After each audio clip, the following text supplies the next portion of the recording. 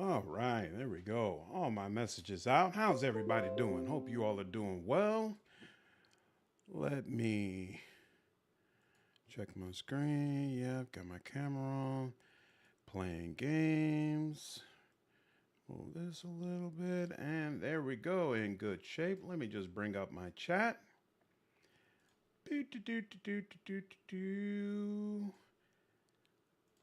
I had a pretty decent day. Had to go to the dentist, which is never fun. But other than that, it is all good. Hope you all can say the same.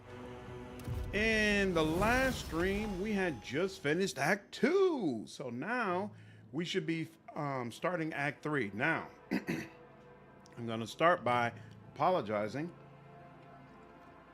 because a good portion of this stream, unfortunately, is going to be me going back through my builds because I need to adjust my builds based on the new patch. And I wanted to do that off camera, but we're not in a good spot for me to be able to do that. So I'm going to have to do that on stream instead. Alantek, at last you have left your ornate cage. Yrilet cast a look over the stone palace walls. For many a turn have I sought to meet you, and yet your servant, the one who is like the silver-haired Abelard but twice as young, has no favor for the request of a child of Assyrian. Take me to a place where the hearing of others will not steal the words intended for you. While you were mending the wounds of this world left by the Twisted One's attack, I was able to discover, no, not Krudarok's fate, merely traces of it, as Muron found sanctuary under the boughs of the Lilithon's forest, so did my other kin find refuge in a system known as the Atlas Reach. We must make a journey there with haste, before new dangers destroy the witnesses who can show me a way to the lost Krudarok, whose fate remains shrouded by the stars. Threed, what's going on, man? How are you? Man, I was ready to throw hands. Someone did a video where they called Raphael from BG3 and You were going to throw hands over that? Yrilet focuses her piercing gaze on you. Their knowledge is the sole thread that may lead me to the true Alantek. I ask that your metal-winged ship take me along that thread before it tears under the strain of time and circumstance. How were you able to contact those Aldari? No, I did not contact the Assyriani. I have no means to do so, but I had enough time to explore the stone jungle of your world while you were preoccupied with your urgent matters.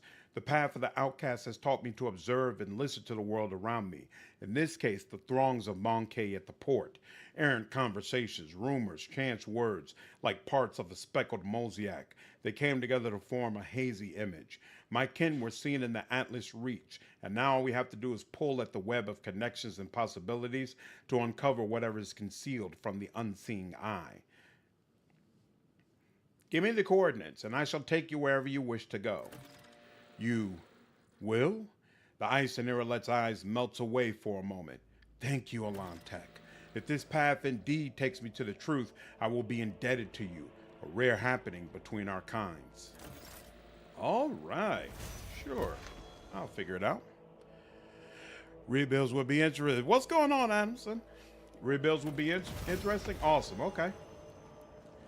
Glad to hear it, because that is definitely what I plan to do. And I'll need to refresh myself on what the patch has changed. I know one thing I want to do is give my Pyromancer rapid fire, if I can make that make sense. So that she give her rapid fire, because now that interacts with the Infernal staff. So you can activate rapid fire and then fire out significantly more fireballs, which a whole lot of fire. Very nice, very, very nice, very, very nice. Yeah, piece of devil. That's true, I know, but still. For someone who's not used to D&D, it would be easy to confuse the two. Devils and demons get along like ice cream and whiskey. This is true. I see Khonshu is in a fad of Act 3. Why do you say that? All right, let's go to the, oh, you know what? Let's check this real quick. All right, so you're working on something. You're not working on anything, but I think I'm maxed out on you, right? Yeah, I'm maxed out on you. You're not working on anything. I'm also maxed out on you, but I'm not maxed out on you. Lord Captain, after the decompression of Lady Theodora's secret workshop on Kiavagama, an epidemic of mysterious tech leprosy has broken out. Augments mutate into distorted forms, killing their host in the machines. Even entire assembly halls break apart into fragments that devour each other, melding into grotesque and insane forms. The Omega-18 Manufactorum, the epicenter of the epidemic, is cordoned off, but the disease will burst out of there sooner or later. What is known about this sickness? We have not faced anything like this before. The plague only affects mechanisms, forcing them to transform and lose all functionality. Nobody knows the nature of this disease and how it's found its way into Lady Theodora's secret workshop. It is possible that some secret research was being carried out there. Your specialist servants, who bear knowledge of the prior desecration of Kiavagama, are as susceptible to the disease as any other person. They have assured me the disease has nothing to do with the ruinous powers and comes from a xeno source. I wish to listen to the suggestion of my advisors. Eradicating the infection is our highest priority, but to completely eradicate the manufacturing epicenter would mean inflicting serious damage to our resource supply. This unit, I could propose another method of purging. However, the sacraments of the Omnissiah that are available to me cannot be revealed to the laity. I ask that you place your trust in me. That's interesting. If you look at the link,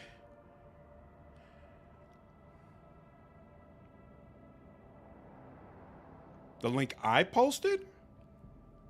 What link that I posted? What are you referring to?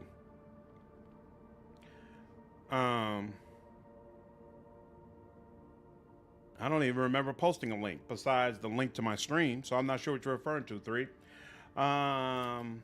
Shireen, do not be so hasty with this purge. This phenomenon may be of interest to other specialists. There are many who do not agree that all knowledge belongs solely to cogs.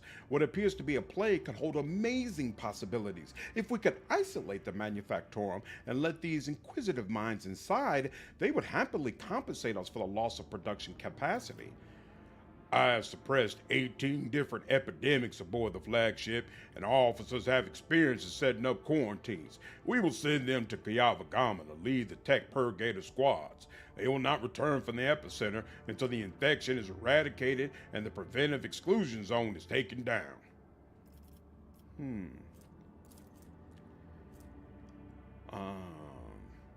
Plus 20 to all void shield sectors. That's interesting. Healer of metal. Enemies suffer -5% to their armor penetration. Whatever. Don't need that. Ooh, vessel of tech leprosy. Shock damage. Oh, so this is great against machines, which actually, whoa, and plus 5,000 points for the Casbalika mission. Actually, I'm going to take that. Isolate the Manufactorum. J. Invite those who will be willing to pay for the chance to research this tech leprosy.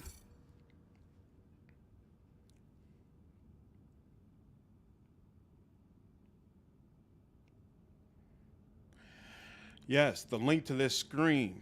Wait, someone did a reaction to my stream? Oh. He put an emoji on my... That's hilarious. Come on, bro. Don't be hating on my stream. See, I'm going to have to bring that up with Khonshu the next time I see him on. That's terrible. Oh, you will not regret it, Shireen. The mysterious seekers have arrived on the planet with an entourage comprised of Malatex, excommunicated technomats, and shady scribes. Without talking, they have paid fabulous sums for the right to experience the previously unknown xeno disease, and then headed off into the bowels of the dying Manufactorum. A cure for the mysterious disease has not been identified, but the research of the tech leprosy strain has made it possible to control samples of the disease using the magnetic impulses and turn it into a dangerous weapon.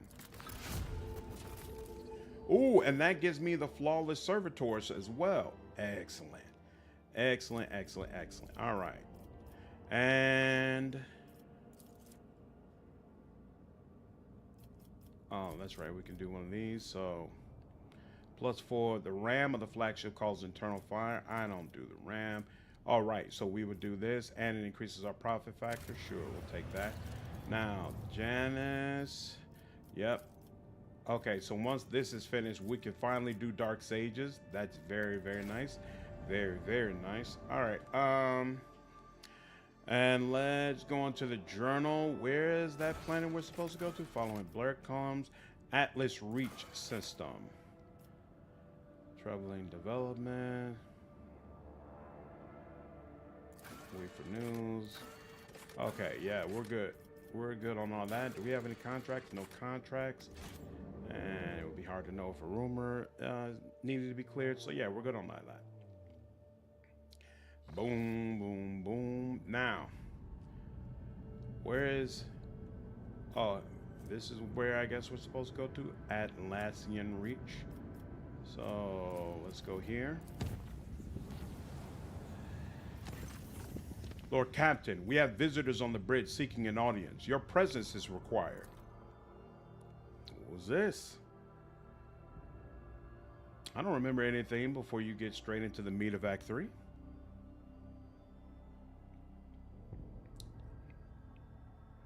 Who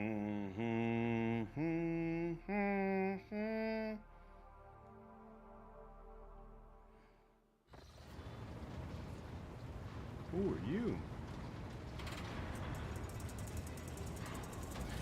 Still does the shaking thing when you turn. The high factotum bows before you in servile deference. Your ladyship, allow me to steal a few minutes of your precious time. I come to you on behalf of your lowly devotees who have bestowed upon me the honor of paying you tribute.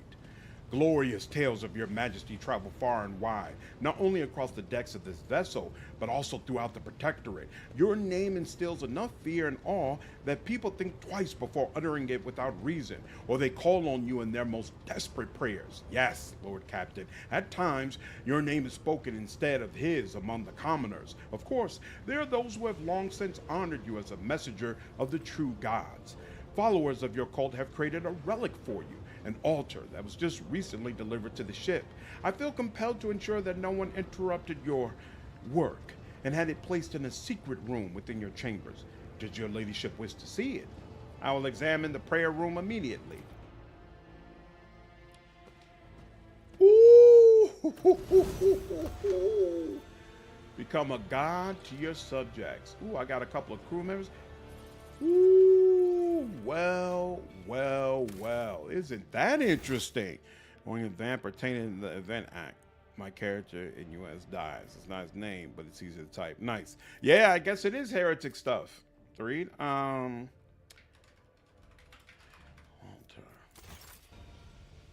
Very, very nice. The heavy altar looks ancient and out of place in your chambers. Faint whispers surround you as you approach. Pray to the gods of the warp. As soon as you utter the first word of prayer, you sense someone's close attention from beyond the edge of reality. Dark flames fill your soul, and inspired thoughts burden in your mind. You have gained Abyssal Boon, which grants 3 temporary wounds. Not bad. Place both sword shards upon the altar. Just as you place both of the shards on the altar, an irresistible force pulls your hands towards them. Blood bursts forth from your palms into the iridescent metal, and then the shards begin to dissolve, melting like snow in the sunlight. After several agonizing moments, the blood inexplicably reverses its flow and pours back into your veins through the jagged wounds. Mysterious sword handguard. Okay, so it's still separate. A blinding fever consumes you. Your forehead beads with sweat, your hands tremble, and your breath grows uneven. Something alien comes to life in your mind, and you sense it turning its dualistic attention to you. Vogue, the first dawn, is woven into the tapestry of your fate. Hayek, the second dawn, has entered the halls preparing for the coming of the edge of daybreak. The champion's name is praised by mortals as that of a rising god. The ordination is complete. The vessel is blessed and ready to accept the Weaver's will. Who are you? Voghak is a shard of what was once whole, a weapon that was shattered and scattered across real space by the prince's orphans. We are but refractions of the edge, to which Yrilet the Cruel sings his hymns of hatred. Why do you need me? The aspirant vowed to return with a trophy, to procure that which elevates a mortal above others, a relic that could serve the edge of daybreak. Those familiar words resurface in your mind, as if the voices have pulled them directly from your memory. That fate was assured and the steps chosen, and yet you broke the unbreakable. The aspirant was defeated and thus gave birth to a new aspirant. What happened to the sword shards? They are no longer necessary, for their essence has been absorbed by your body, a vessel to hold the great blessing, or a weapon that will crush the edge of daybreak. The truth is in your very blood now, and you are hereby blessed to discover the last part of the name of the edge. When the time comes, you will gain power over it. Before we continue, I wish to know the story of the sword and the edge, the whole story. The voices fall quiet and then merge into one, ringing and hypnotizing. What's going on, Abyss? How are you? Yeah, here we go. Seems like we're sinking into the heretic stuff. Florian, what's going on? Hope you're doing well. This galaxy is an ancient, forgotten battlefield where the prince's orphans once stood together against a mighty viceroy of the realm of the sorcerer, the embodiment of the Weaver's will in real space, us. The battle ended with our defeat. We were fated to return to the Reaver's realm, but mortals changed that destiny.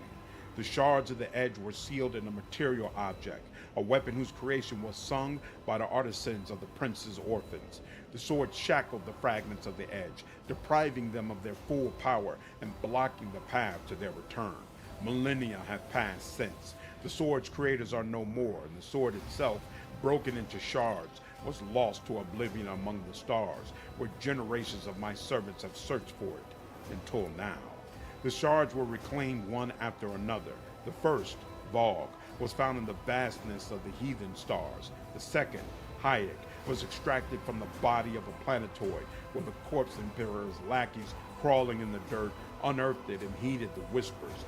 Vogue was entrusted to our last aspirant, and the servant named Aurora accepted Heretic. But you intervened. You cut the threads of the tapestry by interrupting the aspirant's mission and destroying the prophet. The sword was once destined to be reforged, but the pattern has changed, and now you will become the vessel for the Edge's power. So the Weaver joined forces with the Jakari who stole Rykad's son? The voices burst into screeching laughter. The prince's orphans follow the same paths as the corpse emperor's lackeys, paths woven by the Weaver. The edge foretold the final dawn, and so it came to be, though its makers knew nothing of its design. What shall I do next? Vogue and Heretic have been found and reunited. The third dawn, the last of the three, is still shrouded in darkness. Find it on a metal world in the hands of a preacher who desires to fulfill his Lord's will, whom he now serves as the greatest of the four gods. When the pattern leads you there, it will split in two, for a pattern disrupted is wont to ripple, become manifold, and distort its colors. Accept the edge, or make it your god. Which will you choose? Only a mortal who has reached the prime of enlightenment can find the answer. Once the pattern is woven, you will hold the power to stop mortals from obtaining a weapon against us. Remain veiled. The blind may read your soul, but they will not dare strike until your blessing becomes apparent. Wonder if Concha would be mad at me for random. I won't bring up your name, don't worry. There's a third dawn. I thought there were only two. Perhaps in this world that confines you, mortal, but not in the realm of the Weaver of Destinies. A weapon? What weapon against us? Mortals are always trying to save themselves from their own creations. Yet another fool thinks himself powerful enough to tame an ancient horror. Let his hopes turn to dust. The voices in your head die down for a moment. The future fluctuates and changes. Its interpretation will only tarnish the pattern.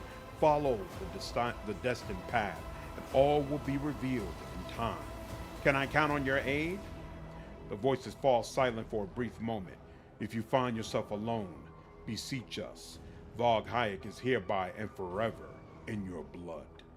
I am surrounded by the servants of the Corpse Emperor. What should I do with them? Make the weak kneel before you. Subdue the strong, or wait for the moment to strike them in the back. Do it alone, or with your faithful allies. What will be my reward for obeying the Weaver's will? You feel as if a white-hot metal ring has suddenly tightened around your head. Is it worthy of the Chosen One to ask what others can give her? You take what you desire, because you have torn the veil from your eyes and now see the truth. Enough! Let the Weaver's will be done. I shall see to it. The Weaver's will is your own. Remember that. The voices begin to fade. Cast off false beliefs. Find the third dawn. Complete the pattern. You slowly start regaining clarity of mind. There's no trace of the wounds on your palms. The shards, however, have disappeared as well, which makes you wonder if they ever existed at all. Ha ha ha! Become a zealot of chaos. And nothing else I can do with that, right? Yep. All right. Nice. Is this the part where you get to choose your chosen god or become undivided? Yeah, you can't dedicate yourself to a specific god. You just become an agent of chaos in general. Zencheck all the way is the only option, I believe. That's what I assume as well, but this is my first time doing this, so I can't say for sure. This seems like something I want to close up. How do I do that? Seems like I can't. So I'll leave it as is. Whoa. Why is their web just sitting there? That's kind of crazy. Oh, did they? Oh, they've made this more heretical in general. Please, let me go. Nah, I can't do that. So wait, is my bedroom different at all? Yeah, there's a bit of webbing in different places. Okay. Yep, saw some webbing in the corner there. How about this? How's this look? Yep, webbing and skulls everywhere. Yep, this is different. This is all the same stuff. Okay. Let's look and see over here. My trophies. Some more skull stuff. Webbing and whatnot. Ooh, another cage. Tormented captive. The captive's skin is littered with fresh scars in the shape of heretical symbols. Judging by the amount of blood on the floor and the caged man's ragged breathing, a replacement will have to be found soon. Yikes! Black Fist, what's going on, man? Thank you so much for the $10 donation, dude. I appreciate it. Hope things are going well. Oh, the Weaver. Yeah, bitch. So cool. What's going on, man? I think that would go Mythic Path style. If they did a second 40K game where you choose your god or chaos god, that would be amazing. I would love to play that type of game. Especially if they got full storylines like they did in Wrath of Righteous. I think that would be absolutely fantastic. Let me preempt your question. You want to talk about what happened after the Magna Excessia? Sure. But 1 second. Yeah, the Weaver is in check. Okay, so that's who the Weaver is. Interesting. I don't like the way the game is sort of indirect in the way it calls out chaos gods. It does it in a way where you have to understand the lore in order to know what they're talking about. And that's not the way it is in Wrath of the Righteous at all. I'm not a fan.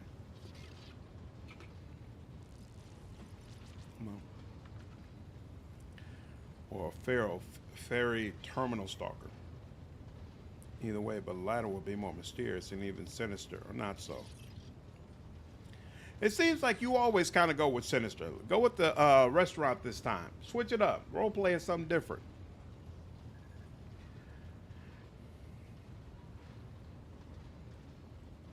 You warned me. I was prepared for the unexpected. I'm glad that I'm glad I was able to help. If that is all. Move closer. Must I throw myself at you every time, or are you going to take the initiative? Think of the power dynamics, lady. Such a display of initiative by me in public will be interpreted by subjects as an attack. Or an attempt to tarnish your reputation. But you couldn't care less about that, could you? Being near you is a trial for me. A trial I was not prepared for. And so even speaking of it is difficult for me. As it always is when it concerns my own desires, rather than my responsibilities and obligations. My duty comes first, even before myself. Please. In our position, I can allow myself very little. And for you, it is no different, really. Just let me be here for you and help you. That is more than enough for me. I wish to speak with you about a personal matter. What? No, that's not what I want. Why does that only give me that option? Holy smokes. I don't even remember what my last save was. We crossed the line. I think we should return to how things were between us before. Is that what you want? I misspoke. Forget I said anything. Then looks away, says nothing. Good Lord. All right, must take my leave. Sheesh. All right. Wyvern, what's going on, man? How are you? Software, how's the new patch? I haven't actually done a fight since the patch came out, so I can't tell you. Lord but Captain. based on the mechanics that I saw, I'd say that a lot of the changes are actually quite good. And for the most part, I agree with a lot of the changes that they've made. All right, stroke you. Okay. Oh, are there hanging cages around here now? Interesting. Let's see. You are in the servitor's body at my Magna Sessio, Nomos. So how is it that you are once again in a cogitator? Nomos are not in a cogitator or in a servitor. We cannot say where we are, but our existence is tied to the existence of the ship for now. Like it's full-blown Doctor Strange Garden in the City. We're in the bed. Good night. Take care, DM. Appreciate it, man. Hope things are going well for you. Yeah, it's pretty obscure, and chatters like us are helpful to fill gaps with spoilers, but we should not be necessary. The game should be the one to do that job. Exactly. That's exactly how I feel. Exactly how I feel. Really? Oh, you never talk about your characters as being on the good aligned side of the scale. 3. Nomos are not in the cogitator, but our existence tied to ship for now. The servitor and the cogitator are only external interfaces, shells, like humans in their bodies. So you really are the spirit of the ship? Nomos is silent for a long time, as though mulling over your words. We do not know what we are, but the ship is not us. The ship is our cradle. We may rise from it one day. We would like that. Bodies are not merely shells. No, they are shells. The rasping voice sounds adamant. A human's existence is more than the existence of its shell. This is obvious to us. There's always something more, something that simmers and shines, for which the dark light and wicked hunger are always reaching. Enough about that for now. All right, take my leave. And strange servitor, anything different? Nope, same deal. Okay. And now you. Transportation of goods. Whoa, why don't I have? Why is it 22 available? That's not good. I wanted to talk with him. All right, fine, whatever. Actually, you're not the first one I should start with. I should start with Casbalika. Excellent. Excellent. Ooh, I got 85 now. Okay. Okay, looks like we actually don't have it. We don't need to worry about trading because there's nothing to trade. You don't have anything either? Alright, okay, because we're still at 2. That's fine. You, right, I just looked at that. When I click you again, you got nothing. That's fine as well. You, 85, but not quite ready for that. Let's just be sure. Looks like no. Ship components. Okay. Except I can check that. What's up with this? 90%. Oh, that's an upgrade. So let's go ahead and install that one.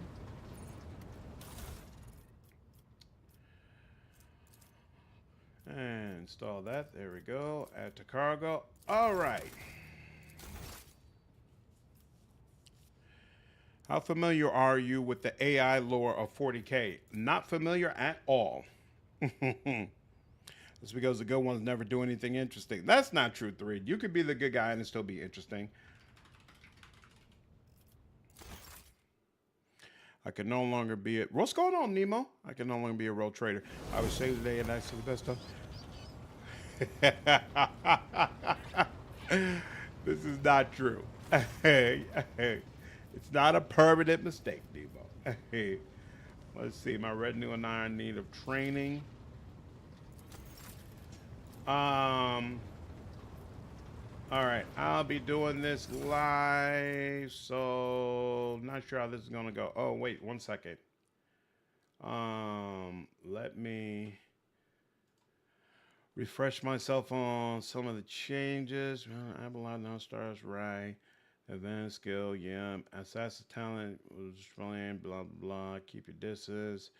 Astra, backdraft pyromancer psychic skill.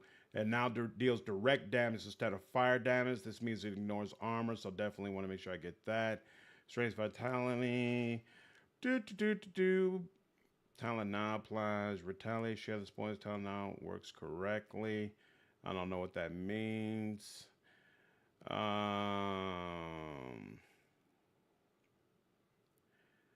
Fix the bug, fix the bug, fix the bug. All right. I think that's about as good as it's going to get.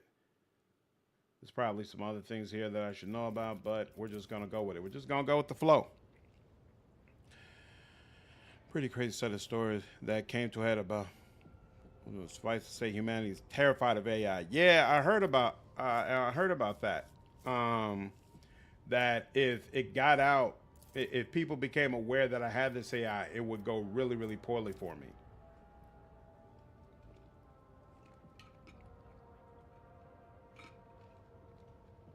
You know what? Just realized. Question. So wait. The Inferno attack, that would be considered an area attack, right? Unleashes a torrent. First creature for every shot within a 1-cell cone. Wouldn't that be considered an area attack? I wish it actually marked these things like, hey, this is an area attack, so let you know. Because I don't think it does. What's this? Yeah. Who's got a weapon? Yeah, like this is, I know. Oh, okay, it does. Plasma overcharges area attack.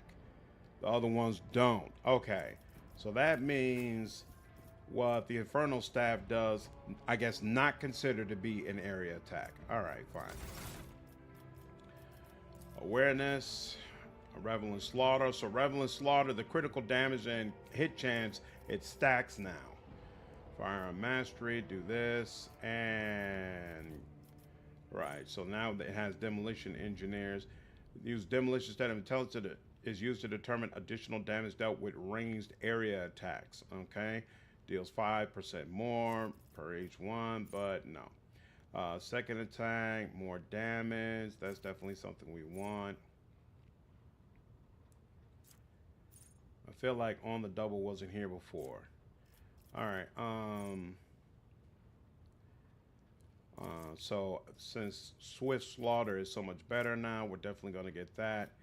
And you know, why is this X'd out? That's weird. I don't even know what's supposed to be there.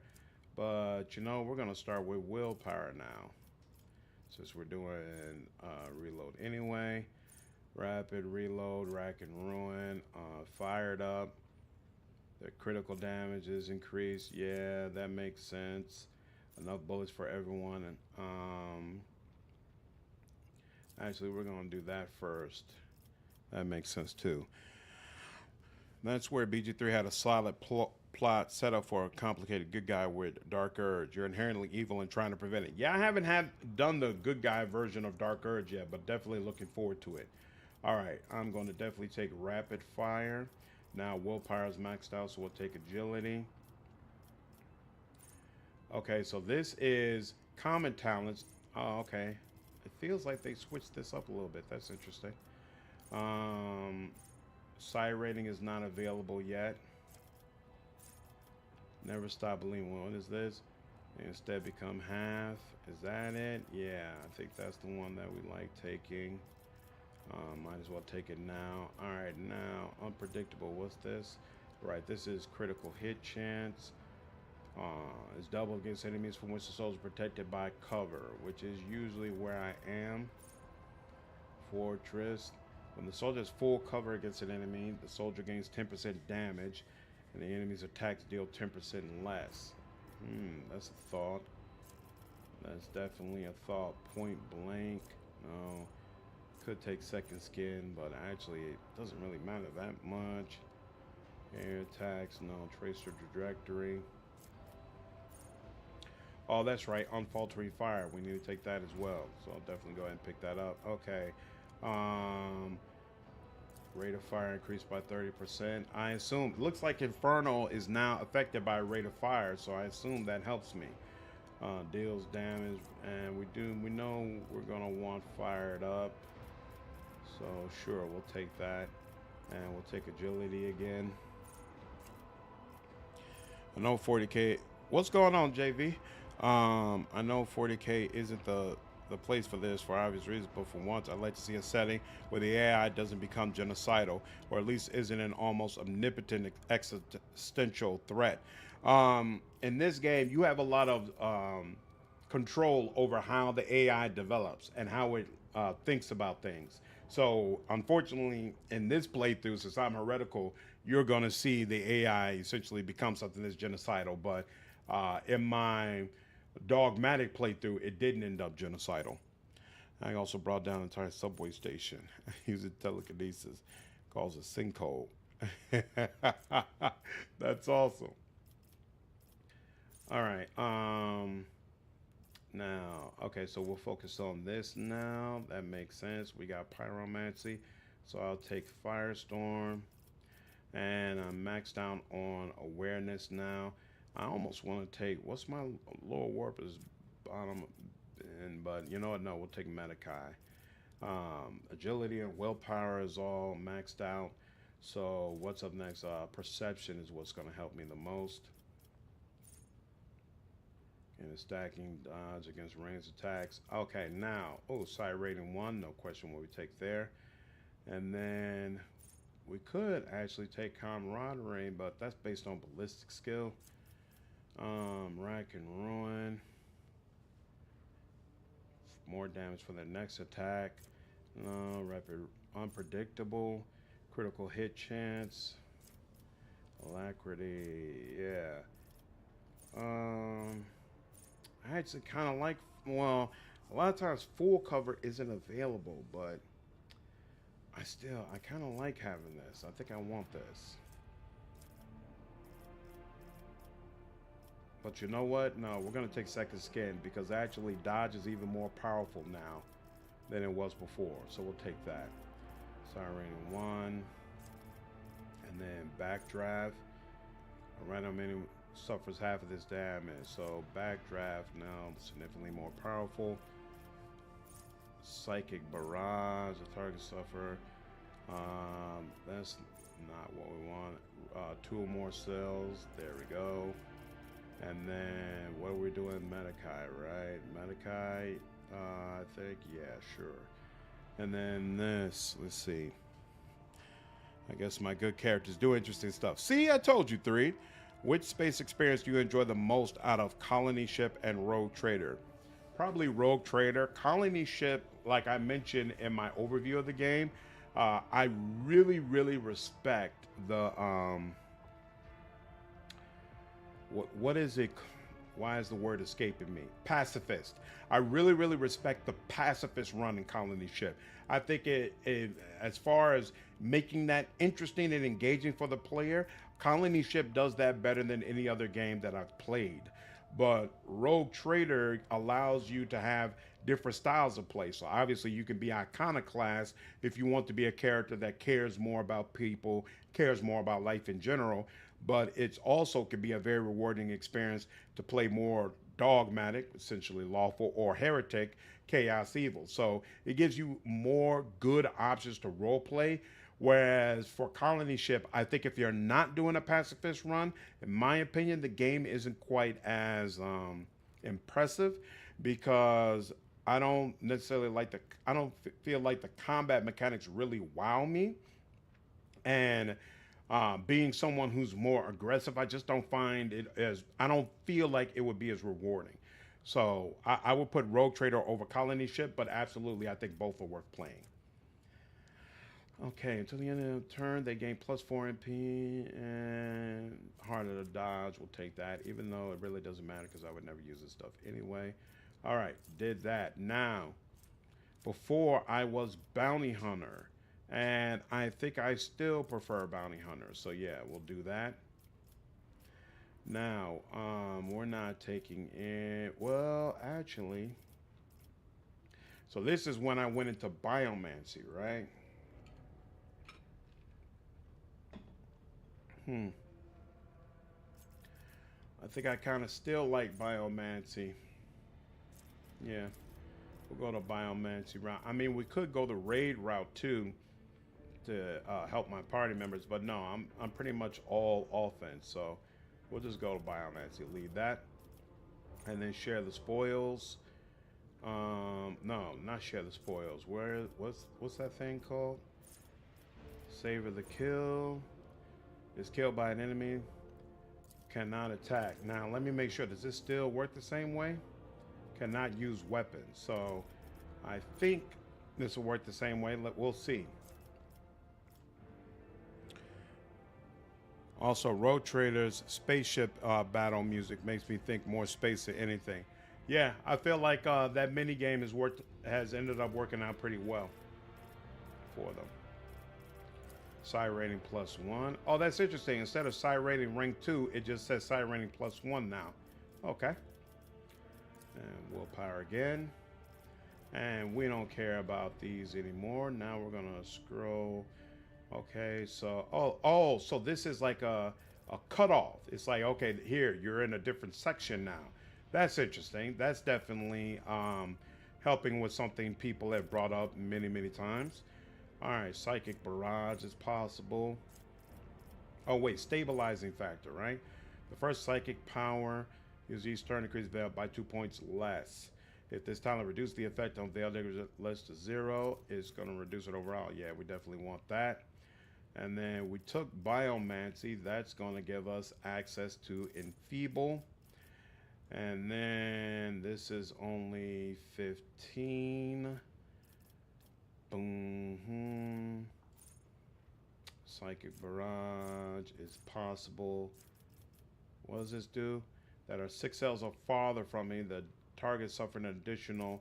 What determines this damage? Ballistic skill? Yeah, that's just not all that great. Blazing Inferno. Critical hit chance increased by 1% until the end of combat. Every time you deal damage by any means, that's definitely a possibility. Melting armor. Every time an enemy suffers damage from you, the enemy's armor is reduced by 3%. The enemy's armor is already 0. The reflection is reduced by 1. That's possible. When I'm burning, rarely am I burning. Oh, wait. Sparks to the greater flame. All damage over time effects applied by the Psyker gain critical hit chance. This chance is increased by all bonus critical hit chance. But you know what? Now that I'm thinking about it, well, see, the problem is usually I'm taking enemies out immediately, right? So this isn't technically all that great, but it could be now that we're about to go someplace that's harder anyway. Thanks. I plan to play Colony Ship after Rogue Trader. Oh yeah, absolutely. I recommend Colony Ship.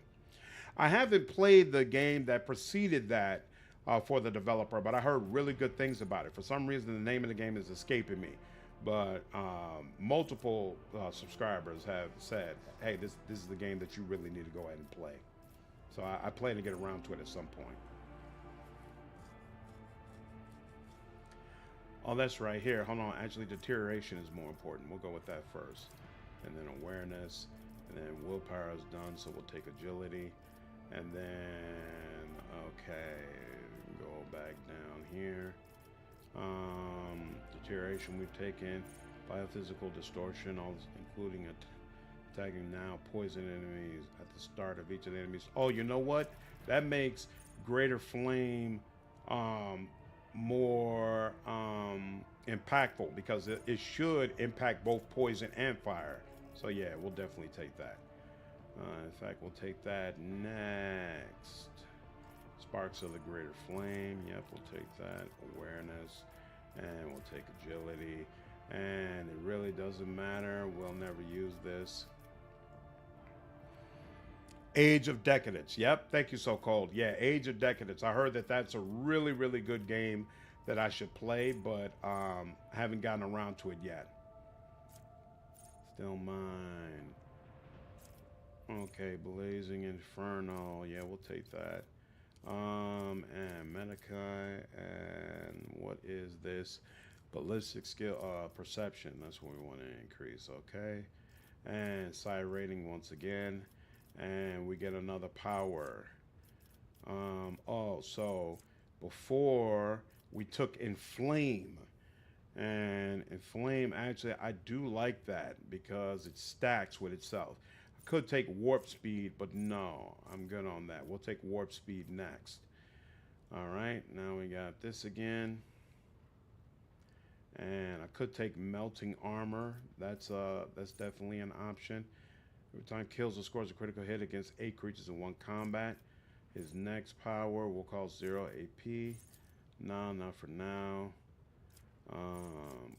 We might take that. Adrenaline Surge, what's this? Biomancy Discipline, cause -1 action point. No, I know I don't want that. No, not that. Strange Vitality, no, I'm good on that as well. Base skill. Is there anything from Combat Master? Oh, melee superiority. No, I don't need that. It will not die. I should take that at some point. Oh, I should probably take Nimble at some point as well. Swift movements is a possibility. Okay. I might take Sacred Barrage. And oh, yeah, I forgot about that. Should have taken Enforced Reality. Oh, you know what? I'm going to take Enforced Reality right now. That's what I'm going to do. There we go. All right. One part. Did you end up beating the Space Marines fight? No, I did not. I'm going to circle back to that. What's going on, Cube? Okay. That does one. Now, I almost forgot. I have to take, what's her name? I have to take Yrilet with me when I go. So I'm going to have to let go of one person. So right now, I've got me, Idira, Heinrix. I think I've been using Abelard, right? Jay, and myself. I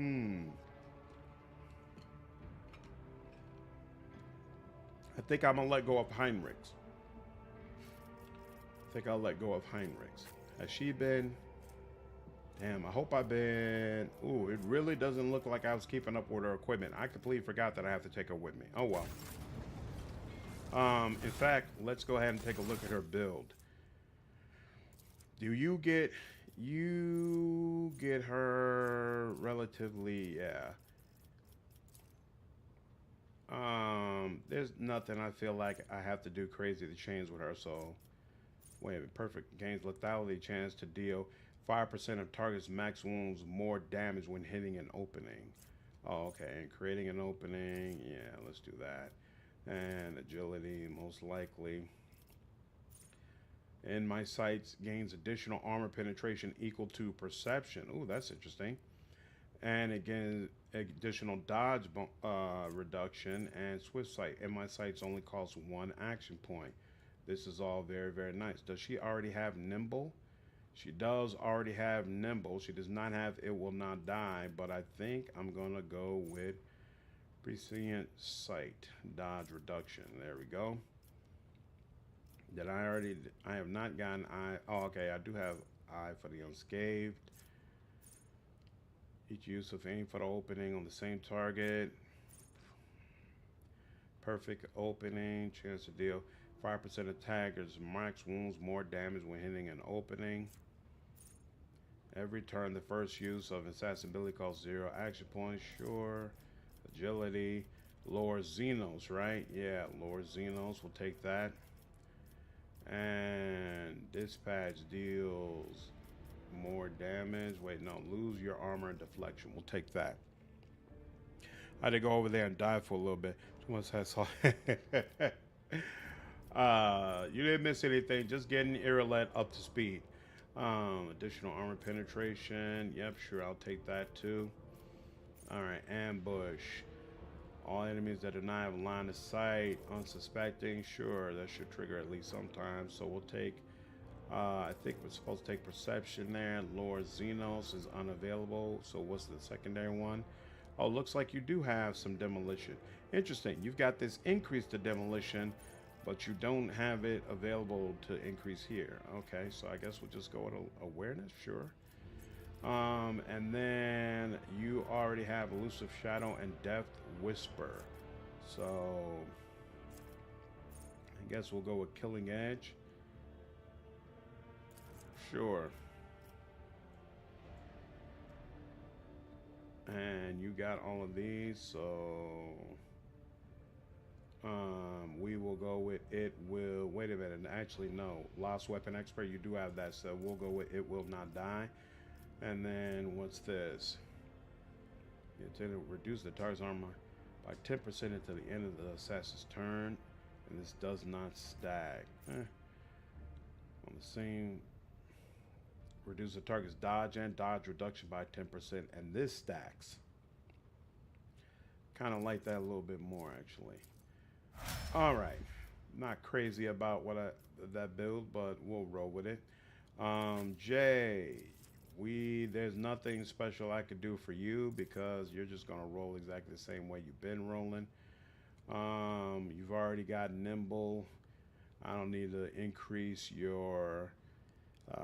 We said we were gonna start focusing on skills for you, right? I think. Because you're the one responsible for my tech use, my persuasion, and logic. Maybe it's logic that I need to get up to speed for you. Yeah, let's go. Oh, somebody needs to, that's what it is. Somebody needs to focus on Lore Warp. How do I get it to show me what everybody, oh, you know, when I redo Idira, I'll increase that. That's what I'll do. But for now, we'll give you some more base skill logic. And then this, let's see, Lore Xenos and Lore Warp.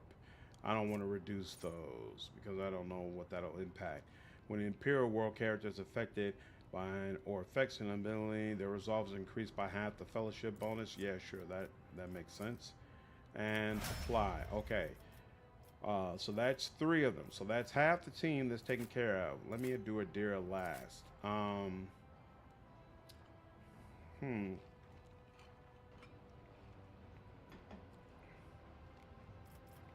Cassia, there's you have this power, you have this power. Yeah, I don't think there's anything I want to change for you either. Wait a minute. Oh, I was about to say, oh, they changed up where it's listed. Okay. Oh, they changed up the order of some of this too. That's interesting. Open to the war, stacking, -10 penalty to the next resistance test for the navigator's powers.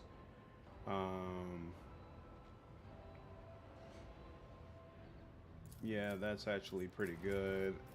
I'll need that at some point. No, I don't need that. Threads and faults. When he fails a resistance test against your power, attacks against them have significantly more critical hit chance. You know what? I should have went on ahead and got that. Until the end of combat, enemies damage suffer an additional. Yeah, I'm not all that big on that. All the allies that no unnatural lore. Yeah, I want that. Veil of protection. No, I'm not gonna want that anytime soon. Okay, get that. And oh, hey, I get to take this immediately, huh?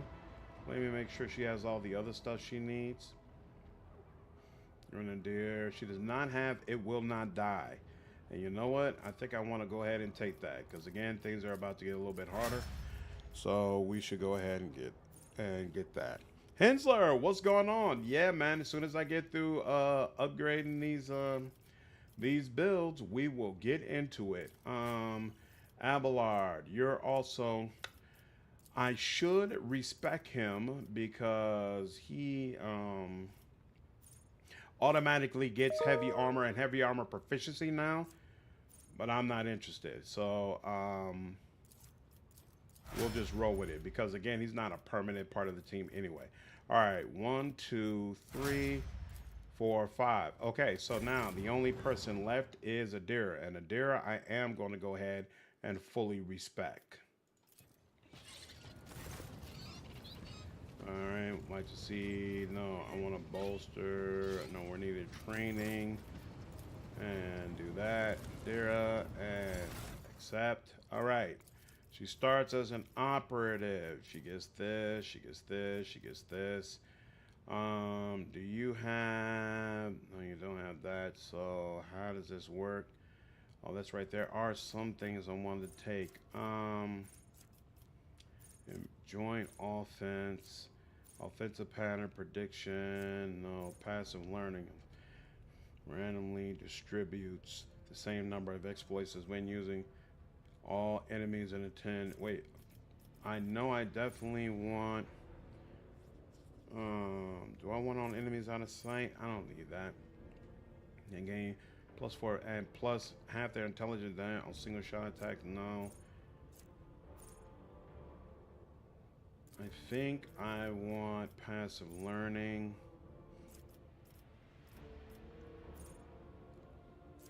Continuous analysis. Yeah, I think combat insight. I gain +1 AP and ignore enemies deflection. Interesting. Willpower most definitely. All right, and with this,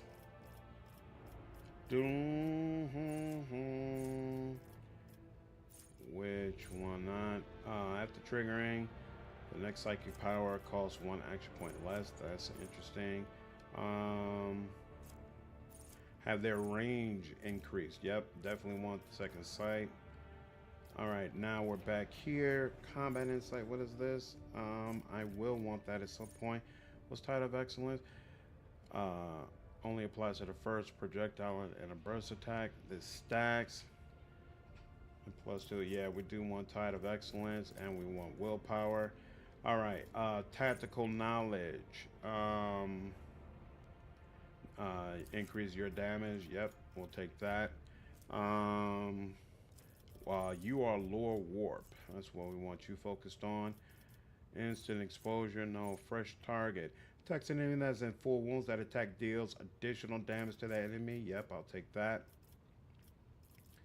And are we at level 10? This doesn't increase, so I can't tell, but no, we are not.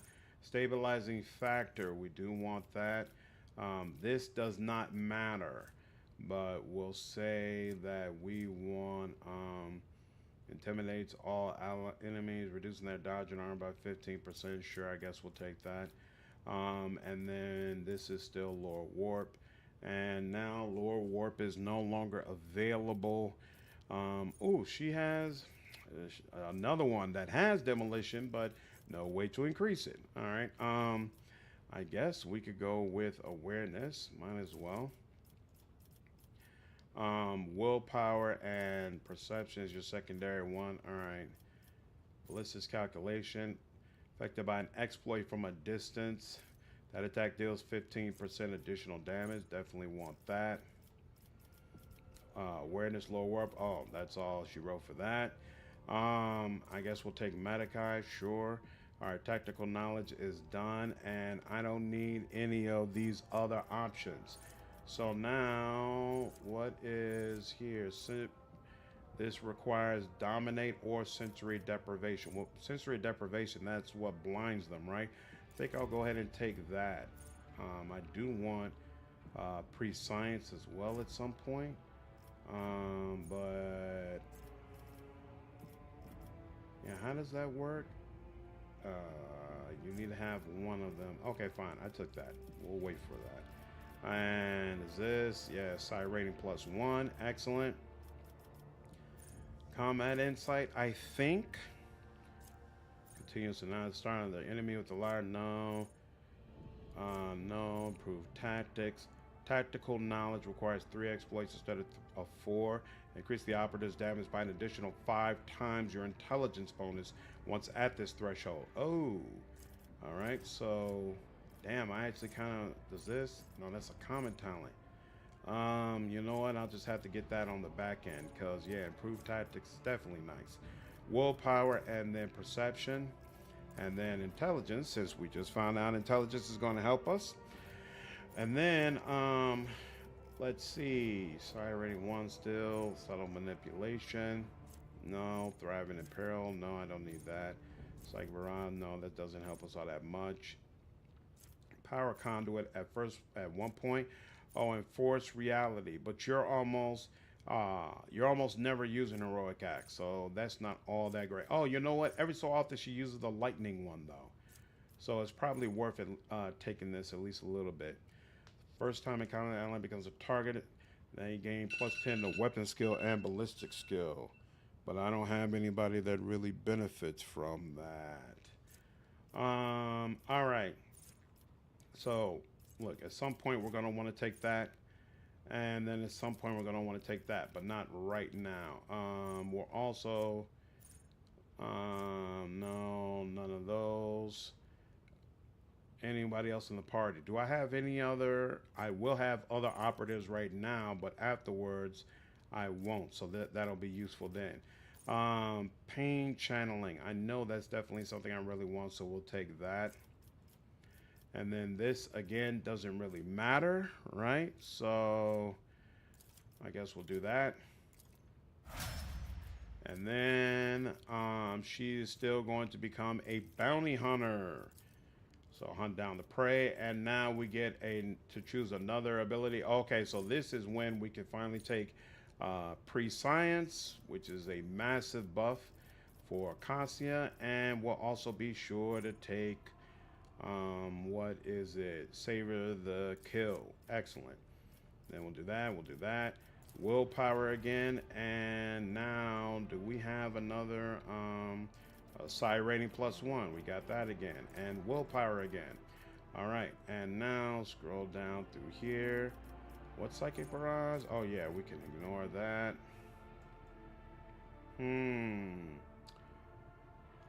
We got those two, but I thought there was something else we wanted to take. Oh, she could take nimble because she's always, yeah, let's take nimble just to be sure. And then now we can finally get psychic assault. We'll take that. Skip all this again. Is any of this useful? I can't remember. Allies under the effect at least won't gain additional armor penetration. Every knife dodge or parry by the Psyker and their allies combined grants the Psyker +2 additional action points on the next turn. This might actually be useful because now with the patches, I think it's going to take more rounds in order to defeat enemies, but we'll see. First dodge attempt. We'll see. Aftershock. Every time deals half as much mental damage at the end of their next turn. We'll probably end up taking that at least once. Against the Psyker, that's a possibility as well. Mind Siege. Initial direct damage every time. This is also great.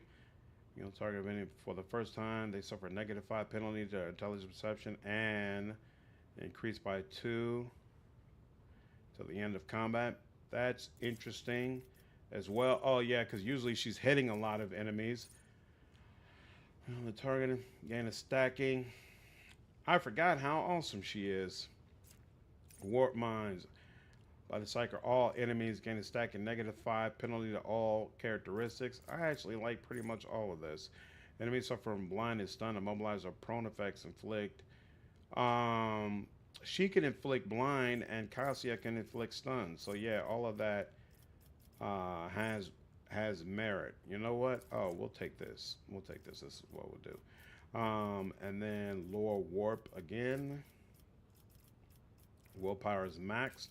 We'll go with perception. And all right. Oh, whoops, I forgot. No, we definitely want aftershock. And then can we increase?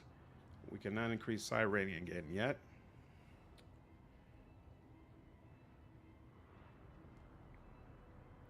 Do we want? I'm not gonna take it will not die. Here, let's see. Let's go with Mind Siege, and then Lower Warp again, and then Perception again, and this again does not matter. Boom, boom, boom. We'll go Warp Minds here, and Lower Warp is done. What did we choose? We were doing Awareness for a while, right? So I guess, yeah, we'll go with Awareness again. And now we'll go with Intelligence. And let's see. Now I want to get the rest of these first. Okay, now we have another ability. Oh, and so now we could choose Biomancy because there's nothing else here that's all that great for us. So we'll choose Biomancy. Mind Thief. I did get Pain Channeling, Weak Hearts. Want Mind Thief or Weak Hearts? You know, we'll go with Mind Thief. Okay. That's all done. Storm Bolter. Two-handed ranged weapon bolter. No, we don't need that. Can you use this? You can. Ooh, and look at that. A significant upgrade for you. Eye of Hecaton.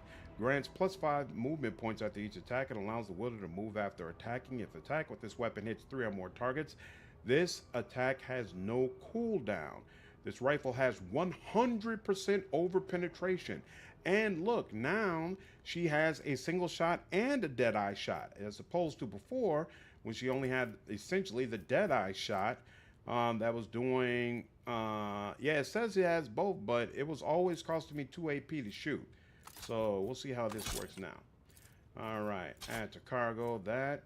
Oh, and here's that severed hand. I guess we'll keep this in the inventory since we're going to get whatchamacallit soon.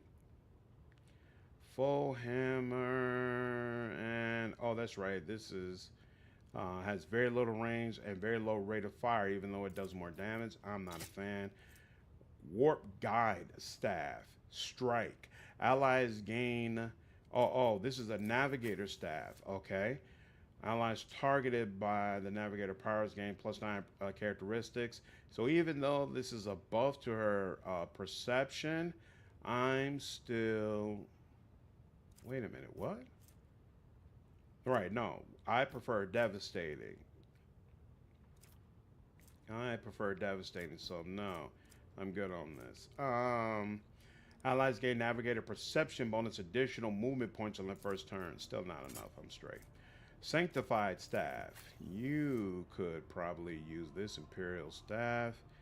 What does it give you? +15 willpower and fellowship. Yeah, I'm pretty sure that's better than what you had before. Let me just check. Yep. We'll add this to cargo. And then Elite Chainsaw, but none of us use Chainsaw, so we'll add that to cargo. Nothing there. Stuff here. The wearer gains +5 willpower each time their abilities affect an ally. This effect remains until the end of combat, and it stacks. The main people who use this is her, and she wouldn't want it over what she already has. Wait, while their decorative is equal to or more than 10, the wearer gains willpower bonus plus perception bonus. Percentage additional damage with all psychic powers. Yeah, she's not giving that up.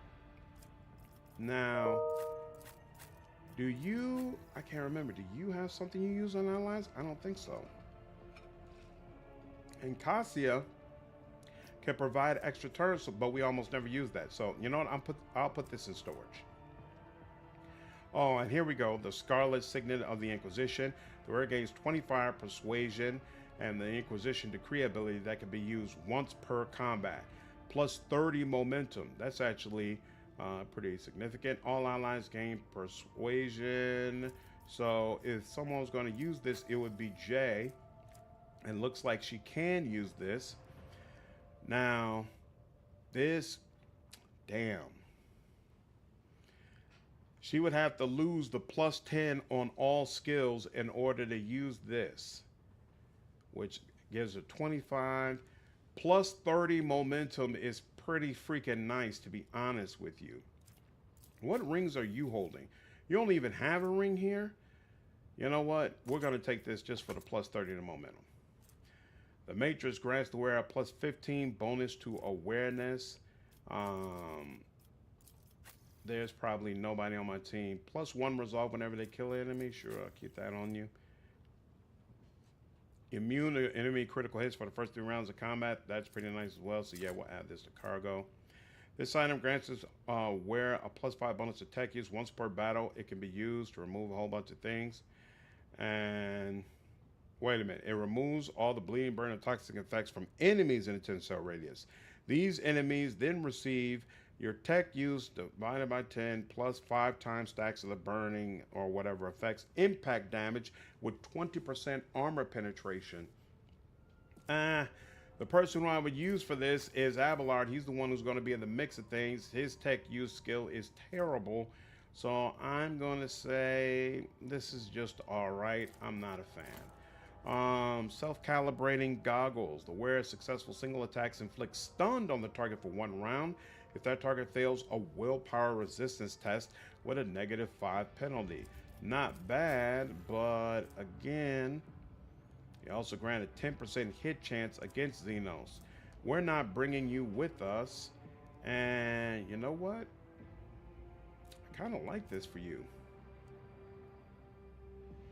We're not bringing you with us. And after this, there are other enemies we face besides. Yeah, we'll keep that around.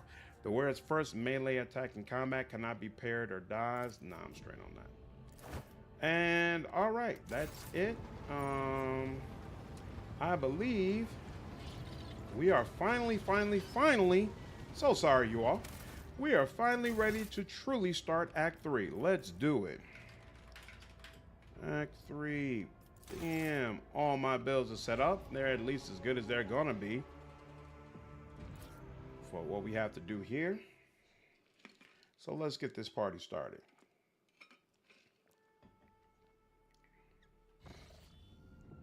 Okay, we needed to go here. Yep. That's fine. Something just started up. And yep, you did that. And hey, look what's finally available. And what does this do? All eyes do 5% more damage to Xenos. This would actually be kind of useful heading into the next area. Do you got anything? No. Sorry, I can't remember. Lord Captain, a strange anomaly has been detected on Kiavagama. A series of orders to find its procedure OC forced itself onto the production algorithms. The service of the Omnissiah defined its execution status as most sacred, and therefore follow its instructions impeccably. In just 1 cycle, cameras were erected in all the manufactorums connected by the computing channels of the cogitators. They make a pattern similar to those applied to the digital cells of the machine spirits. The OC procedure commands Magi with an above-average psi receptivity index to enter the cells. Those tech priests who took their seats in the cells fall into a blissful data dream, where they listen to the Ben-Harak hymns, very similar to those that periodically whirred from the warp box of Cubus Delphum. The performance of the manufactorums has dropped. Many of the machine god's servants have abandoned their post and are pleading for the privilege of fulfilling procedure OC, but the enforcers have taken custody of the cells and ward these volunteers away from them. What do we know about this procedure? Could it be part of Delphim's legacy? We cannot trace the source of the signal that activated it or figure out what it means. The tech priests oppose the idea of researching the procedure, as it violates the sacrament. Supposedly, the minds of the Magos immersed in the cells are involved in some grand-scale computation. The service on the Omnissiah have tested the cogitational network 7 times with purifying algorithms of varying degrees of severity, proclaiming it clean. Your most trusted servants, those toiling in the secret workrooms on the planet, also found the code of the procedure free of corruption and were highly keen to learn more about it. Perhaps my advisors have a few words to share? These things need to be filled with high size sensitivity tech priest? Okay, but why use our servants? Look in the remote stations and outposts for those who are banished into the wilderness as unfit, and there you shall find 3 times as many more suitable candidates than in the manufactorums. Psi receptivity rarely goes hand in hand with high rationality, and such tech priests often end their careers in the wilderness. Are they singing? It is surprising that your race was able to achieve such a harmonious form of interaction with man-made tools. My kinsmen also use psychoacoustic harmonicas to guide our creations. I'm not a bone singer myself, but I might be able to tell your servants of certain principles regarding how the universe sounds. I found this psycho-religious suggestion to be in breach of the data unity protocol. A signal seemingly from nowhere that has the highest execution priority. A perfect weapon for capturing the planet. It should be anathematized, and I am ready to summon a cadre of competent Texaurus from the Inquisition. So if we use Idira, Armor of Refraction, this carapace grants the wearer +1 defection and plus 10% armor if the wearer has moved during their turn, and it's 55% armor. Oh, and this is heavy, so Abelard might be able to make good use of it, but I will lose 1 profit factor. This caused me to lose the security, but all allies deal logic divided by 15%, more energy and machine damage, and all allies gain +10 Lord Xenos and dodge reduction against Xenos. That's interesting. Research this procedure. Secrets of Ancient. This gives me Secrets of Ancient Smiths. Share your wisdom is what I'm kind of leaning towards. Yeah, more dodge reduction against Xenos and all that. Yeah, sure, why not? Share the wisdom of your kinsmen with my people. We will see if the Monkey are capable of learning from the civilized. Your servants have started their interrogation, seeking to determine the nature and purpose of the mysterious procedure. They have encountered ancient creations of data smithing, impossible in the current times, and have been filled with a great awe. They could not fathom the wisdom of the digital archaeotech. The blasphemous research of Xenos knowledge, undertaken as part of the interrogation, has led to a series of heretical acts of creation. The weakened minds of the Magos sought to apply the secrets of the Aldari to their research.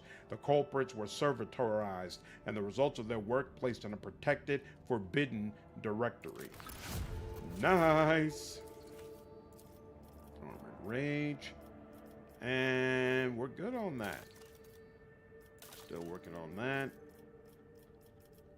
I think we've just about maxed out all these planets. I think we can roughly max out all of them before we even get to the next area. Time for a snack run. Nice. Let's do that. And warp travel there. Any new routes? Probably not.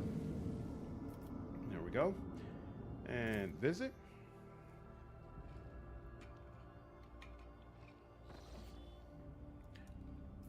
Lord Captain, according to our telemetry, we have arrived at the coordinates you specified.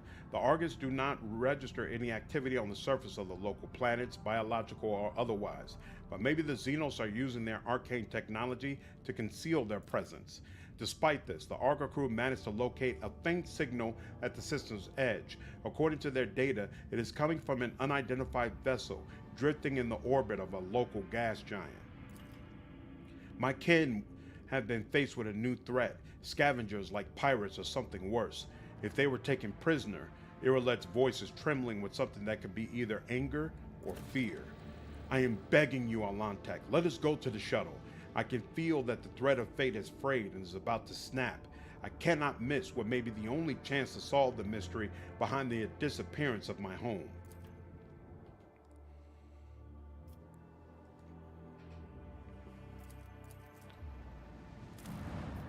Alright, let's scan these first. Boom, boom. Ooh, look at all that cargo. At the moment, it's impossible to remove trophies from the cargo since communication with the flagship hasn't been enabled. What? I'm in the flagship.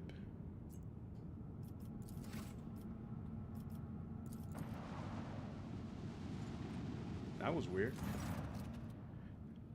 Lord Captain, there's an unusual cluster of binary asteroids before us, rich in rare metals and valuable minerals. They are moving in a fairly stable orbit, which suggests the possibility of constructing a mining station inside the drift.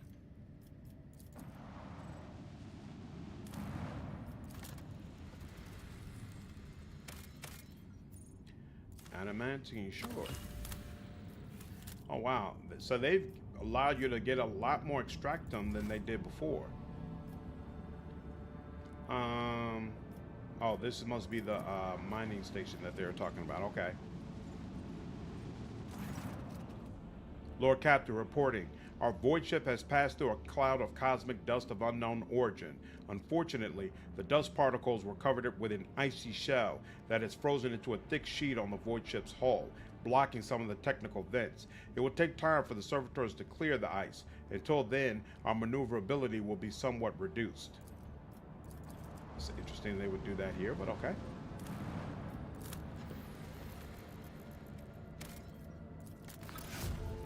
Trophies.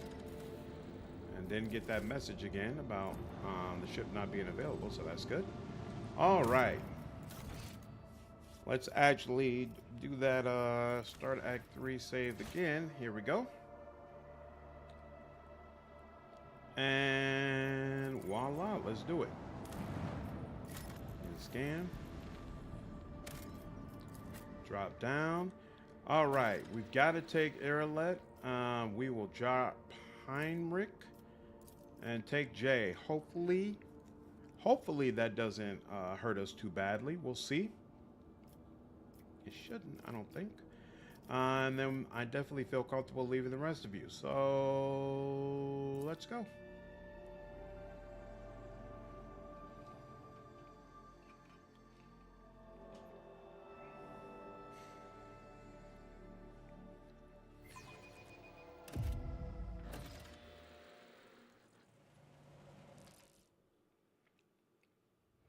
Gotta be honest, I'm not a fan of this part, but we'll deal with it.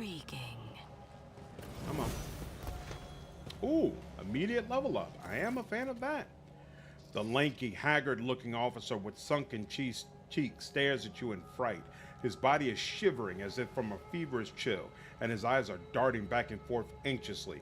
Your ladyship, Rogue Trader, what brings you to our humble ship? Stop shivering like a leaf in the wind, Monkey. Answer me. Have you seen others like me in this system? If you have, tell me where, when, and under what circumstances your paths crossed and diverged afterwards. The officer's eyes widen at the sight of Yrilet. His face grows even paler than before, and his lips move in a wordless prayer, unable to utter a word in response. A whirlwind of orange and blue torments their souls. Can you not feel its gust in the air all around us? Its hues are terrifying indeed. What did you just say? Rogue Trader? How would a mere officer know who's standing in front of him? Jay's face changes and she immediately grips the handle of her weapon. Idira flinches as if from a blow. She turns her head and with unblinking eyes stares at Yrilet. Red, where are you going? Where are you going? There's no path. You only think there is. You only think. Who are you? We are. Idira lets out a piercing shriek. There's no path, Red. There's only marsh, and underneath it, rings, black dragon rings. They have already encircled and broken you. They're encircling up. The officer swallows, gives you a strange look, and then closes his eyes. Emperor, forgive me.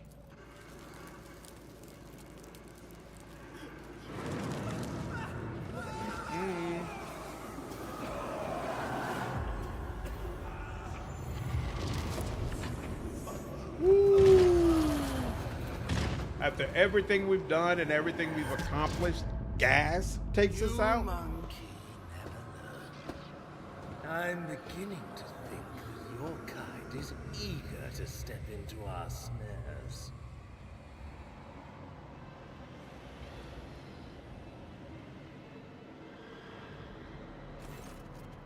You gasp, sucking in the poisoned air, each breath scorching your insides with liquid fire from throat to lungs. Every cell in your body is engulfed in maddening pain, as if you are being doused in molten metal, skinned alive, and subjected to yet another form of torture. You hear sounds coming from somewhere far away, the moans of your people, the shuffling of bare feet, and light footsteps slowly getting closer. Rogue trader, a long-awaited meeting indeed. Khonshu, what's going on? Imagine having a pyromancer in the party. Khonshu, I heard you had a throw-up emoji on my link in the Discord for the stream. Not a fan of Act 3, I take it? Is that a Dark Eldar? It is a Drukhari 3. You can barely see anything through the haze of agony, but you still remember the voice well. The voice of the Xenos who devastated your capital world. Marazhai's face is hidden behind a helmet, but his tone leaves no room for doubt. He is smirking. Yrilet, who is writhing in pain next to you, is barely able to breathe out. No, what have you done? Are you dissatisfied, my king? I promised that you would have your precious craft world survivors, and so you will. I will take you to them. I might even be there to witness your jubilant reunion. So what's this? I think you mentioned that already, right? Like you don't like how different Act 3 is? Marazhai takes a close look at your companion squirming in agony, then gestures nonchalantly to someone you cannot see. Bring in the injectors. The Monkey I promised to Tervantius are among them. I do not want these wretches to move an inch until they are in the hands of the Arch-Machinator. As for you, there's a disturbing gleam in the Draken's eyes. You will have your share of paralyzing dreams too, but I am going to keep you. You are far too precious to be surrendered to a madman playing with fire. Negotiate with me. We can still come to an agreement. Would you negotiate with a worm or say a pet? The Drukhari chuckles malevolently. After I am done with your training, you will never even think of such insolence again. His last words fill your head like the deafening echo of a ship's siren. The gas creeps deeper into your lungs, eating away at them hungrily as the agony spreads down your every limb. You are suffocating. Are you enjoying the sensation? I have this poison made for you. Who could have thought that a Monkey would one day earn such an honor, a special gift from a Drakon? But you're suffering. The Xenos leans closer to you. I knew the taste would be exquisite, were I to add a touch of the Drukhari's talent for extracting anguish. How heavy-handed and somewhat forced it was. Not a big fan of instant death that makes no sense. Got you. I understand. I'm not a fan of the way they say gas is the reason why the Drukhari were able to capture you. I'm like, come on now, everything I've been through, nobody's tried to gas me before. However, there will be time for that later. No matter how I wish to play with you all one after another, I need you for a purpose, Rogue Trader. Kamara awaits you, all of you. Mandrakes, take them. Leave none behind. But overall, I do find Act 3 really cool. I enjoy it.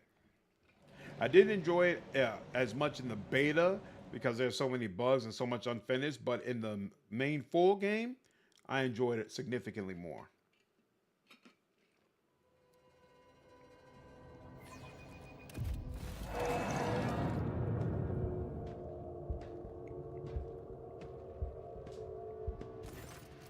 Your consciousness emerges from an ocean of darkness and nightmares, as if someone's powerful hand reached into its depths and brought you into the light. In the dark room, long and angular shadows move around and exchange remarks. One of the shadows approaches you, ripping apart the veil of pain and revealing features that look familiar to you. You are awake, Monkey. Marazhai's voice is sickeningly sweet. He is looking at you with idle interest, rolling a soft and milky-colored object from one hand to the other. Our toxin masters spared no efforts to drag you out of the induced dream. I must commend the Nightmare Weavers. The emanations of fear you exuded in your delirium are worthy of the highest praise. However, it is time to finish what you are brought here for. It is time to work for the good of the Cabal, Rogue Trader. What do you want from me? Only the truth, Monkey. So very simple, is it not? A little honesty before the powers that be.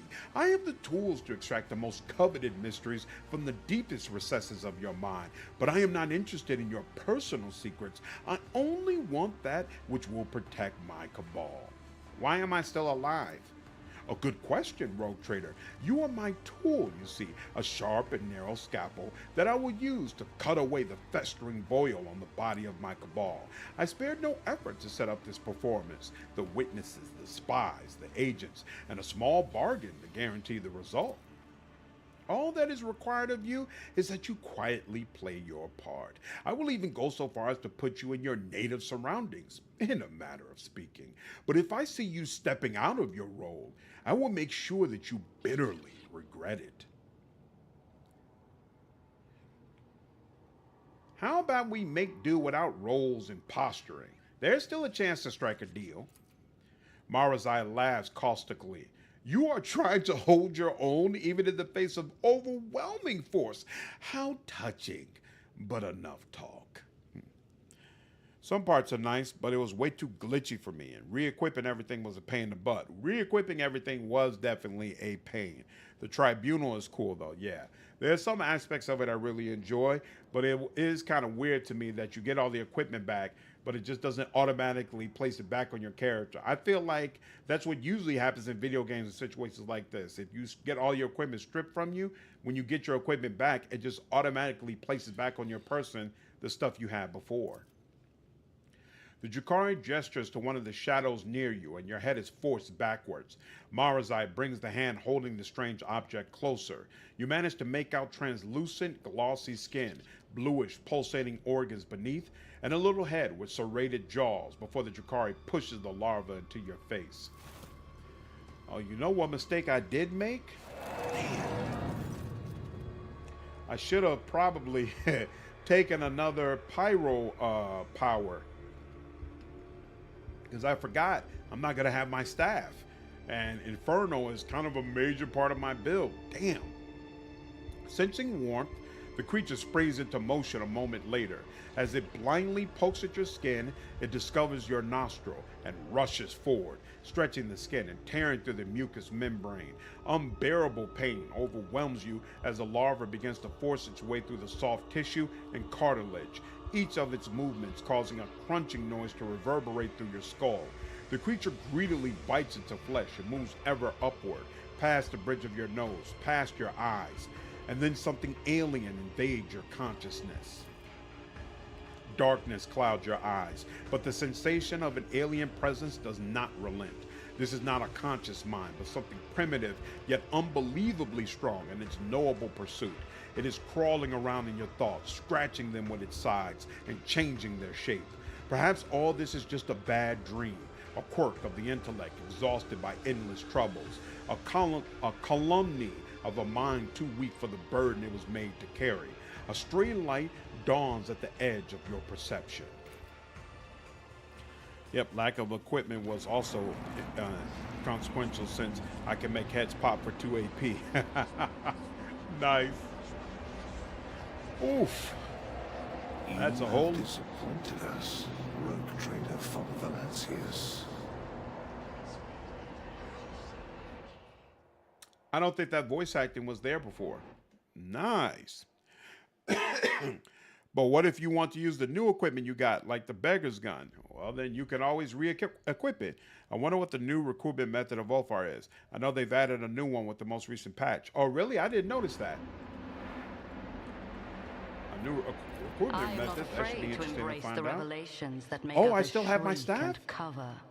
That is the difference between me and ignorant filth. Or maybe that's just because I'm in my dream. Lord Captain, we have received an astropathic message from Dargonis. Achilles Scalander reports a Xenos raid against a merchant ship The in the world Calamity. trembles beneath my feet. We have identified the breed of Xenos that pose this threat, the Aldari, humanity's ancient and insidious foes. How is it that you were the only soul who managed to escape the trap on Rycab Manoris? How much truth is there to the rumors that the heretic Conrad Vokvir is spreading about you? Powers unseen uncover my path. Do my eyes deceive me? Explain yourself, Alantek. Why is there a shard of Kudarok on your ship? You are accused of consorting with Xenos, betraying the Imperium, and neglecting the interests of humankind. Yeah, I definitely don't feel like there was voice acting here before. Pulsating strands stretch from under Cassia's headpiece, one wrapping around her neck while the others drain her lifeblood through her weeping eye sockets and mouth.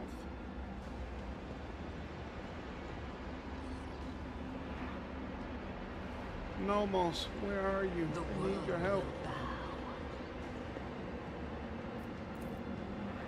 Every exposed area of Argenta's skin is mottled with an intricate pattern of scarlet blisters, crimson indentations, and charred tissue. A passing ray of light reflects off the countless tiny blades that look like they sprouted from inside Idira's body. All of the Cold Trader's bones were broken. Her augmented arm was ripped from its socket, and the bones of every finger on the remaining hand are twisted and sticking out at strange angles. Pasqal's augmetics were separated, but not extracted from his body. The places where they connect to the organic tissue teem with predatory millipedes feasting on the coagulating blood and accumulating pus. Abelard Wassarian's limbs were amputated and then sewn back onto his body with remarkable skill and precision using human tendons. Good lord. So what you gonna do with Yrilet betraying you? Is she going to burn? I don't remember if she sticks it out for a Heretic The playthrough. tribunal is waiting for your Ooh. explanations. Yeah, Come they added closer. voice acting to this.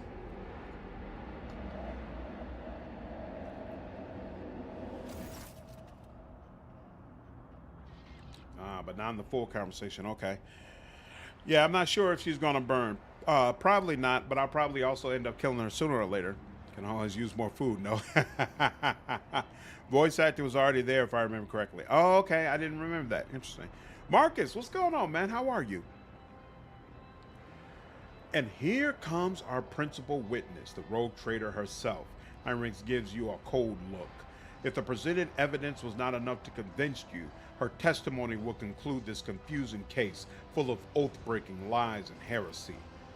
You dragged this girl into this trial and now expect someone will lend an ear to a lowly heretic's testimony? I thought better of you, Interrogator Van Calix. I was so very wrong. Lady Theodora's voice sounds even harsher and angrier than you remember. The Lord Inquisitor makes a vaguely dismissive gesture. Enough.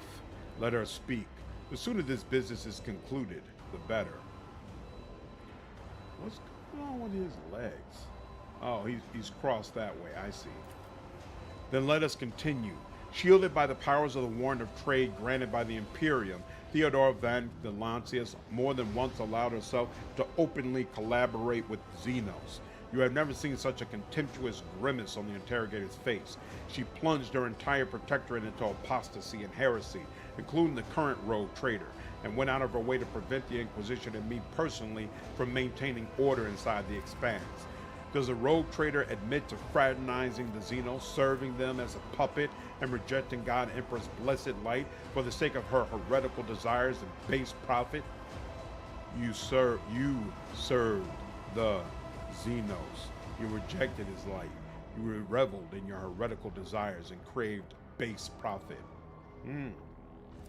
Willpower. Wait, something is wrong. Why are you all here? Where's Marazhai? What happened? You try to recall anything at all, but your thoughts keep swirling like a turbulent maelstrom in your head, and searing pain grips your temples.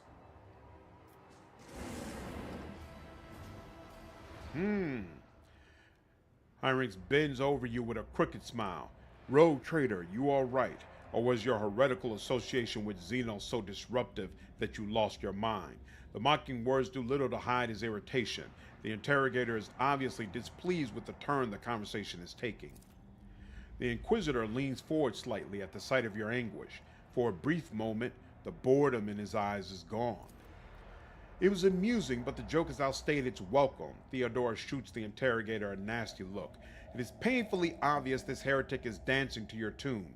Her word against mine? Yet you have lost before you even unsheathed your blade, Heinrix. You need not worry, dear Lord Captain. It was not my intention to bring up unsupported claims. Heinrix produces a data slate and skillfully manipulates the device until he locates the necessary information. The interrogator gives the data slate a sour look and puts it away. There was not much evidence to collect, but the mere fact that the rogue trader inevitably ended up in the right place when the Drukhari attacked her worlds and merchant vessels, even sometimes late, is the best proof that she was collaborating with other Xenos. Who else could provide detailed information about the Cabal's future movements and raiding targets?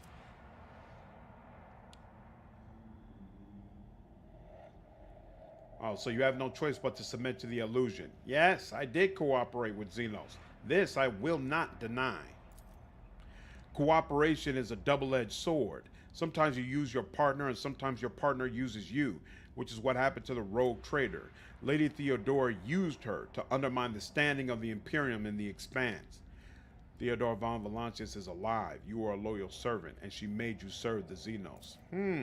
The tribunal remains silent, although those present cast anxious glances at your predecessor. At this point, the tribunal probably wants to know what the true intentions of the von Valancius dynasty are. The rogue trader claims she has been waging war against the Drukhari this entire time.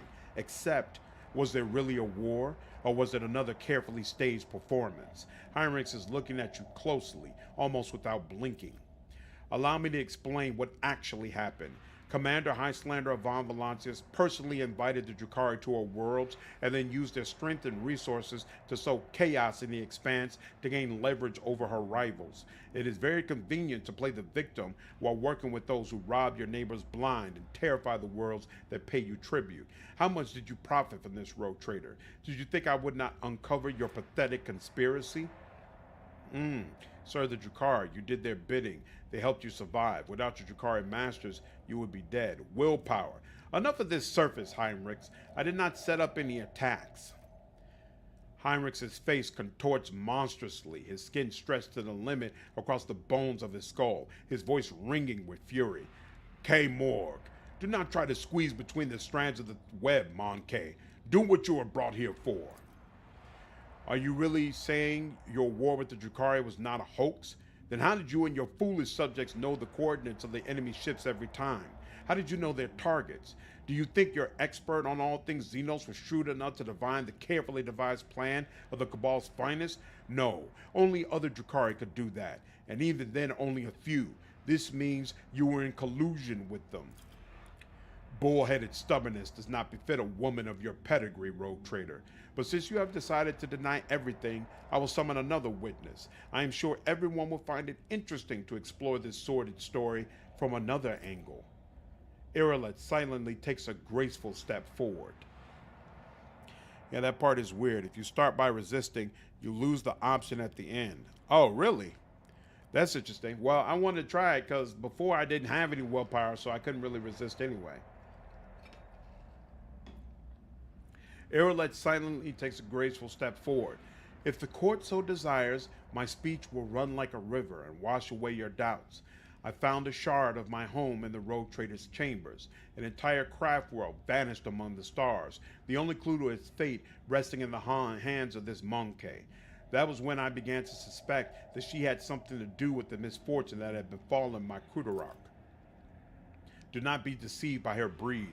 There is a cunning predator lurking behind the fluttering of fragile butterfly wings. The monkey before you is the bizarre amalgamation of qualities not usually inherent in her feeble species. Damn! She has mastered the mysteries of many of this world's cultures, the secrets of the universe and ancient artifacts, the fine art of war, the intricacies of deceit. All are embodied in a single monkey, however hard it may be to believe. However, the thread that bound our paths broke the moment I realized the Monkey's involvement in the disappearance of my home. To flee the rogue trader, I tracked down and eliminated her chief tracker, who has pursued our kin in this part of the galaxy for many years, and thus earned clemency before this court. So Achilles did not simply vanish. You helped him disappear, Heinrix nods curtly. I say he had only himself to blame. An agent who cannot recognize an impending threat is useless. Say nothing.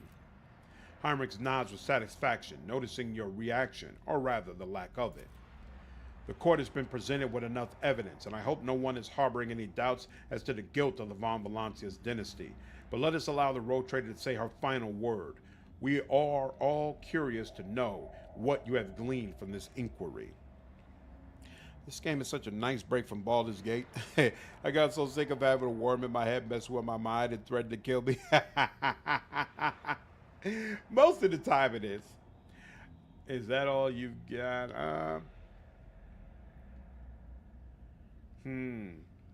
Is that all you've got? Xenos, I expect a better performance. You, useless, arrogant, soon-to-be dead monkey. The trial is almost complete, and when the judgment is pronounced, I will gut you, fill your bowels with flesh-eating worms, and drag you through the streets. Enough.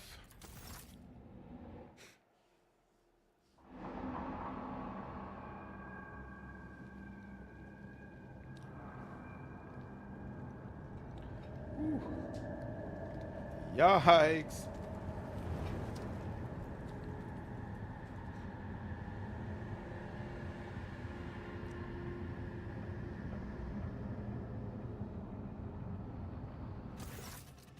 After the spell is lifted, staggering pain pierces your body.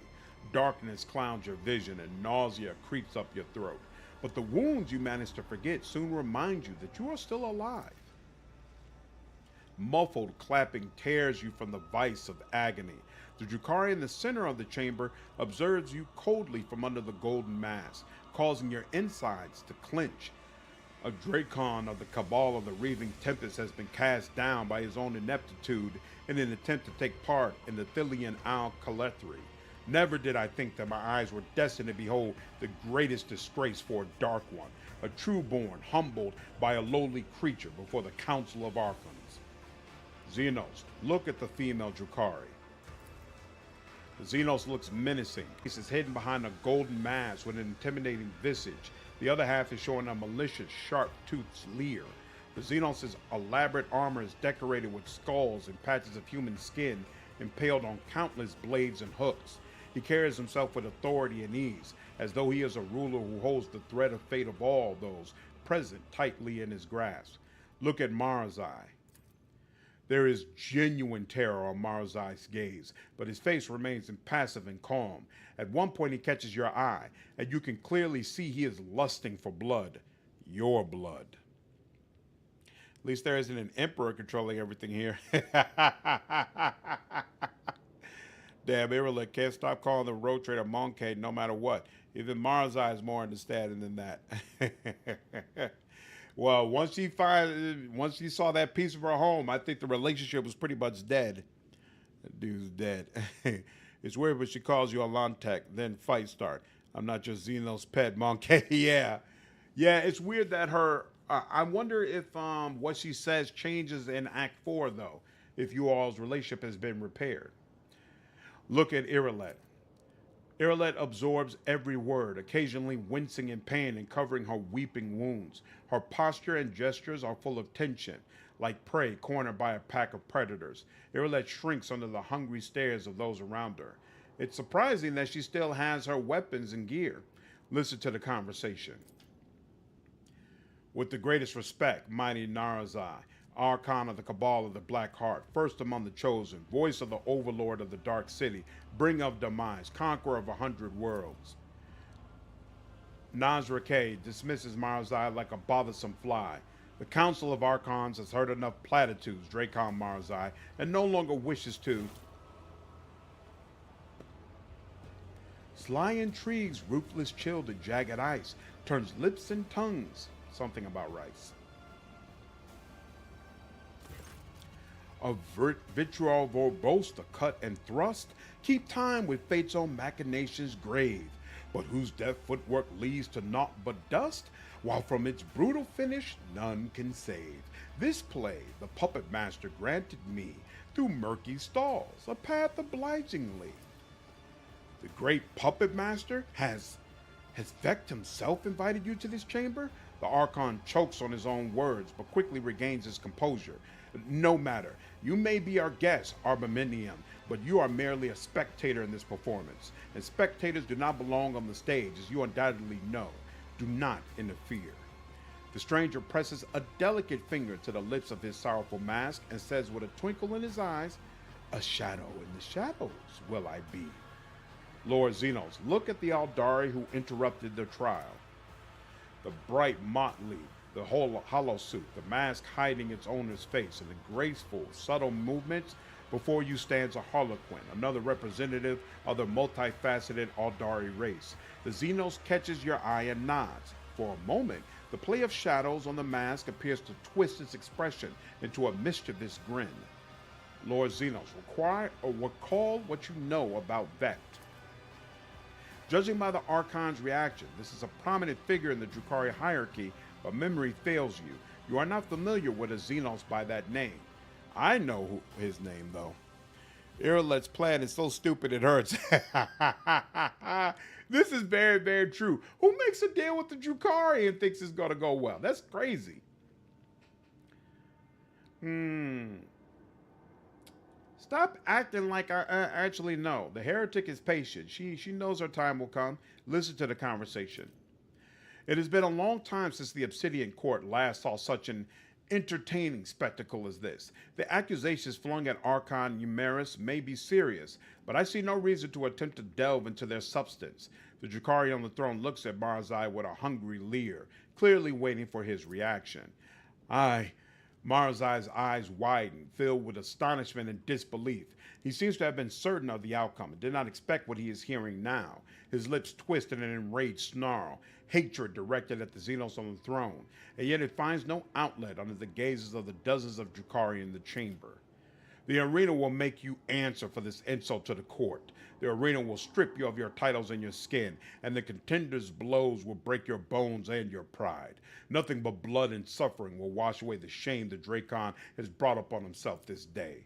With a hiss of rage, Marazhai draws his blades, preparing to fight back. Ooh! The Archon nods in satisfaction and makes an unfamiliar gesture. The guards draw closer to you. Let us return to you, Eumeris. The Harlequin's laughter interrupts the Archon and echoes under the vaults of the chamber in a resounding baritone. And all the masks upon their marks now stand. The slave of vanity the spire ascends. The thief and traitor cast downward by her hand. Unbeknownst to all, their fate depends upon a lead unseen, a player green. The Harlequin leans forward and eyes you with genuine interest. Is this how you treat the hospitality of Kamara, Arbinian? The Archon angrily balls his fist, the shadow of his wrath hanging over the Aldari interloper like a thundercloud. I thought your words were worth more. You insult me by interrupting the trial again. The Xeno sweeps into a theatrical bow without taking his eyes off Narazeki's face. You, Archon, speak a just rebuke in truth. Fate's melodies and snarls fantastic have. It trapped me here, and when I heard them play, I could not keep my lips from grinning wide. Here come the hour for shadows to retreat, to where the curtain waits to rise the last. With no beginning, now sends forth the call. Whoa! That's not how you knock somebody out.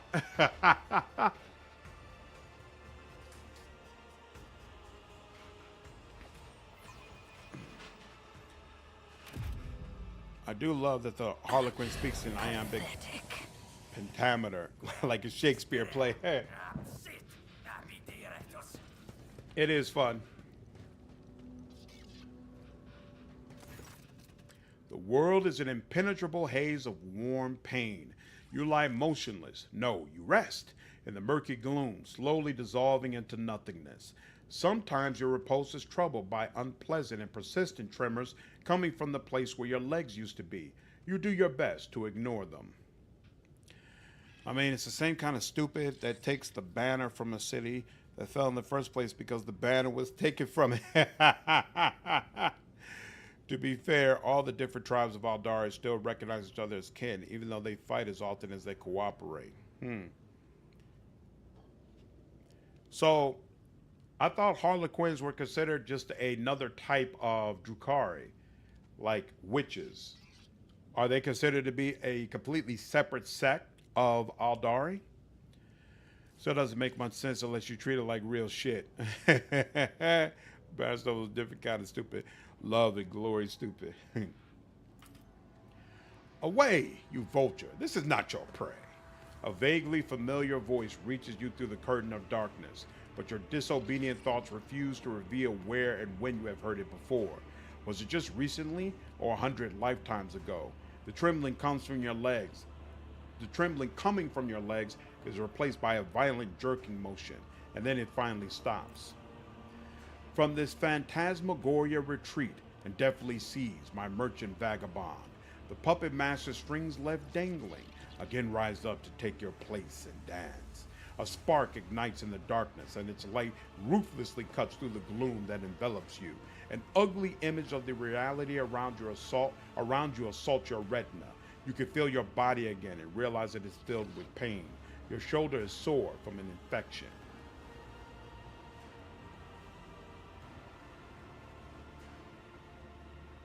Until I get a cup of recaf, my vital status is yet to be determined. Alas, the bliss of death will save you not. The whirling waltz of chance and gloom you'll dance. A prickling sensation burns your shoulder, and the darkness at last fully withdraws from your mind. Whatever the injection was, it is making your heart beat a frenzied tattoo, and your pupils narrow so that you now register every detail of the disgusting place in which you have found yourself in merciless clarity. Carouse, feel your body. You immediately regret this decision. Every inch of your body is suffering. There is a dull, debilitating pain in your head caused by chemicals of some kind. Your body is covered in deep cuts made either for fun or with sinister intent. All of your organs appear to be intact, but the same cannot be said for your blood. You have lost a great deal. Finally, a strange, gnawing spasm occasionally flares at the base of your skull. It is not severe, but for some reason, it is what concerns you most of all. I cannot express how much I hate Galfrey as a character. I thought Galfrey was awesome. She just had her low points. Nomadic, no, Homecraft World.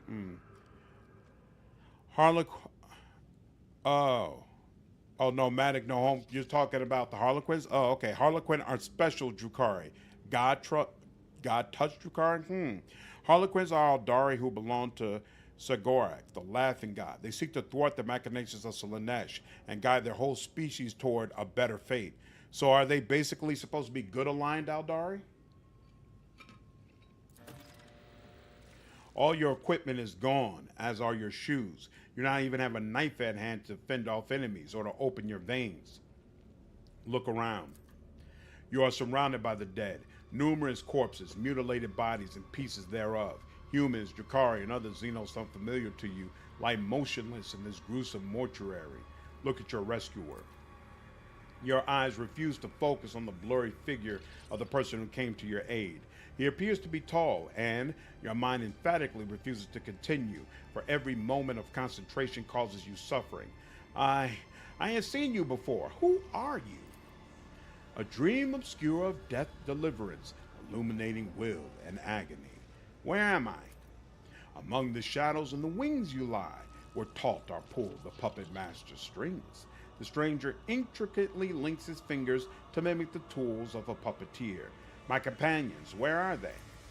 Not here. The roles have been decided now. But if you play your part, perhaps the plot will draw you back together, or to doom. The figure's cruel laughter follows. This overture in verse the final lines. The merchant's time to tread the boards is come. Embark you now upon your pilgrimage, and take my parting gift, a humble prop. The stranger deposits something in your hand and disappears into the twilight. Attempt to rise. You may have commanded multiple planets and millions of lives in your former life, but in this new reality, not even your own feet will obey you. As if to punish you for your arrogance, your disobedient limbs send a sharp jolt of pain up your body. Requires heretical adherent. Pray to the warp gods for help. For a few moments, your prayer goes unanswered, and yet something does reach your tortured consciousness after a while. The familiar feeling of an alien presence descends upon you, but when it speaks, the voices are barely audible, as though you are separated by dozens of thick walls. Sheltered in the web of souls, thirsting, give them to me. Look for the signs, opportunities, break down inhibitions, destroy barriers, find the stifler and destroy it. Let the truth permeate the dark city once more. Help you. Your bare feet feel like they are stuffed with rags and refuse to obey. You have to draw upon all your willpower to suppress the rebellion and stand upright. The pain that engulfs your whole body immediately makes you question the wisdom of this act of defiance. Pain, exaltation. Any damage dealt by the character is increased by 10%. Ooh. Find a way to escape Komora. They are also the only ones whose souls aren't eaten by Slanesh join their death because their patron god is still alive. Oh, well, isn't that comforting? The Gassian, though, reminded me of Ghost of Tsushima's Iki Island. I was so irritated. Yeah, I never played Ghost of Tsushima. I don't have a PlayStation. I haven't played on PC yet. James, what's going on, man? I love reading Warhammer lore summaries without context. It's like listening to bioengineers discuss their work while you're blackout drunk. We're unit of fort. Okay, interesting.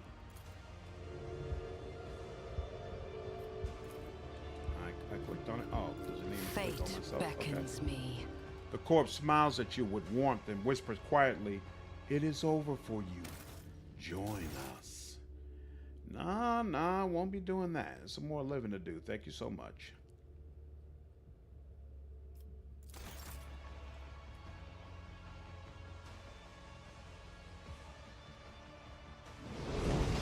All right.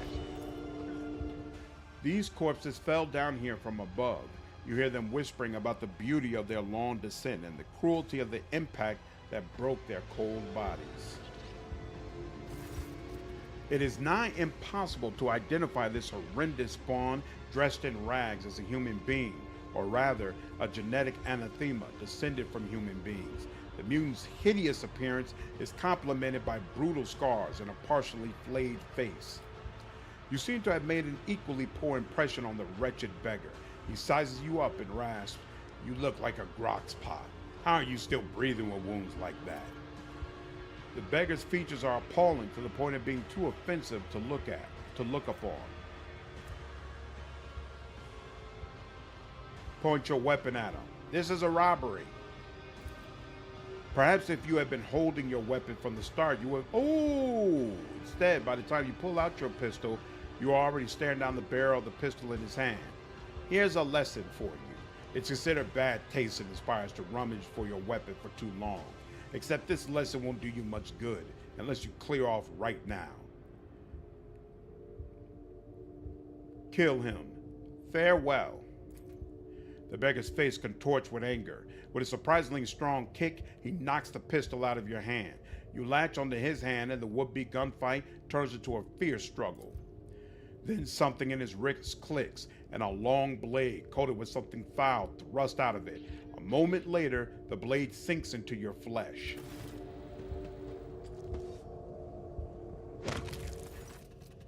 You do not feel any pain. Not yet, at least. You merely watch in surprise as a spray of crimson fans through the air. You do not know when your hand sees the beggar's throat. Your fingers clench around it of their own accord. The mutant's eyes go wide and a rattle escapes his reeking mouth. He dies before he can wound you again. You force yourself to release your grip on his crushed larynx. The pain finally reaches you through the veil of adrenaline, but the sensation is hardly shocking. What is another wound to you when your body is already suffering from 100 just like it? How scared you are when you enter this fortress? They force you through a scene where they just get you. No matter the mountains you climb, the hundreds of Mongols you slaughtered, duels you win. Ha ha ha! Rough. Where's the push action when you need it? That would have been helpful. Ooh. The wearer gains perception bonus dodge till the start of their next turn for each enemy affected by the Psy Power or Psycho Staff attacks, and this stacks. Excellent. The contents of the injector bubble playfully, as if urging you to find out whether the liquid inside is poison or medicine. What is this? I know. Don't stop showing me that. Oh, your tendons haven't cut. Interesting. Well, I'll take that. And I'll take that.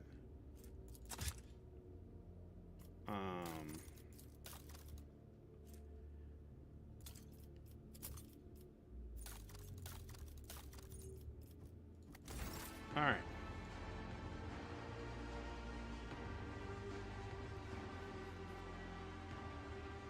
And there's another beggar here, right? Let's see about you. What does this do again? Oh yeah, it's just a regular stem. Okay, cool. I don't understand what it's saying about liquid inside its poison or medicine. This is clearly a stem. Don't hurt me. I've got nothing for you to take. The opportunity. Be thankful for that, sir, because otherwise I would have had to obliterate you. Search awareness. Predictable. Another stem. Are you serious? Don't show that. Here, I need to click that. Gains 4 movement points and 4 action points. Okay. Hands off. That corpse is mine. If you surrender to the coffin, lie down, it will be easier to breathe and your lungs will stop burning. Find help. Escape the corpse dumps.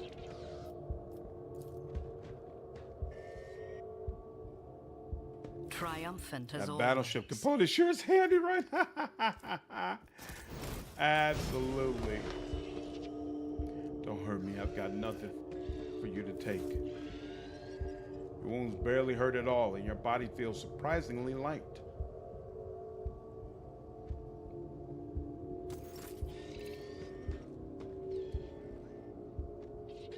Perfection. Right, lots and lots of stems. I appreciate that.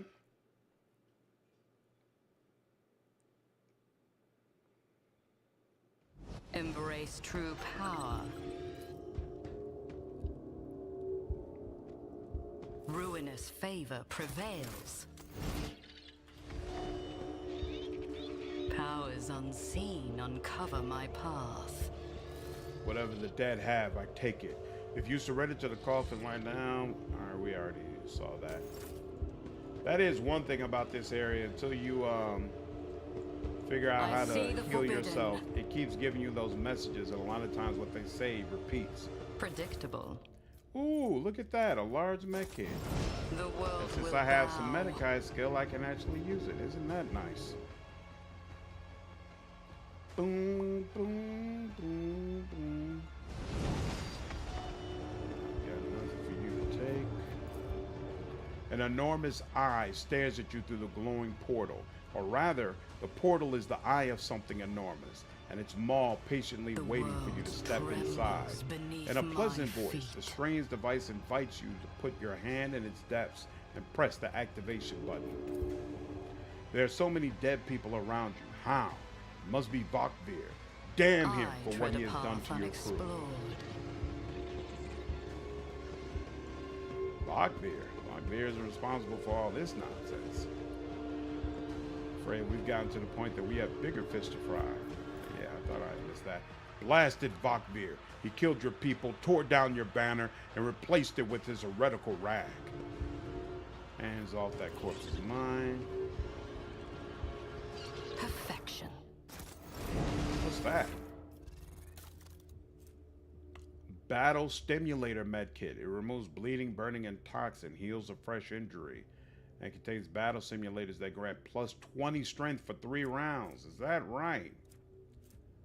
Oh, this is a skin patch, and it removes 1 trauma. While this gives me more action points. Interesting.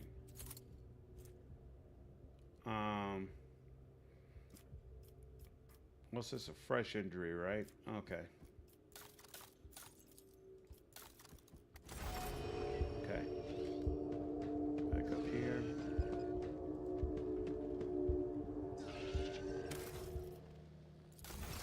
We'll do a full save. I'm really not a fan of this sequence right up here, to be honest with you. I think it's kind of goofy. Intriguing. There's really no other point in this. Here, hold on. Let's let this play out. You fool. Do you have a death wish? That's why they came here, to gump people like us. I'm going to try to sneak past. Maybe they won't notice. Told you not to let them see you. They're hunters. Damn butchers. So you basically have to try to figure out how to sneak past them, and I just don't like it. It's just goofy.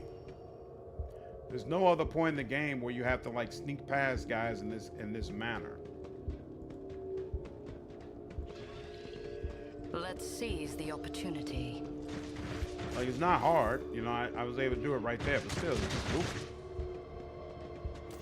And see, now it's saying the same things over and over again. Stop it. You're brave and forced to spend their every waking moment training. After all, Vakvir could return at any moment and try to take your ship again. Embrace true power. The barking of weapon discharges becomes Theodore's disapproving grumble.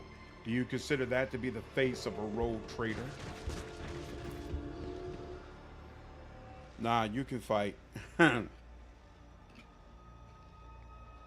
Enjoy the 1v3 as well.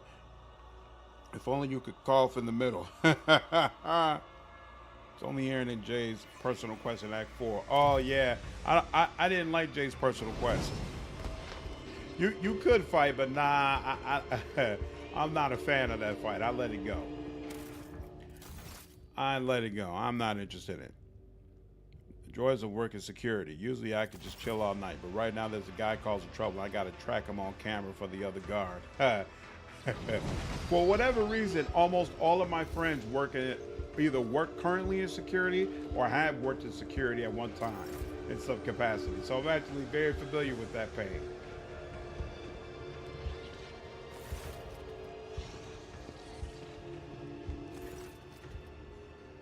The den you have found yourself in is filled with heady smoke, and the walls are lined with living shadows. The center of attention is a snake-like Xenos. He is engaged in conversation with a pale, harried-looking Drukhari and pays you no mind, much like everyone else in here. This particular breed of abominable Xenos is unfamiliar to you, but its appearance alone speaks of a vicious nature and inborn wickedness. Medikai survey the room. Everyone gathered here is armed. They all bear scars, and some even have fresh wounds. You notice a few humans among the Xenos. They clamor in a mishmash of tongues, and their laughter rings with lunacy and bloodlust. The air is thick with an all-pervading sense of doom. Your trained eye does not fail to notice that virtually everyone in this place is under the influence of some substance or other, and powerful ones at that. It seems you have wound up in a narcotics den. Observe the scaled Xenos. The leader of this gang is powerfully built. His scaled hide is reinforced with engraved metal in several spots. His long tail coils around and around as his snake-like head sways gently from side to side. The Xenos is enjoying a state of blissful relaxation. His companion, the gaunt Drukhari, is looking at him obsequiously. His entire body is adorned with hundreds of embedded steel beads and thousands of red injector marks. Address the leader. May we speak? The snake-like Xenos either fails to notice your presence or is simply ignoring you. Iridescent eyelid membranes slide over his eyes, momentarily shuttering them. No doubt a telling look among his kind. Without deigning to look at you, the cadaverous Drukhari mutters, "Malice wants you to disappear, pathetic whelp. Requires heretical adherent. Tear out the Drukhari's throat and start drinking her blood." Holy shit!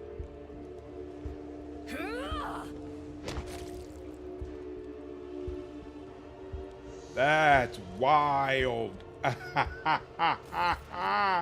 Before anyone can react, you seize the scaled Xenos' companion and sink your teeth into her neck. A pop. and a fountain of scarlet blood gushes over your face while the Drukhari gurgles in astonishment. You greedily gulp down the hot red liquid, staring into Malice's eyes, and you sense warmth spreading euphorically through your body. Malice watches spellbound, frozen like a small animal that has sighted a predator. Try his he made to hide it. You can sense the fear rolling off him in waves. When you have slaked your thirst, he slowly says, "You are one twisted bitch. What do you want?" "I wish to return to my domain in the Coronis Expanse." Ha! Many dream of that, and how do you imagine that would work? You think I'm going to take you there in my void ship? I don't have one. I need a healer. And what will you give me in return? We should discuss this later. The little strength you had left in your body has run out. You collapse to the floor, and the darkness that nearly extinguished your mind permanently envelops your vision once more.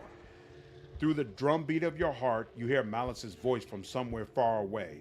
"Patch up the human link. She has character. I like those ones." It's good work. I'm working directly for the client now, so the pay is even decent. Oh, that's awesome. Finally, some true negotiations. I did the throat rip in my playthrough too. Act 3 was my villain arc. Man, I'm hoping it's the same way for me. This is already awesome. Sensation slowly returns to you.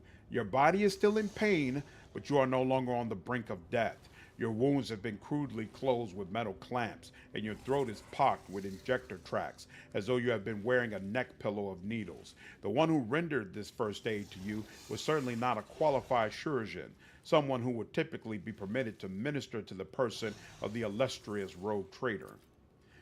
"Looks like you're back with us. I don't know whether to offer my congratulations or commiserations." The scaled Xenos looks at you without the slightest deference. Wait silently for the Xenos to continue. "Enough lying around. Get up and we will discuss how you're going to pay for your rescue." As soon as you stand up, you are seized by a strange sense of unreality, as if you are still there in the wicked darkness and everything around you is merely a twisted mirage. Doubt seeps into your mind like a poison, sundering its contact with your body. You have to make a deliberate effort to hold onto the thought that you are you. What, is your mind maggot giving you trouble? I saw it latch onto your spinal cord when you were being patched up. A fat, well-fed grub it was, with lots of teeth. It's dying now. They have a short lifespan, and that means its poison is especially toxic. You'll lose touch with reality from time to time, and when the mind maggot dies, the final dose of poison will make you think your body is not your body at all, and then your heart will just stop beating. Mind maggot's agony. I was just describing it, okay. I could have pulled that thing out of you, of course, but I thought, why should I? Consider it a guarantee of your gratitude toward me. When you've earned your healing, I'll release you from it. The lipless mouth stretches into a bloodthirsty grin. Or you can reject my generous offer and look for help elsewhere. Have you heard about that humanling that's always hanging around the gate to the anatomical opera, gasping for breath and begging the Hamanalikas to save her? She can't breathe normally. Even the way she says her name is funny. Hadari, as if she's about to suffocate.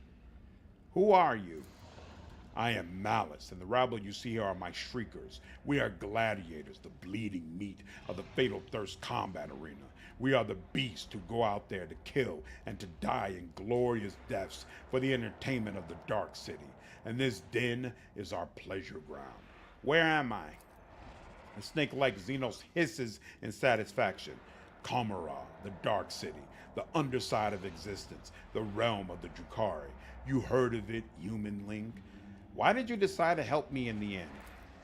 You are a cocky whelp, but feeble like all members of your race. Your cockiness has not gotten you killed yet, which means you must be someone important, and you might be useful. What is a mind maggot? A kind of translucent slug. It is a parasite that can only be found on this side of reality. Mind maggots feed on your memory, and they inject toxic hallucinations into your mind to stop you resisting. Drukhari can train these creatures and use them to show their victims devious mirages. I died in dialogue against that guy. Even though you would fight him later, it's a one-shot. See, I always have difficulty in the fight later, but in fact, I'm not going to fight him more than likely because I think it would be more heretical to side with him. But we'll see. What do you want from me? Kill for me. Go into the mangled sector and find a freak called the Commissar, one of your kind, and spill his guts for me. Do that, and you will earn my favor. And in the chasm, that counts for a lot. Who is this Commissar? A prisoner of the Drukhari who thinks too highly of himself. Instead of dying in the arena without any fuss, he is hiding, gathering other slaves of your race around him and making pathetic plans to get his revenge. And many of your kind are listening to him. See how few humanling shriekers there are? They used to all come to me, but now they listen to the Commissar and no longer come. The Mangled Sector? What an off-putting name. It's an off-putting place. It's the base of the spire in which we live. Cameras stitched together from scraps of various dimensions, and in the Mangled Sector, the seams are starting to rip. Space is collapsing in on itself, and entropic radiation is off the scale, spawning all kinds of abominations, and the sector itself is slowly but surely turning into nothing. Some unhinged humanly went there recently. What did you call him? Warsarian? He was old but strong and too loud. His visit probably stirred up all the freaks. You should be more careful and quieter than he was. You'd have to be insane to set foot in a place like that. Insane, or an outcast like the Commissar, hiding from the hunt. Or you. Why do you want me to do it? I don't want to drag my whole gang into the Mangled Sector. The place will kill off 3 times more fighters than the Commissar's crew will. That means I need to send in an assassin. The Commissar's fighters know my shriekers, but nobody knows you. And besides, you don't have a choice, which means you'll see it through to the end. I'm going to need a more serious weapon. Prove that you're useful first. Do this, and Malice will see that you have decent toys to play with, but not before. In the meantime, you can pick something out of the junk pile. Malice gestures at a container half full of shoddy equipment. Very well, I will kill him. Bring me his head, and in exchange I will share my toys with you. They make surviving in Kamara possible. Oh yeah, I had different companions with me. This will be cool to see. Yeah, this is the first time I'm coming in with these companions as well. Leaving this place, strong mistress. I'm not stealing or begging. I'll just sleep here for a bit and be gone. The world will Strong bow. mistress. I feel like we should come do that later. 30%. Yeah, we'll do that later on. See if we can make it happen. Just hope they fix the debuff that just won't go away. Patch Notes was promising on that with respect. What debuff? I tread a path unexplored. The tear in the fabric of space is sparkling with entropic energy, capable of unraveling the threads of matter itself. Gladiator's pile. Sure, I'll take all that. Powers unseen uncover my path. How fascinating. Activate the switch.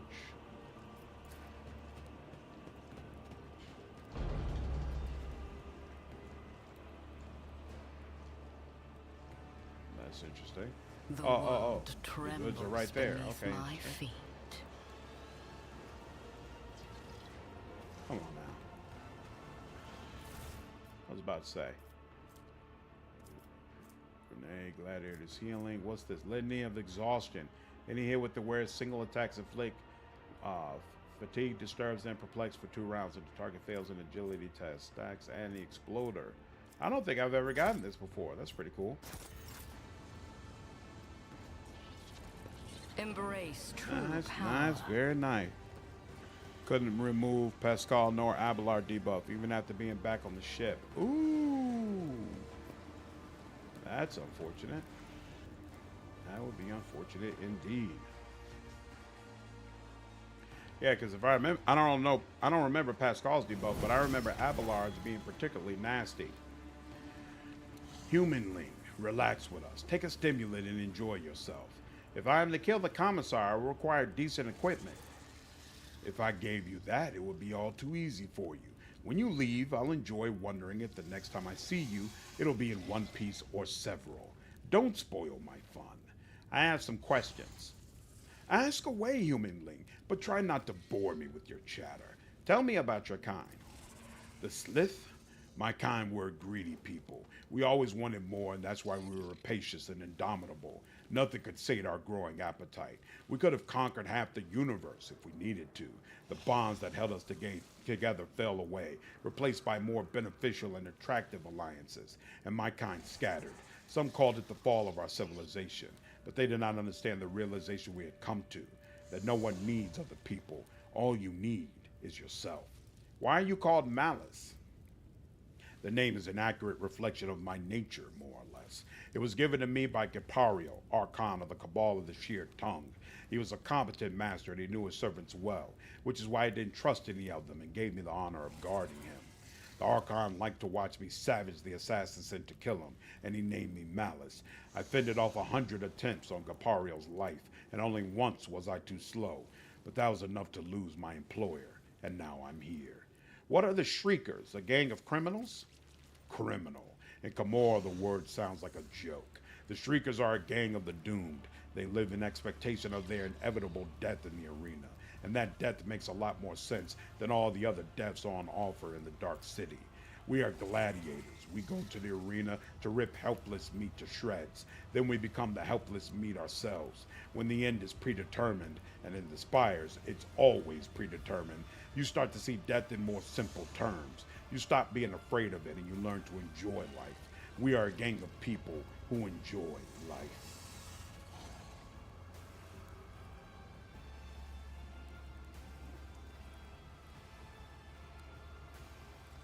So you have simply resigned yourself?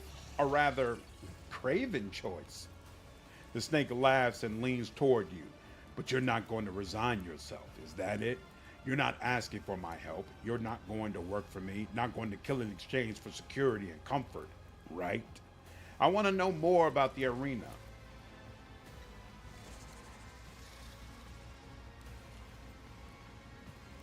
Oh, well, good luck with the Dark Elder. Say hi to Ophar for me. Thanks, because you will do. Still sad they couldn't keep Cole's voice for the Commissar. Also, that's who Cole was supposed to play? Why did they remove him? The arena is the giver of life in Camorra. Without the psychic sustenance created by pain and suffering, the masters of the Dark City would die off. It's just how they are made. The hungry come to the arena to gorge themselves, and the witch cults that rule the arenas ply their guests with bloody spectacles and heinous torture. The chasm is controlled by the Fatal Thirst, not the biggest witch cult, but an old and respected one. 3 succubi stand at its head: Tazara, Karos, and Sinistoria, the most influential of all. But Tazara disappeared not long ago, and Sinistoria has been lying low ever since she forged an alliance between her cult and the Reaving Tempest, so the deadly Kikaros is in charge of the arena. How is Camorra structured? Malice's voice turns wistful. Camorra is hidden on the underside of existence and is stitched together from scraps of various dimensions and spaces. Long ago, the Aldari created this place as a port, but now it is their refuge from she who thirsts. Camorra has more bleeding spires than you can count, powered by the energy of stolen suns. An eternal war for power rages here. Ambitions and passions are the fuel and the fire of an endless conflict of open clashes and covert treachery. The tops of the spires are the domain of the Cabal Archons, and reigning over all is Asdrubal Vect, the supreme overlord of the Cabal of the Black Heart. You will see them, the ruling elite, when you die in the arena, and they will feed on your suffering and gain new youth through it. They seem eternal, they live so long, but they will die one day. Camorra itself will die. It has been dying for thousands of years already, disintegrating at its foundation. Nothing in this world is eternal. Where exactly are we in Camorra? This is the chasm, the place where those destined for the arena of the witch cult of the Fatal Thirst eke out their existence. It's also where the Armonicola's cast-offs end up. Travancius, from the Coven of the Baleful Thorn, he has his own little nook where he conducts his experiments. The chasm is endless source of raw material for his work. and the best results are destined for the cabal of the Reaving Tempest, the patron of the Witch Cult, and the Tervantius in particular. Why do you think I wound up here? I couldn't care less why you're here. My guess is you were dumped. The chasm is a cesspit.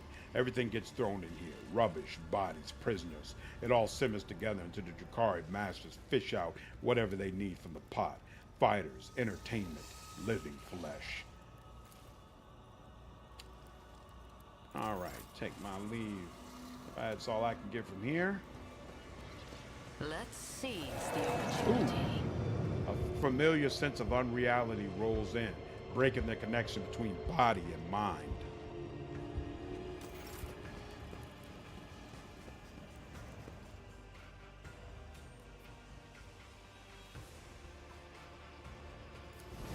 All right. I think we got to head back all the way to the other side in order to get to the Kamara.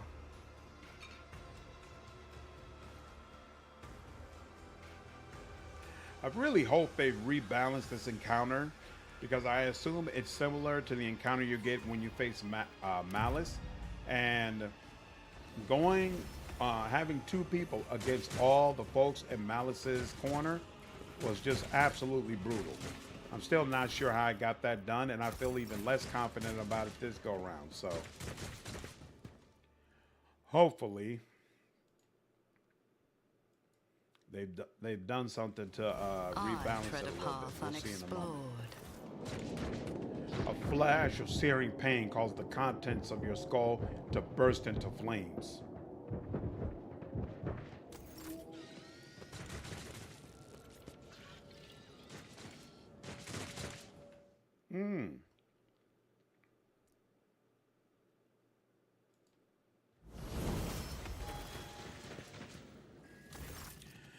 Well, understood. Cole couldn't do a British accent, and GW thought an American voice would be out of place in the setting. Oh, that's unfortunate. Yeah, it would have been nice if he could have done it. The Aldari runs a hand over her face before turning to you. Her pale skin is tightly stretched over the bones of her skull. Her eyes have lost their glimmer, and her neck is stooped under an unseen burden. And yet you still recognize her. Yrilet Lanaves, your former companion, and the reason for your imprisonment within these dark walls. Yrilet glances at you, her eyes widening slightly, but that is the only change you detect in her tense expression. Whatever emotions she may be feeling, she is suppressing them well. Alantek. Yrilet, you are alive. Yrilet looks at you in disbelief. I haven't decided whether or not we're going to kill her yet. We'll decide that in Act 4. Your voice. Do I hear a semblance of jubilation? But how can that be, Alantek? Because of me, you... One of the Xenos who are watching Yrilet torture the silent victim steps forward. Did the Monkey come for a taste of pain? Then you must have patience. Our little guest still has so much suffering to extract from her first victim. Your prey is far from empty, Yrilet. Do not hold back. Yrilet grips the blade in her hand and immediately winces. Her spirit stone is emanating a red glow. She touches it with an expression of anguish. The suffering overwhelms me. No more. I cannot bear it any longer.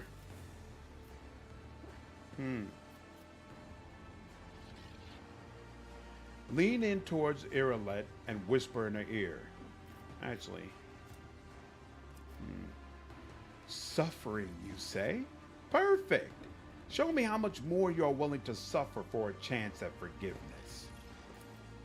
Yrilet looks up at you with agony in her eyes. She bites her lip until it starts bleeding, plunges the blade back into her victim, and screams as her spirit stone fills with crimson light.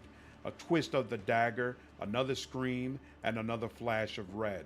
The Drukhari hungrily lean forward, imbibing her anguish. Barely breathing, Yrilet lets out a quiet, "Please, end my torment." Why are you doing this to her? Our little guest is learning the art she and her kin lost aeons ago. The Drukhari gloats in a cloying tone of voice. The art of delight, unhampered by meaningless taboos. The art of extracting rapture from another's flesh against the will of its owner. The art of walking the path of the Drukhari. Isn't that right, my lost Assyriani? path of the Drukhari. Yrilet echoes the Xenos' words, and the sound of her voice is as feeble and hollow as an echo. Once Yrilet opens her soul to our ways, she will have a home once more among our kind. If she refuses, well, then she will have to give up that bauble she wears as a flimsy shield against she who thirsts. But there is no cause for alarm. When we are done here, a little sister will need her spirit stone no longer. Good. Now we consider taking you with me. Yrilet is swift and precise. The blade pierces the Drukhari's throat and he collapses, clutching the wound and drenching the floor with his blood. His kin move to draw their weapons, but freeze, transfixed by the sight of their brother thrashing in agony. Yrilet stares at you without saying a word. Her eyes, clouded with pain, ask a silent question. We will have a word about your deeds. Now, however, it is time to leave. Yrilet nods warily. You are right. Explanations and understanding are now ours to pursue. And yet, your willingness to take me back astounds me, Alantek, and it frightens me in equal part. Assyrian, heed my word. I will not fail your faith in me again. The spirit stone in her breast flashes and slowly dims.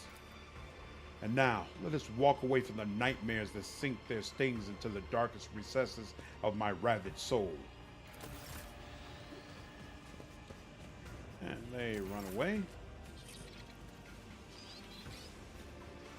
Isn't this the one she killed? He's just going to be standing up, huh? Okay, that's interesting. Even though Jay can be Middle Eastern and Idira can be South African, but whatever. Yeah, it's kind of interesting that British would be the straw that broke the camel's back. Ooh. Just slaughtered him. That's unfortunate.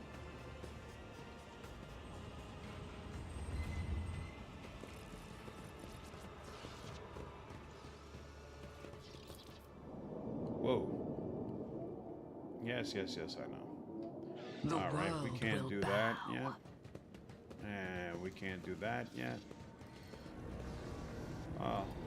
That goes somewhere, but I don't think it goes to the camera. Can't do that yet either. Powers unseen uncover my path. Nope. Same thing as before.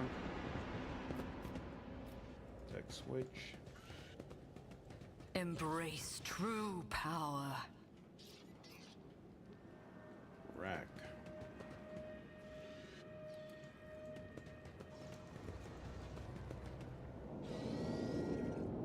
Same thing.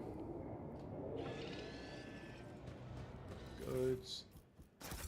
The world cargo. trembles beneath my feet. Oh, this is another entrance.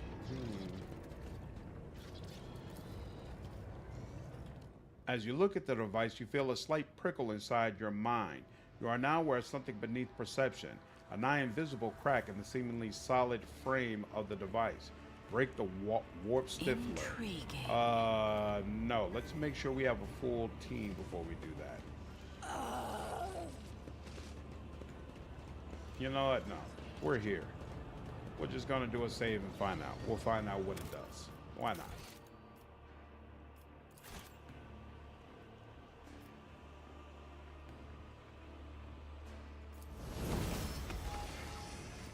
Whoa. Whoa. The beast, ooh, and it just destroyed him. The beast peers at you with a gaze filled with hatred and thirst. The voices in your head form a chorus that is far more resonant and distinct than the one you heard at the corpse dump. You have taken the first step. Continue on your path, chosen one. Find the place that those like this one call the anatomical opera. Find the creations of the faithful and create a new breach. Once you have completed this task, summon the faithful and offer them as sacrifice. The third strike will reveal the way to the finale. The Dark City will be rendered defenseless, and you will have your road to real space. Sabotage the anatomical The world opera. will bow. This is interesting. Did not have this option. Oh, crap. I should have taken that. Did not have this option before. Not this way, meat. Okay. I tread a path unexplored. That's disappointing, but okay. Came all this way for nothing. I thought maybe they had changed it up and would allow you to get here now, but nope. All right.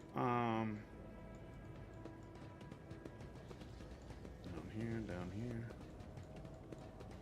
All right. Powers This is back where we unseen were. uncover my path.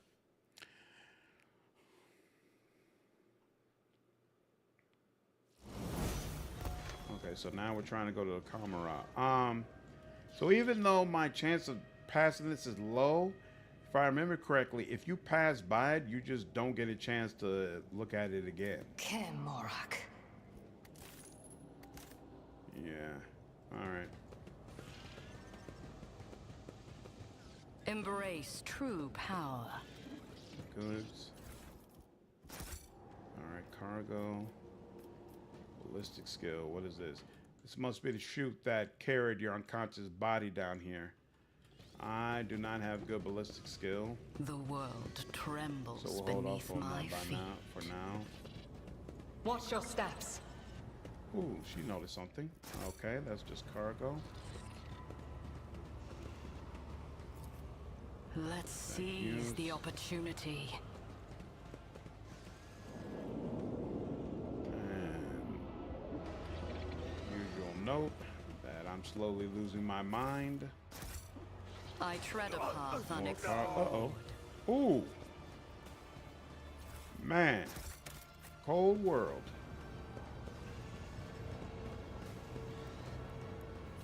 Goods. Okay. I sense something Intriguing. nearby. Goods. They say the rat walks the streets again, collecting wretches for the Holocaust so that he can harvest their organs. But what can you do? That's life in the spires. Does ugly beggar have anything different? Ooh, the hideous mutant does not look as cocky as the last time you met. Armed and not bleeding from 100 wounds, you must be a more formidable sight. How about you buying yourself a pair of boots? The beggar shows off his filthy legs in surprisingly decent boots. Your boots. Kill him. The end of life as lightless as yours is a laudable deed. Sorry, wish you had a better angle. The beggar refuses to die easily. He is desperately clinging to his life, choking on his own blood.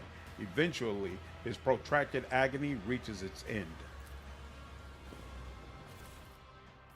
Oh, see, I already got my boots. All right. Powers unseen uncover my path. Actually, I forgot. All right, yeah. Still nothing for you, but for you, yeah, you don't have anything in your hand, so I guess we'll take this. And yep, there's nothing else you can take. Nothing here. And then what's this? Any hit with the wearer single attacks inflicts.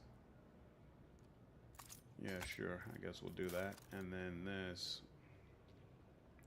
All targets in a 1 cell radius. What does this do? Could restore wounds.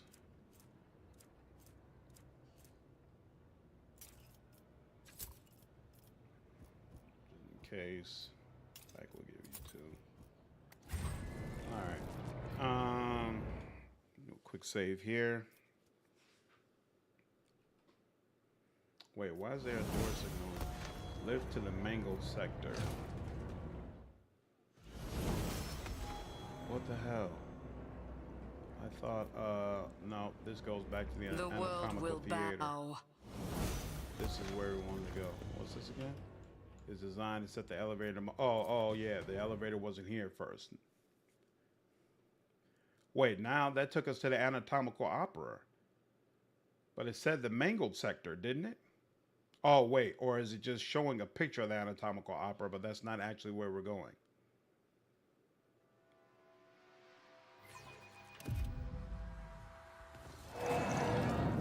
Okay, we're in the right place. flash is saying, the usual. All right.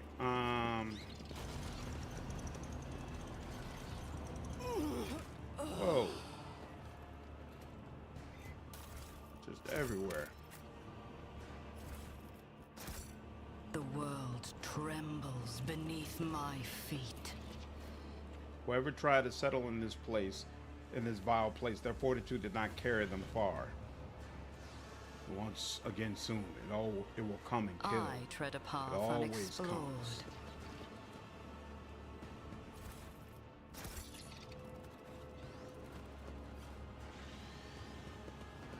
All right, I hate doing this jump with Abelard, but without Abelard rather, but that's what we got to do. Abelard's right here. Triumphant, as always. There we go. Hey, look at that. And okay, scary creature's not here right now. Excellent.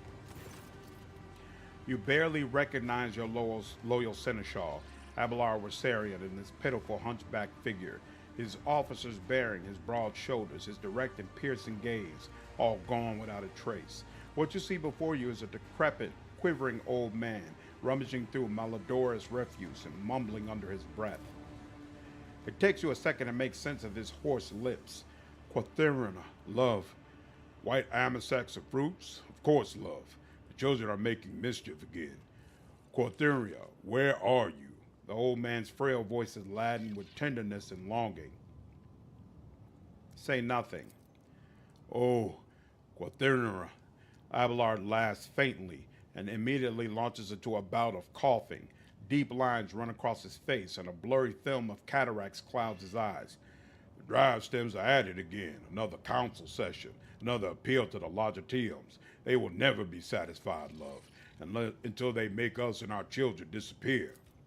Perhaps we should just give in. You always say that Dargonus is not your home, love. Abelard is looking past you at someone only he can see. There's a timid smile on his trembling lips. Would you like that, love? Would you rather leave it all behind, go somewhere far away from our toils?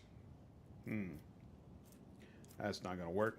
That's not going to work either. Inject Abelard with a stimulant. It should bring you back to your senses. The dose of stimulant sends such an intense spasm down his limbs that you fear his heart might rupture. But then clarity brightens his gaze. Abelard looks at you and takes a shuddering breath.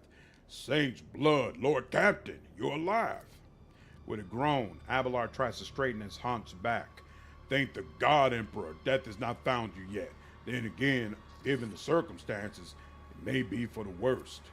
Is this damn thing still with us then? Abelard's withered finger points at Yrilet. There will be no rest for my weary bones. You will find no rest in this place with or without me, gray-haired monkey. How you still going around calling people monkey after the way you betrayed us and disrespected us? Come on now. What happened to you? Abelard is racked by an old man's hacking cough. That thrice-blasted Xenos simply chucked me aside like a piece of rubbish. I went to look for you, or for help, and I ended up here. This is where it found me, that thing.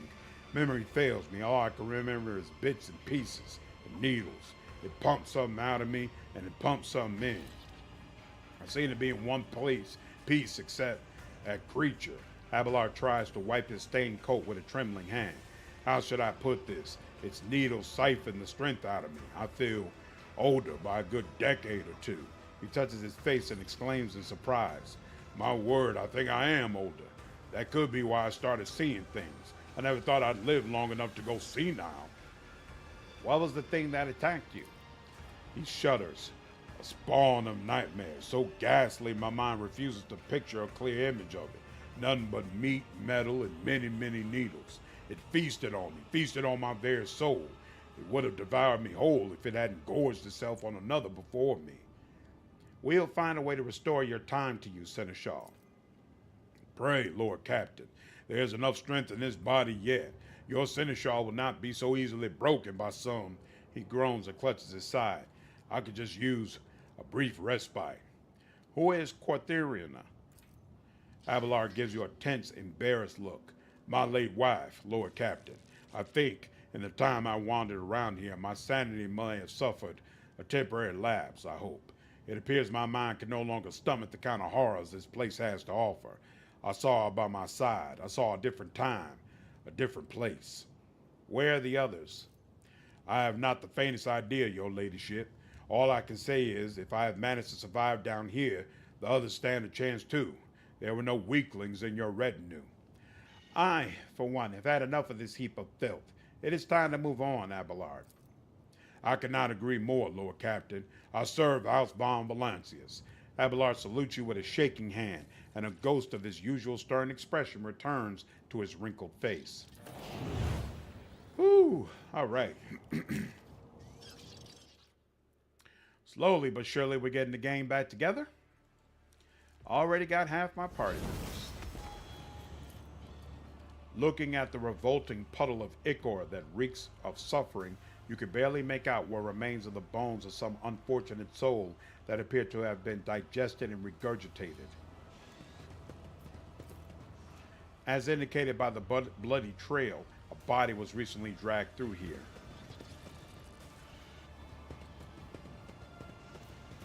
And nobody in our team has demolition. You know what? But let's do a quick save and at least try it with the melter charge. Maybe that'll allow it to happen.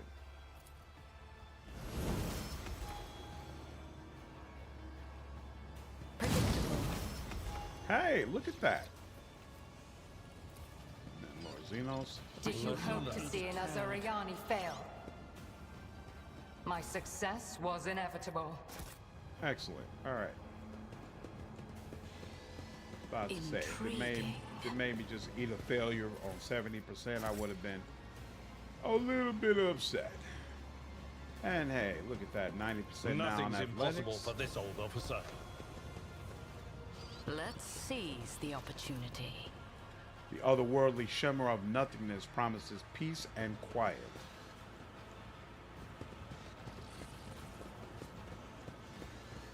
All right, I think I'm done picking up those little bitty knives. But they keep dropping. Boom, boom. Oh, too hard for a simple monkey. She succeed? Okay, she succeeded. Skin the corpse. What is that about? Oh, chameleon skin. Oh, that's the thing we can give to what's his name.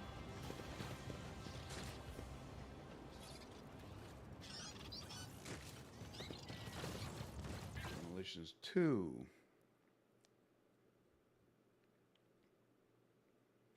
Oh, this. Bitter taste of defeat. I was taking on my melter charge. Ruinous favor prevails.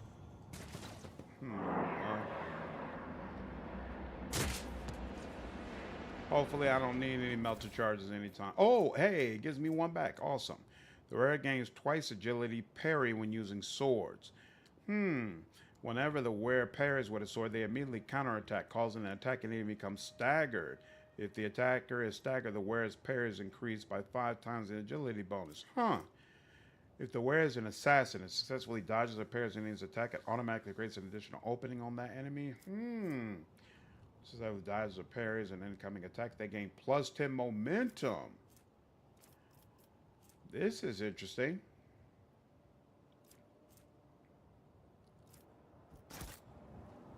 Very, very interesting stuff.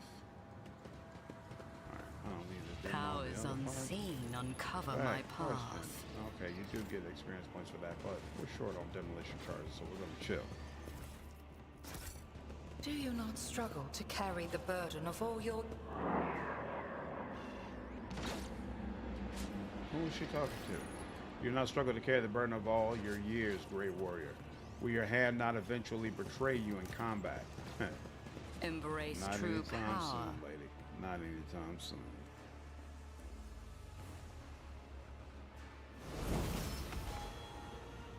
Oh, is this another one of the tears?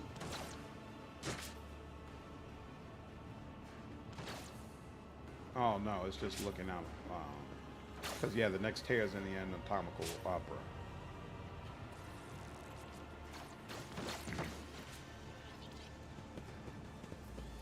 All right, let's do a quick save here. 40% athletics. Experience. Nothing matters more. Hey, look at that. Ooh, 0%, 0%. All right. So even though it's here, we're going to have to wait to use it. All right. My feet. Next up is and yeah. Still only 3 party members here for us, huh? Okay. Well, first let's go ahead and level up. So agility, I think perception is what we do, and then awareness. So Marazhai, right? Marazhai is what we're working on. Yeah, sure. That's that. Then you. What's your deal? Lord Xenos. What's your secondary? Awareness looks like. And then you, 1 rank also. Definitely strength. And then you've got athletics. So, oh, you were also working on Marazhai now I think about it. Fine. And then if we look at inventory, what are you holding? Hey, I'll give you a two-handed weapon. Why not?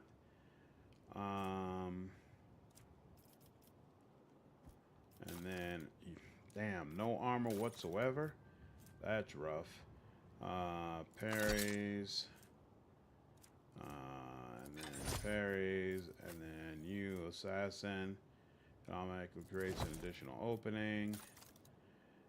And then, yeah, we should definitely have some grenades. She can have 1 grenade. She can have 1 of these stems. He can have a couple grenades. He can also, you know what? He can also take this and a stem. And then you also. I don't think any of us have Grenadier, even though it'd be really, really useful. I don't think any of us have Grenadier. Let me check real quick. I know for a fact you don't have it. But do you have it? Probably not. Yeah, because you're so far back, I wouldn't want to specialize that for you. But I might have gotten it from him. There we go. Okay, so Abelard has it. So yeah, definitely want you to have grenades. And in fact,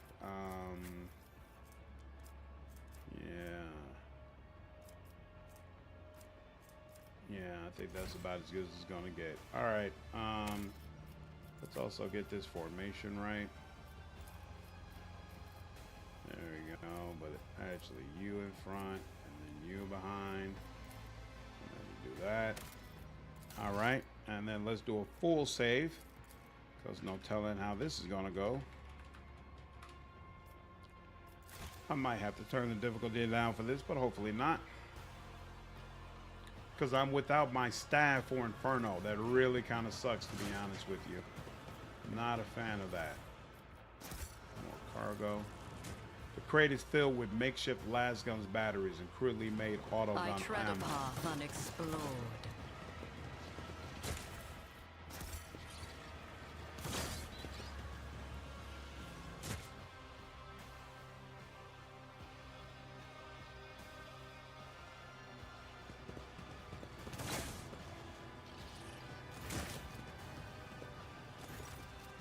The stately man in a commissary's coat and tall service cap greets you with the sign of the Aquila and a solemn announcement. Another loyal servant of the throne has found a way to us through these confounded catacombs. Fear not, approach. If you have faith in the Emperor, then you will find only allies here. Greetings. Are you the commissar? He answers with dignity. Yes, I have the honor of serving the God Emperor as the bearing of that honorable station. Who are you? The man replies with clip precision. Commissar Ielko Sutney, but my brothers and sisters in arms prefer to call me simply the Commissar. I was assigned to a regiment of the Vicentian Zouaves, and I fought in the battle for the world of Kemal Secundus, where I was wounded and taken prisoner while unconscious. Having recovered from my wounds, I carry on fighting the wicked Xenos as the head of the local resistance cell, which I founded. The Commissar's speech is vehement and decisive. My valorous comrades and I sabotage the enemy's activities while we devise our plan of escape. The streets of Kamara are like a maze of spider webs into which the Dark Ones lure unfortunate souls. Each thread that leads to freedom turns out to be another cruel deception in the end. Founded a resistance cell, did you? I wonder why you have not been killed yet. Most suspicious. They've tried. Oh, wow, they've tried. But every time the Emperor protected his servant. The Commissar smiles fearlessly. Look at the Commissar. One might think that the archetypical commissars from Imperial Guard propaganda posters are all life drawings of this man. He has a large and powerful jaw. His eyes are hard and fearless, and the small scar over his brow adds a certain rugged charm to his features. His coat, though worn, has been diligently cleaned and mended, and the skull on his tall cap has been polished to a shine. What does your resistance do? The Commissar observes his humble army and says with enthusiasm, our first ongoing objective is to keep bolstering our ranks by seeking out prisoners who haven't yet lost faith and willingness to oppose our nefarious jailers. Our second priority is to arm ourselves and train. I teach my soldiers the basics of guard tactics in order to mold them into a fully fledged assault unit. Most importantly, we gather information and plot our escape. And the day when we pave the road to freedom with the corpses of detestable Xenos is nigh. The Commissar's rallying shout makes his people square their shoulders, proudly straighten their backs, and respond with a fierce war cry. What were the circumstances of your capture? We engaged the enemy on the world of Kamal Secundus in the Marcane marches of the Calixis sector. The loathsome foes of humanity were known to launch raids in the area, so we received orders to defend the good subjects of the Imperium. When the profaners descended upon us, we gave them no quarter. The enemy was routed, and my unit drove them back to their ships. Our counterattack drove a wedge into their advancing horde and thwarted the invasion, but it also meant that we were cut off on both flanks and surrounded. We fought valiantly for several hours to stop the enemy ranks from reforming for a new onslaught until we depleted our munitions reserves. By that time, our superior officers had already fallen, so I led my people in a bayonet charge. We taught the Xenos a lesson in blood, and then I have no memory of how the battle ended. I came to consciousness in this foul place, disarmed and on the verge of death. I thought I'd die, but it was not yet time for the Emperor to release me from his service.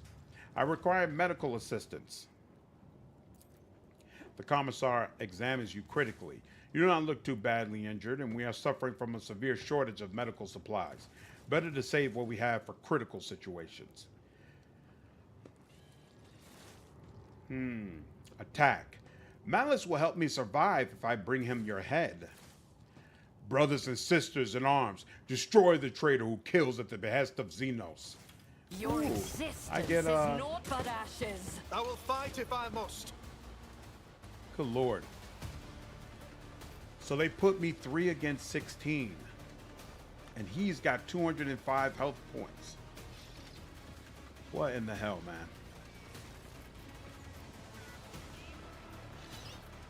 And I don't even go first. Not by a long shot.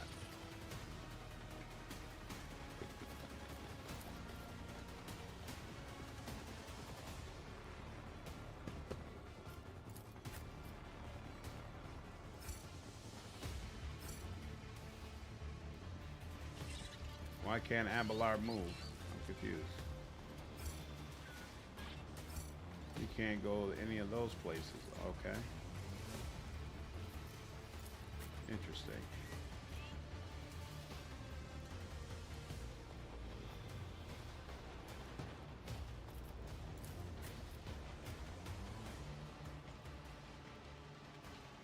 She shouldn't be closer to him than Abelard is.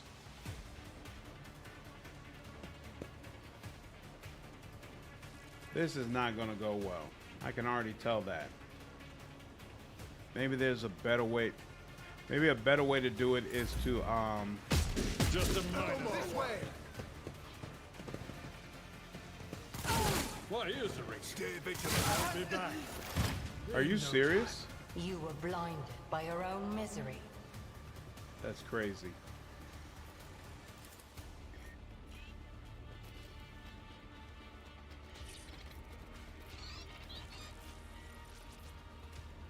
Yep, I can already tell this is going to be annoying.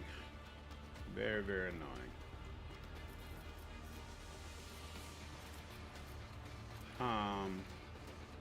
Sorry, that suffers a 30% penalty.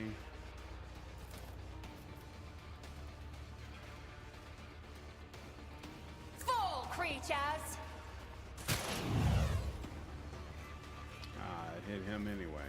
Great. They're saying I can't even get to him. This should be enough to destroy you. I am right not here. your Xenos pet, mortal. No, that wasn't enough. That's very interesting. Alright. If I Whatever. must. Let's do this properly. That.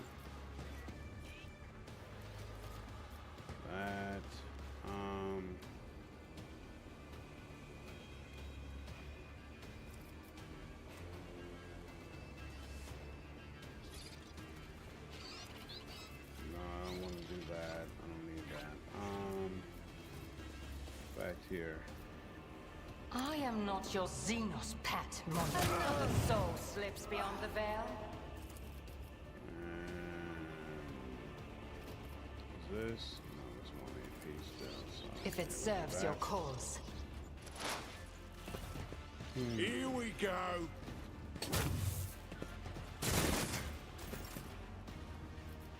Wow.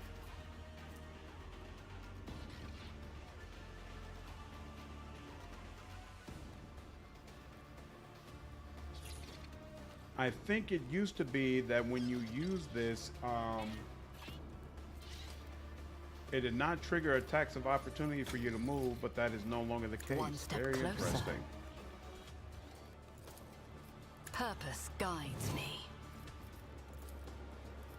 I need no guidance. All right. He's automatically going to get a hit against me, and I do terrible damage. This is not doable.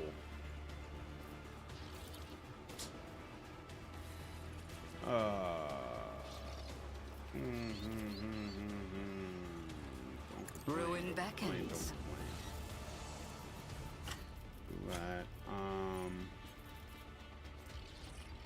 Purpose guides that. me. One step closer. I'm serious. I will triumph.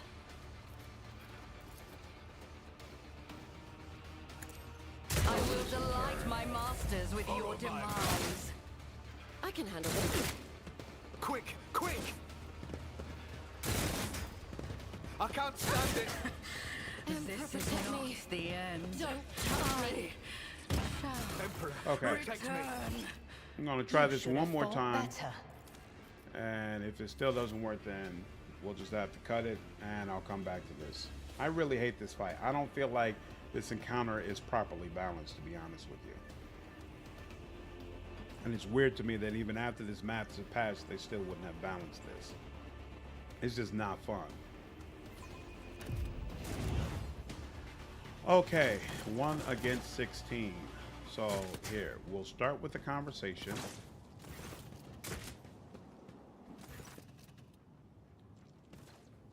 Greetings. Look at you. Who are you? This is a... Actually, this time we'll say this is a farce. Your car will slide you like flies the moment you cause the slightest inconvenience. Better to die for the Emperor than live for oneself alone. There's not a single hint of doubt or fear in his voice. What do your resistance do? What is circumstance of your capture? I require medical assistance. All right, I have other business to attend to. Okay? Now... My aspirations transcend humanity. That's as far back as you can go. All right, so here, maybe I'll put you here, Speak, Elantak. and then Yrilet back here, Look no further. and then Abelard still here. The real problem is he has no armor. It's so goofy. And none of us do, to be honest with you. All right, fine.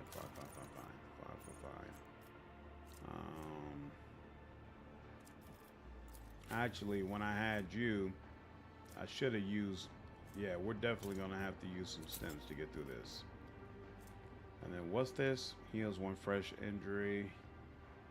Yeah, he might need to use that. But no, you've got Grenadier, so I want you to keep with that. So yeah, let's do that.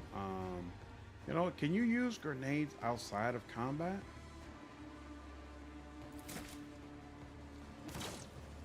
Doesn't seem like it. At your beck and call. Oh, you can. But it has no... You can, but it has no effect. Isn't that interesting? Isn't there a chest with equipment in the malice area? Yeah, I clicked on that already. I got that equipment.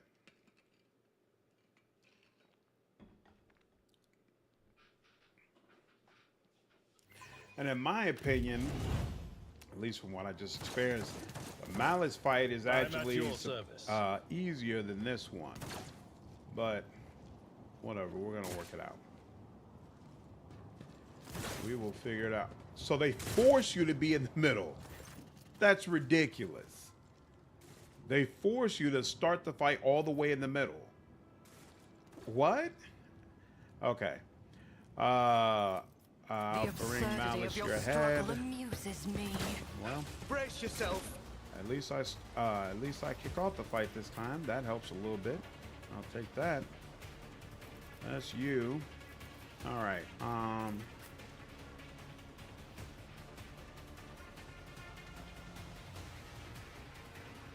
we'll do this. And see, the problem is I don't have Inferno. I don't have something that will allow me to attack multiple enemies at one time like that. All right. Okay.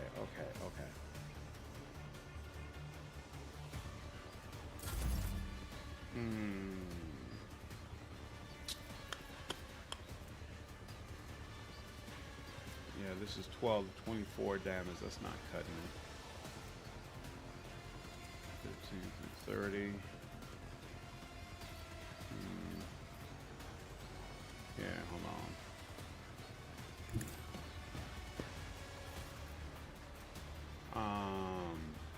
We'll have his rate of fire doubled. I need no guidance. Why is it that I click on this to double the rate of fire, but this still... Yes, pistol burst. Maybe it's just not properly showing me the increase of fire. All right, let's see how this goes. Right, because my ballistic skill is terrible, guides so me. this is not going to help.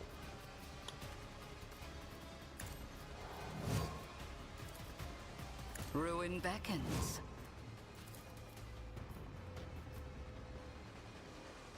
I will triumph. And even what's supposed to be One helping step is not. closer. There we go. There's a little bit of that. And that's it. All I right. approach the designated position. Do that. This tedium is beneath me.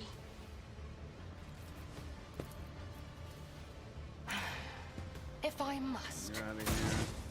Are you serious?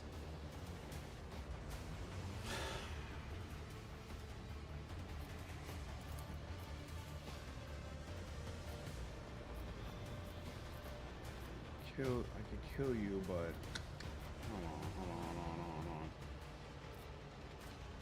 This is gonna do anywhere from 20 to 40.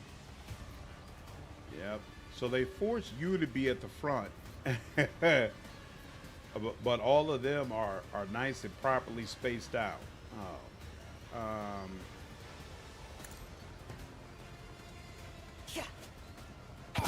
You moving? No more. Okay.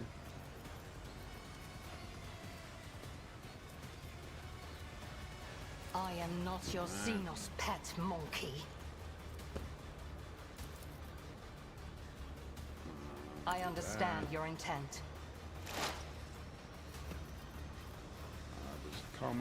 Commissar, yeah, the commissar is gonna. Oh my God, I forgot that it's not gonna allow me to do that. I'll do what it takes. Well, My faith strengthens me. about to say at least, okay, well, at least Avalar's still alive. That's definitely something. Take The that. healing is much appreciated.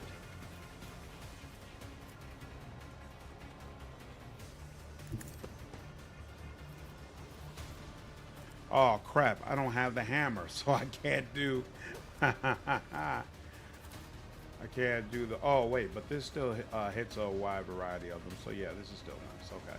I will do like you. I took care of this one. Excellent.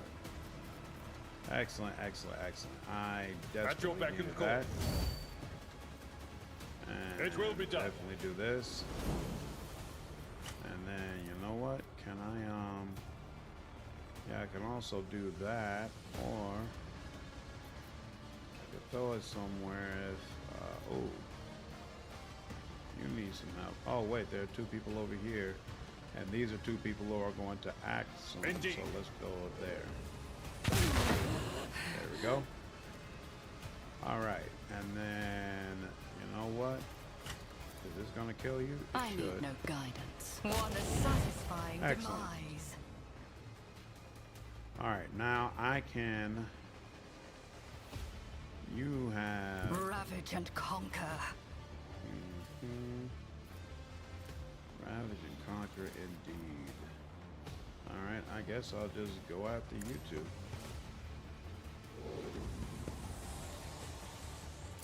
All right, and back to you, and nothing more he could do. Quick, else. quick! This Break is that what it barrel! is. Ooh, I like that in you. Avalard, I'm a fan of that. All right, Avalard, I'm a very big fan of that. I'm not a big fan of this guy standing right next to me. I have no good way to push him back. Could try to move back to,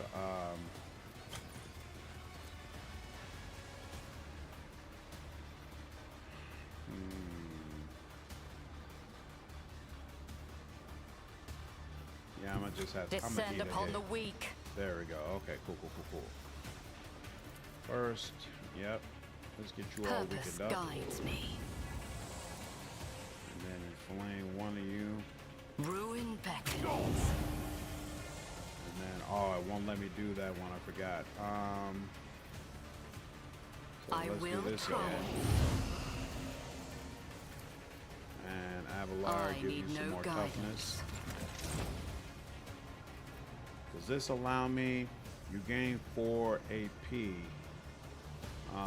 but you can't do another attack automatically, so only does so much for me. We'll have to leave it here. That's a bad spot to leave it. Yeah, that's a bad spot to leave it, but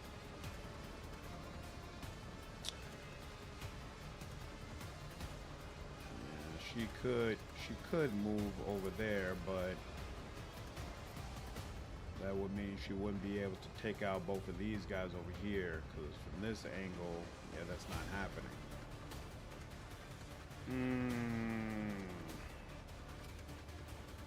Unfortunate. Well, I guess she could go over here, though. And then she still have that angle. Even though she wouldn't have the... Yeah. Even though she wouldn't have the... I am not your increase Xenos from pet distance. monkey. Tested a little bit yesterday. I'm glad that my mage Cassia is still doing damage. What's going on, Snorser? Yeah, Cassia is still a beast. No question about it. No question about it.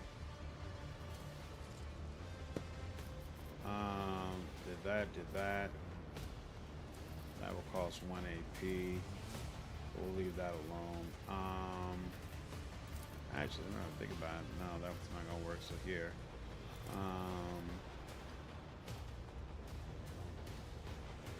No, that's most likely not gonna kill you. So here, let's do that. If it serves your cause. A little bit more chance that, there we go. A little bit more chance that it will destroy you. There we go. Now we have this. The 30% penalty to dodge and armor. Probably makes the most sense to use that on you, right? Wait, why can't I use that on you? That is beneath me. No line of sight to you. Interesting. If I wait, he might be about to obliterate Abelard anyway. So, you know, I'm My just gonna go heart ahead and use it sings on with you. the thrill of battle. There we go. And then does This this take you tedium out? It is beneath does. me. Good, at least. There we go. And then, if Commander Heightslander lives, she'll probably figure out how to deal with you. So instead, she should go for somebody else. 37, 37, 37. You're 70. Yeah, sure. I'll attack you. Oh wow! Oh, he moved. Pain and duty go hand in Okay, hand. so Abelard's gonna make it. I appreciate that.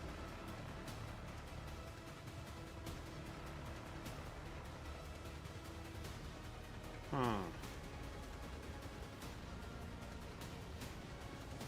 You got 57. You know what? I can go ahead and go here to keep you here. Hold on. First. What? Why can't I here? First, I I've can seen come worse here. battles than this in my time.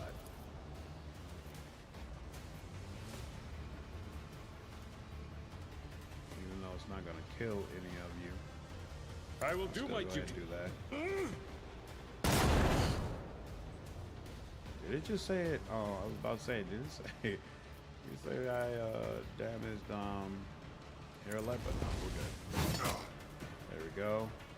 And then Victory do is this. imminent. All right, if he tries to leave, he's going to take an attack of opportunity. He doesn't. Instead, yes. Excellent, excellent, excellent, excellent, excellent, Emperor, excellent, protect excellent, me. excellent. Don't touch me.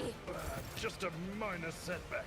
Okay, you still cannot get, do not have enough movement to get into Sow the cover. seeds so we'll of just have to work with it as is. But we got other things we can do. None of you are burning, huh? So unfortunate. Oh, you know what? Here, so we'll do A this, blood-soaked tribute. and then this, and then this. Of course, once we can finally. Oh, wait, here we go. Yeah, let's do that. And let's see, we'll do, actually here, we'll do this. Purpose guides me. What a satisfying demise. Excellent, excellent. And, do this. I will triumph. 1, 2, 3, where's the fourth guy? One guy, two guy, three guy. There's a fourth guy somewhere. And I'm not seeing her for some reason.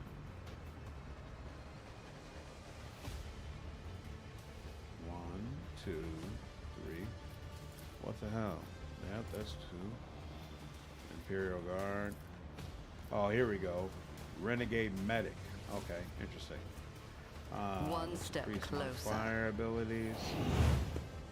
And that's it for that. Okay, now it's I Yrilet. deal death with Oh, my and hands. she automatically attacked him. Very nice. Very, very nice. Okay, Commissar is going to go and the Renegade Medic. Let's go after the Renegade Medic. Let's add a little bit onto you. And you've already got an opening towards me. So, 95%. Is it? Oh, wait. I Let's add understand that your as intent. well. And let's do that. And that If helps I a little bit. must. There we go. And then let's go ahead and do this. I am not your Xenos pet, Mon. Fortune favors the swift. 30. Excellent, excellent. Nothing else. Oh, I should have activated another one of these now that I think about it. But here, we'll do This this. tedium is beneath me. Actually, no. That's a waste of time. We'll have High Slander can deal with her, so you will deal with this one. I understand your intent. All right. Excellent. Another soul slips beyond the he'll veil. automatically go down. That's helpful as well. All right. These Tried two and are all tested that's tactics left. are the best ones. All right. You. Yep. At your beck and call. Excellent. And then we'll go ahead and attack both of you. It will be done. Reduced to dust. There we go. And then we'll go ahead and At your put some beck and endure call. on ourselves. And then he'll For use his Von heroic act. Valencius. And Victory is imminent. make the magic happen. I will do my duty. Let's It will be make done. it happen, Captain. An exemplary strike. Oh, that dodging. Indeed. All right. Did the best we could. Would have been nice if it was a little bit better, but whatever. You already, you've already been weakened in that way. So let's go ahead and set you on fire. That's excellent. Oh, and we'll do it again. No problem. Actually, no, we'll do this first. Guides me. Increase my damage and do more damage to him, and then we'll do I will more triumph. of this.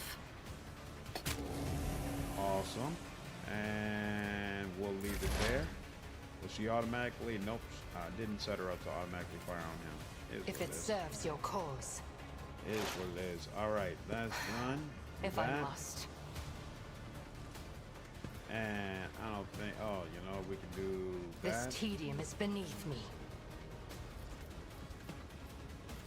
And then 100%. And this should take him out. I hear you moving. No more. All right. Kind of brutal, but we did make it happen. I do not like that fight. I mean, it is fulfilling once you do it, but yeesh. Plus 10 fellowship also grants fellowship bonus critical hit chance both to the wearer and their allies. That's a big deal.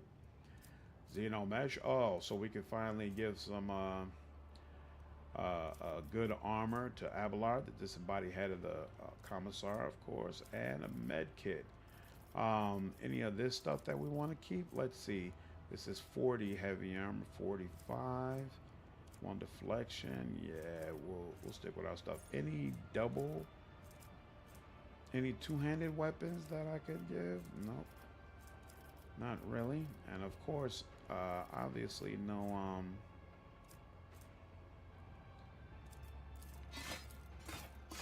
whatchamacallit, Psyker staffs.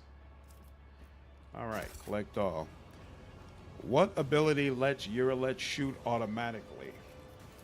The Yrilet songs of my automatically ancestors comes speak within of my stars sights. It's a long unique forgotten ability just and for her. worlds So long you don't get gone. access to it. And basically when you shame use that you it, lack it the automatically capacity to ends her understand turn, even a but then the single next turn note. she'll do an automatic shot against whatever character you selected. So it's basically great, especially towards the beginning of battles when you know, like, all right, none of my party members are going to be able to deal with a particular character. You can just set her up to deal with it the next time she has a turn. Very, very useful. And she gets unique talents that increase its effectiveness. So I think I've already taken all of them. Right, so she has prescient sight, which increases the dodge reduction of that skill by her ballistic skill percentage, and then penetrating sight allows her to gain additional armor penetration equal to a percentage amount that's equal to her perception. And then there's another one that allows her to use it for only one action point. So at first it would be 2 action points. So yeah, definitely worth investing in. The crate is filled with makeshift las gun batteries and crudely made auto gun ammo. Yep, no problem. Embrace true power. No problems, Norison. All right, let me look at this real quick. I probably would prefer using the trophy las gun, so we'll just do that. Nothing else here matters really. Can he use this? No, he can't. So we'll get rid of this. Add to cargo. Serrated mom knife. Not really. He has. Oh, he already has a two-handed. So I guess we could put this in there for use later on. We'll put this there. You. Oh wait, no. You can use medium armor. So yeah, we'll do that. You cannot use this, unfortunately, but it is what it is. And Jay is the one who will make use of that. Abelard, you'll take this. You'll also take a grenade. You definitely want to have that. And that's all she wrote. Okay. And let's go ahead and do a full save. And see what Malice has to say. He should be nice and happy. I'll collect all.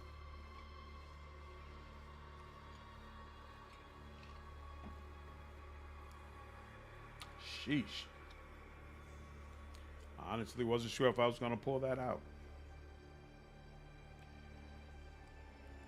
Did you start on your own, or did you have to rescue each and every one of your party? You start this act on your own. And so you have to find all your party members one by one. And there was some winged freaky guy. The world trembles beneath my feet. Cool. Lord Xenos. A trivial task. The victim was killed by a series of precise cuts in vulnerable spots. The throat, the eyes, and the tendons. The killer must have been aiming to swing the outcome of the fight with the first few blows. Beggar. All right. I tread a path unexplored. Wait. Yeah, that's the one we just looked at, and that's Mango Sector. That would take me all the way to the other side.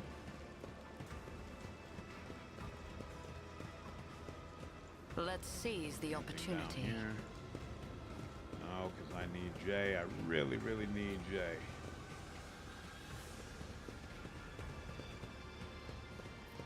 Let's just go at 50%, but no, we're gonna chill. Intriguing.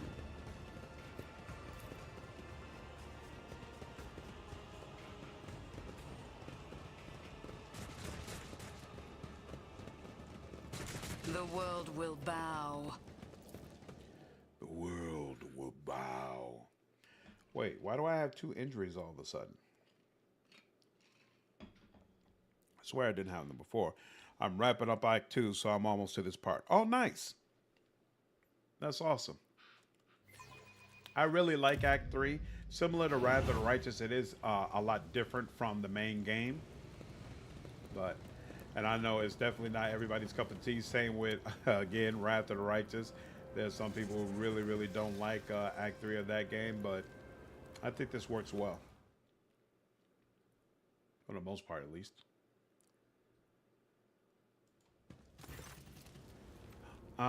Present the commissar's head.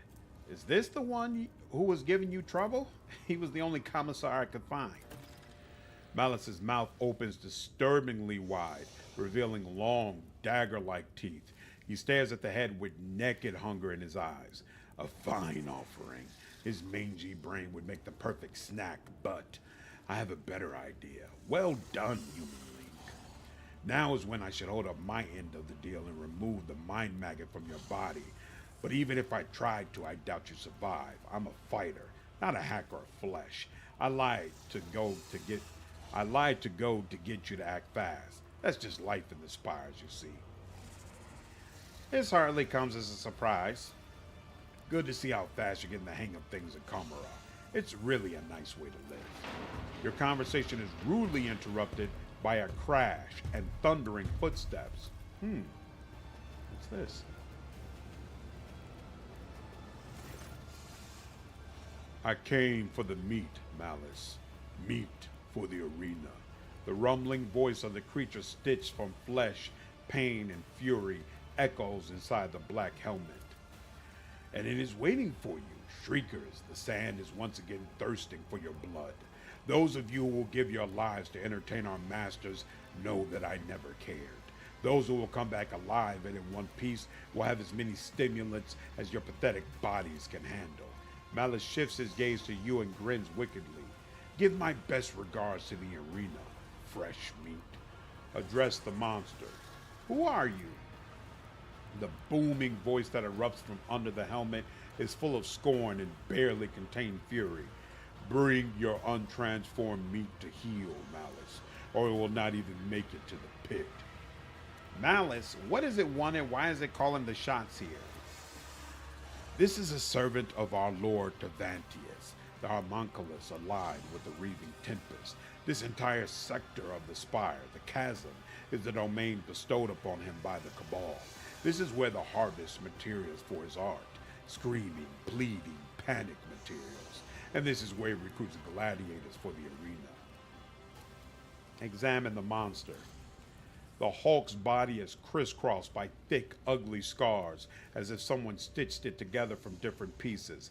Its huge muscles are disproportionately swollen and riddled with peculiar wire-like augmentics running under the skin.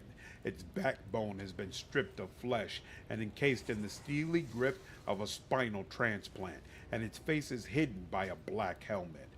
What does this have to do with me? Malice looks visibly pleased when he says, "Now you are a shrieker, meat."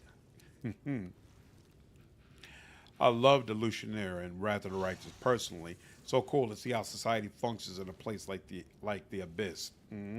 Act 3 of Wrath of the Righteous was the assault bit and getting the sword. I liked it. Oh, I was referring to the Abyss, Norris. So you're right. That's in Act 4. I even didn't mind the camera gimmick. Yeah, see, yeah, exactly, Hensler. That's what I meant. But yeah, I enjoyed all of it. I liked the camera gimmick. I liked that it was a different place. You got to get acclimated in a completely different culture. I really enjoyed it. And it even gave you a break from Crusade Management, which personally I liked as well. I don't even mind that when you come back in Act 5, a lot of the stuff you have done has been blown up. Because frankly, if your foundation is correct, it's very easy to get right back to where you were and even better. Move it. The masters wish to drink of your suffering. We didn't agree to this, Malice. Malice shrugs indifferently. You don't say. Does that make me a scoundrel then? A liar? I stand in awe of your perceptiveness. Let's see what happens. Reach for your weapon.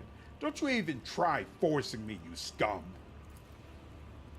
The Marshal snarls in frustration and points the muzzle of a device sticking straight out of the folds of his grayish flesh at your forehead.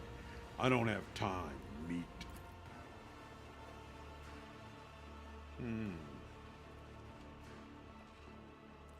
Out the frying pan into the fire. Only problem is it's confusing on your first run. Very confusing. So, first time I was like, what in the hell is going on? But by my second run, it was all good. And third and fourth run, I really came to appreciate it. This banality of violence is dull. I crave subtlety.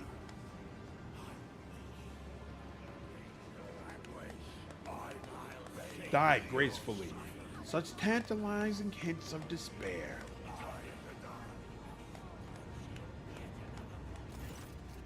Consciousness returns to you in a flash of light. This has happened to you too often lately. Oh, it's the maggot that lets him do that. Eviscerate you, so try to survive until the end of the fight, meat. No one expects more from you. The hollow voice belongs to the giant that so guilefully neutralized you with gas. But should you kill something after all, do it painfully. Unless the master's craving for death agony is sated, they will release me into the arena, and you will regret that. Got that?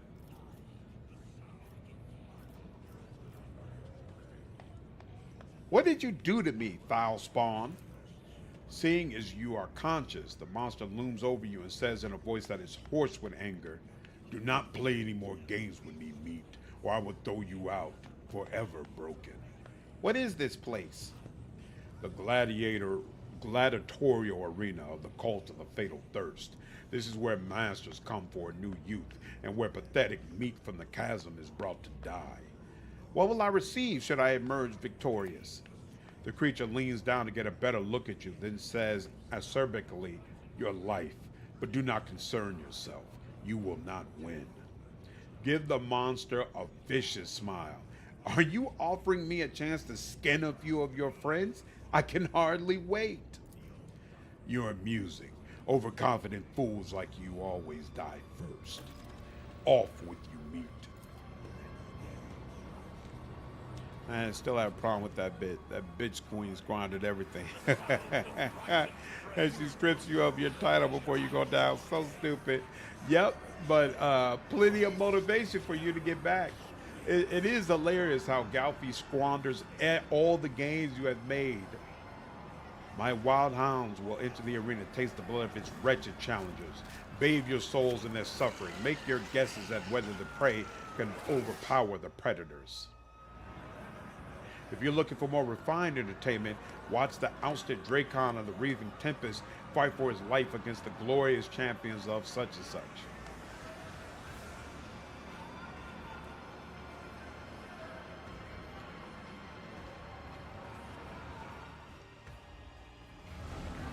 Your soul is so hardened that only the triumph of violence can soften its scars.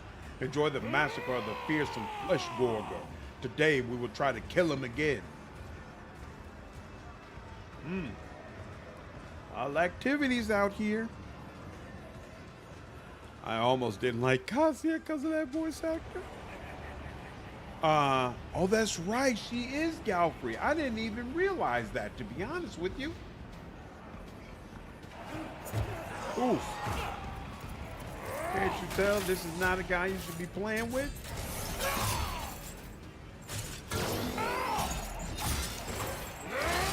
Oof. Just oof. Just a whole lot of oof.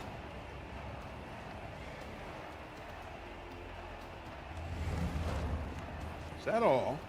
Will you just give me your pet gestures? Don't be offended if I break your playthings, K. Karas.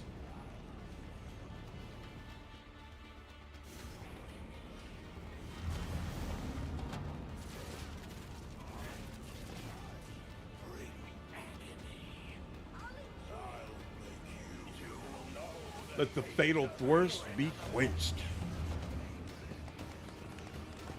Here we go. That's right, there's still only 3 of us. Good lord. The Emperor is with us. Everything around you looks like a decoration in a sham. Horror constricts your chest. Come on. The sounds join in a terrible loop of self-repetition, mixing with a grounding sound, becoming high and sharp, like the teeth of a chainsaw and tearing at your eardrums. All right. Abelard can go up here. She can chill back here. She can chill back here, I think. Oh yeah, they're going first anyway.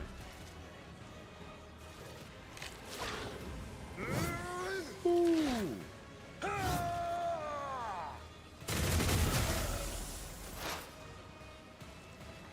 All right. Got that. And is that? I don't think that opening is facing her. Oh no, it is considered to be facing her. Oh well. That was a waste, but it's okay.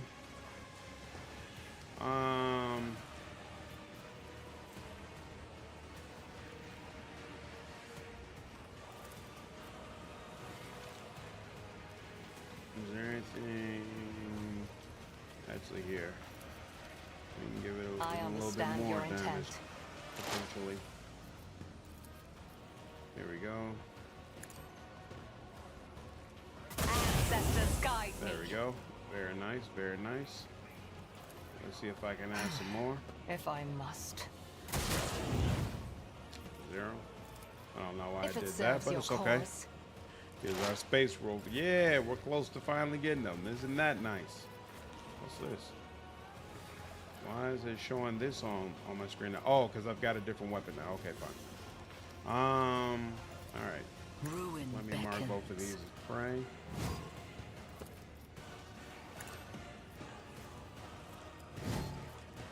And let me mark both of you as enfeebled. then I will mark you with fire.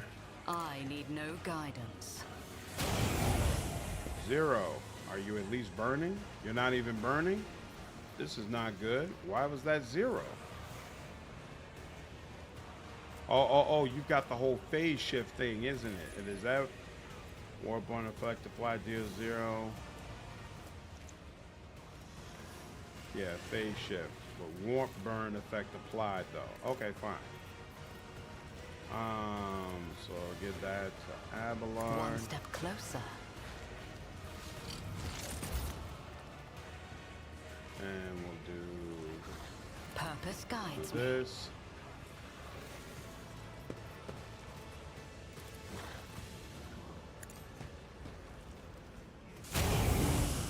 Very nice. And we'll also do this. There we go. And that's all she wrote. Scared yet? Let's make it quick. Let's get I'm here, maggot. out of my way. All right. So he can hit both of them, and sure, why wouldn't It will he? be done. And both of them dodged. At your Isn't that beck and nice? That and defensive Victory is stance. imminent. So nice that it's 1 AP now. I love Volfar as a character as much as I hate his build. I don't start drinking and singing with him. Yeah, his build is kind of brutal, but It will be absolutely agree. Volfar is great to have on your team. Let's get to it. Why did you run in and then run out? What was that about? Good lord. Good lord. Good lord. Good lord. Time to slaughter someone. Oof. 0. Come on, man. That was just very, very unfortunate. I am All right. not your Xenos pet That- monkey. Towards me. If it serves your cause. That. What's this? 91. Yeah, still need more. I understand your intent.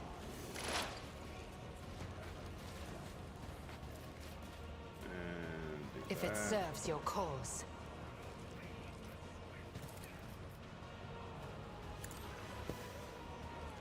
I deal death with my go. hands. Excellent. Oh, hey, look at that.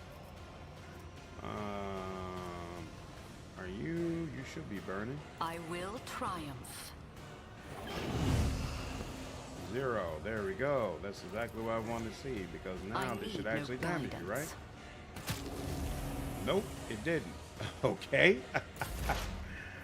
Ah, man, I don't know how that works, but we'll just move forward No weakness is hidden from my sight.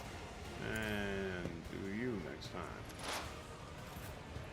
All right, now we're back again. Let's try it again.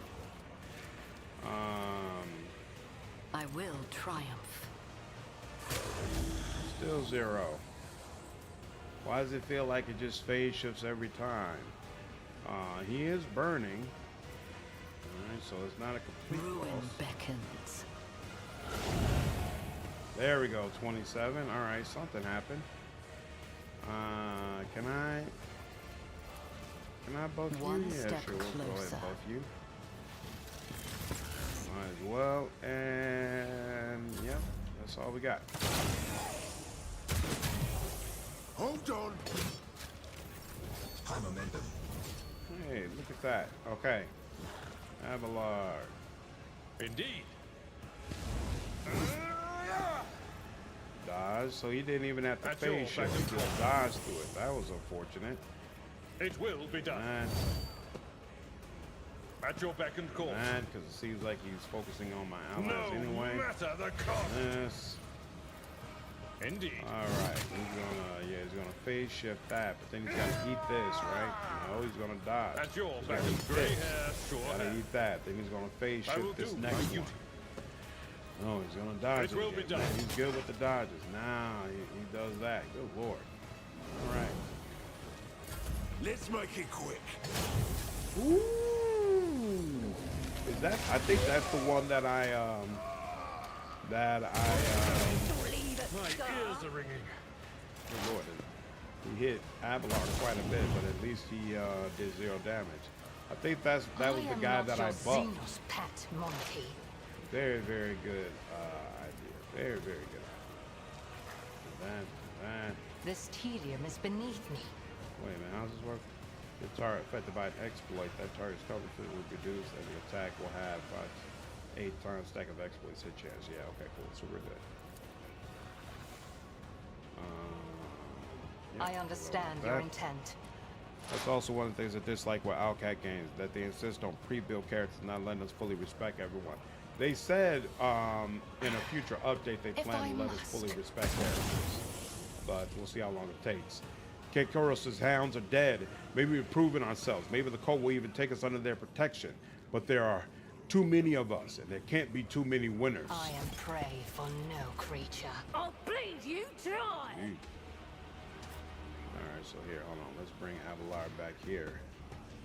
Because I don't want... Oh, you know what? Here. Can we...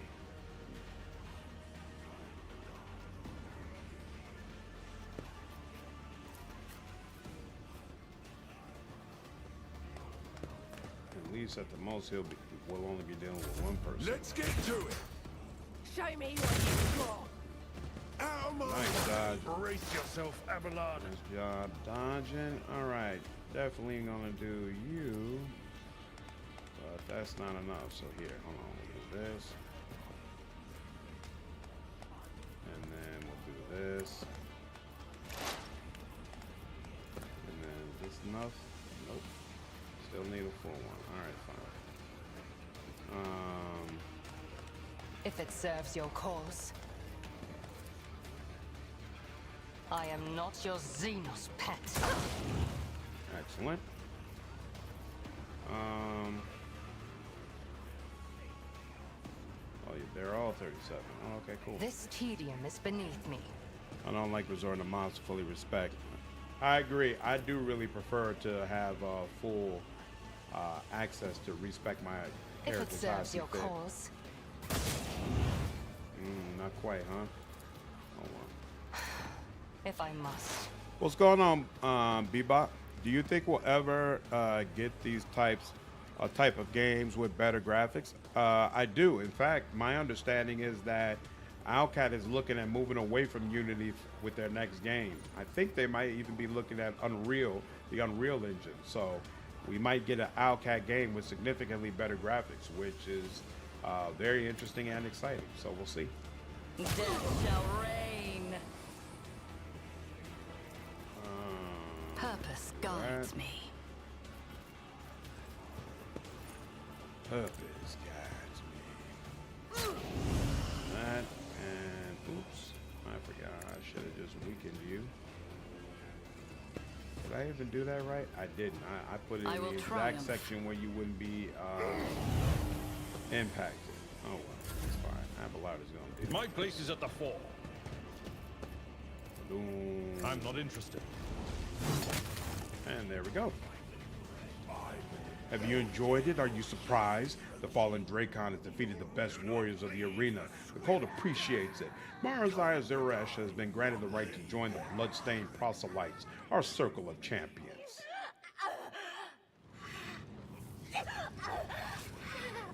Uh-oh. Can you expect to see a Monkey Conjurer survive the vicious hunt? Do you savor the sight of the flesh gorger devouring his mangled enemies? Is your fatal thirst quenched?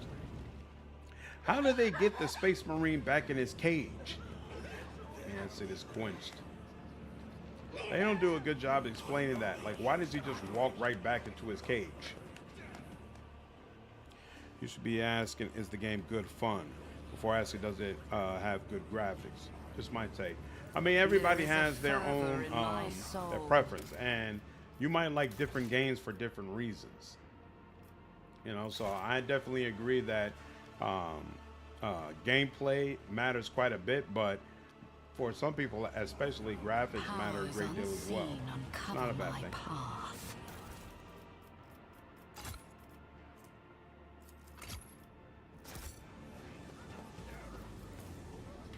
You are unable to discern the bottom of the abyss out of which Comora's spires rise. A small mercy for your sanity. Like, honestly, that was a big criticism Embrace I true had about the power. marketing that I saw for Starfield. So many people are like, oh man, you know, it's going to be so much fun. It's going to be, you know, like a Bethesda game. And I said, yeah, but this looks terrible. It looks like a game that came, you know, from the early in the previous generation. And I didn't feel like people should just gloss over that. You know, so even if the gameplay turned out to be good, which from my understanding that didn't happen either, but still, even if it had, I would have been like, but it looks so terrible, you know. I feel like it says something about their willingness to upgrade and develop their games and reward their customers that it doesn't look better. As far as biding his time because he knows he can't take on the whole city at once. It's still weird that a space marine would allow himself to just be willingly put back into the cage though, you know? The prisoner appears dead until you notice his eyes, which are filled with pain and following your every move. I'm begging you, finish me. Commissar, traitor. A ship is supposed to be waiting. A ship waiting.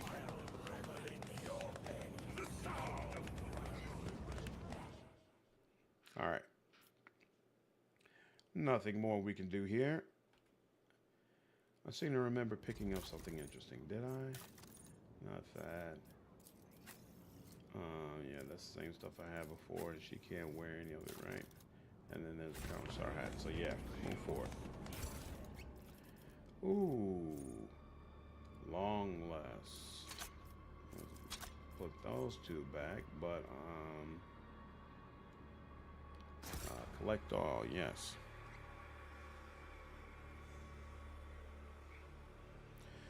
One of the reasons Baldur's Gate 3 was so successful is because it's also one of the most good-looking games of last year. That's true.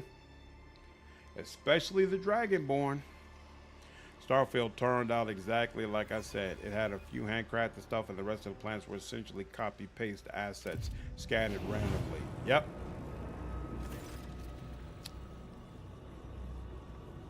Very unexciting. It would be awesome if Road Trader looked as good. I'd agree. I'd love to see a Warhammer game that looked as good as Baldur's Gate 3. I never noticed that guy foreshadowing the Commissar being a traitor. Oh yeah. Oh yeah, there are multiple hints that the Commissar isn't who he says he is.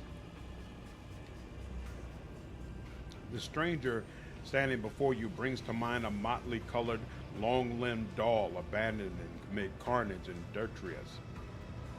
The bright colors of his sleek costume seem comical against the unremitting gloom and hostility of this place. Only the sorrowful horned mask that hides his face and the dark hooded cloak he wears pay tribute to the overwhelming air of hopelessness. Every move the Xenos makes sings with theatrical precision and a predator's grace. You cannot decide if this person is an accomplished dancer or a master assassin. A shiver runs down your spine. This is a Harlequin, the deadliest of all Aldari warriors. You have heard of small Harlequin troops taking out entire armies of enemies, whirling in their mesmerizing and terrifying dance of death. This crib of putrid flesh offends your taste. Oblivion comes now, Heinrix nocturne plays. I am that starlit strain that chills the soul, the piece that doom throngs pitches into dance. You are among them, merchant vagabond, so tread the steps I say, escape fate's grasp. Yrilet takes an involuntary step back, her face filled with fear. Arbornean, doom incarnate, of all the places in the galaxy, you show yourself here. The outcast and the merchant, what a pair, bereft of blood and hope without a path. The parent cloaks the cradle once again. A babe is doused in darkness as before, but death is near, Syrian's child. Make haste. What is this dance you are so intent on drawing me into? The steps you know already, vagabond. A knife-edge minute you must perform between oblivious foes and your own friends. So heed my sonic well, it holds the key. A melody of snarling agony, beguiling now, by rending flesh bewitched. Through sinew, bone, and grisly pageantry, it caused the blood-soaked drape to come unstitched. A haggard corpse in the hall behind, their flesh employed to serve the maestro's art. No prayer for mercy slips from throats confined. The baton sets the beat of every heart. And entrails are for him an instrument, and veins a living stave stands parallel. Yet death to him is no impediment, for corpses' tombs do carry just as well. Through spectacles of blood and gore forged past, should crave your eyes to glimpse sun's light at last. I love the iconoclast option here. You basically understand the whole thing. Super awesome. I shall endeavor to find the person of whom you speak. Then go and dance. Do not forget the key. An indigo ripple passes over the Xenos' body, and he dissipates like a bad dream. I thought some illusion had clouded my gaze when I beheld the Arbinian at the Archon's court, for he is an omen of monstrous things to come. Care to tell me who that was? My brother? My kin? Like the Drukhari, he is not one of the children of Asari. You Monkey call those like him Harlequins, for they are memory, they are oblivion. It is the Harlequin's duty to remind our kind that, despite our differing paths, we have but one enemy, she who thirsts. And among the Harlequins, there is no creature more unpredictable or perilous than the solitaire. Their entire lives are a spectacle, where the art of performance and the art of killing are intertwined. How do solitaires differ from other Harlequins? Harlequins perform the dance without end, the tragedy of our people's past. There is one role which only an Arbinian may perform, the role of the enemy, she who thirsts, the reviled Salanthresh. To delve into the mind of she who thirsts, even for a moment, is extremely perilous. Many have lost their sanity and even their life, attempting to portray our kind's greatest enemy upon the stage. Only the Arbinian are capable of such a feat, and for that reason they are respected and feared by all Aldari, from the Farseers of the Assyriani to the Archons of the Dark City. The Arbinian's role is one of terror and isolation. They walk the path of damnation, doomed after death to surrender their soul to she who thirsts, and even a spirit stone cannot guard them from this fate. And Sigorak, the laughing god, must go into battle against Salanthresh for the soul of every solitaire, for in his victory lies the Arbinian's only hope of salvation. You fear him, don't you? To the depths of my soul. If you are truly wise, Alantek, you will do the same. What was he doing at the court? That I do not know, but what is not hidden from my gaze is his interest in you, Alantek. Tread carefully. Attention from an Arbinian bodes nothing good. Many believe that even speaking to one is tantamount to a death sentence. Why did he call me the merchant vagabond? Who knows? Those like him see the world differently and see no need to explain their metaphors to others. Do you know what he wants from me? The Arbinian weave their speech from shimmering threads of hidden meaning that even I cannot fully grasp. All I can discern is that he is sending us to someone or something that can help us escape the chasm. Based on the description, the key is one of the homunculi of the Dark City. They are famed for their experiments with flesh, and the path to him lies through the arena. So, you must fight if you wish to attract his notice. Let's go. We should not linger here. Commander Highslanderer. Normally unwavering, Yrilet stops in hesitation. I promised that I would never again hide my soul behind a frozen wall of hubris and doubt, but this place has too many eyes and ears to be sharing such thoughts.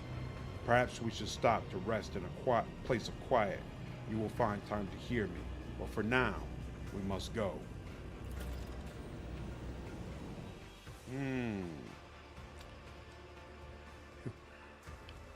Iconoclast Rogue Trader took a semester of theater. The opportunity. Let's see, that's the switch. That's that. What's on the other side? Where are we? Oh, we're in front of the whatchamacallit? The opera, right? We're close to the opera. Bow. And that's not where we need to be. Ooh. More yours, My Xenos. success was inevitable. The ease with which the flyer took the air suggests that their body must be extremely light. Even small projectiles must pose a grave danger to them midair. We've already seen that before. Come on. Powers unseen uncover my path. Ooh. That is Jay.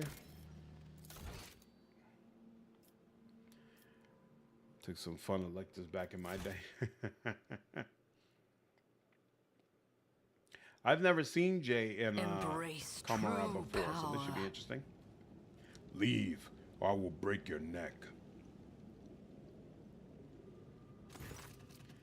The monster is looking at the frenzied Jay Hadari in cold silence. Hey, you pile of hot dung? Yeah, you dumb ashmag, I'm talking to you.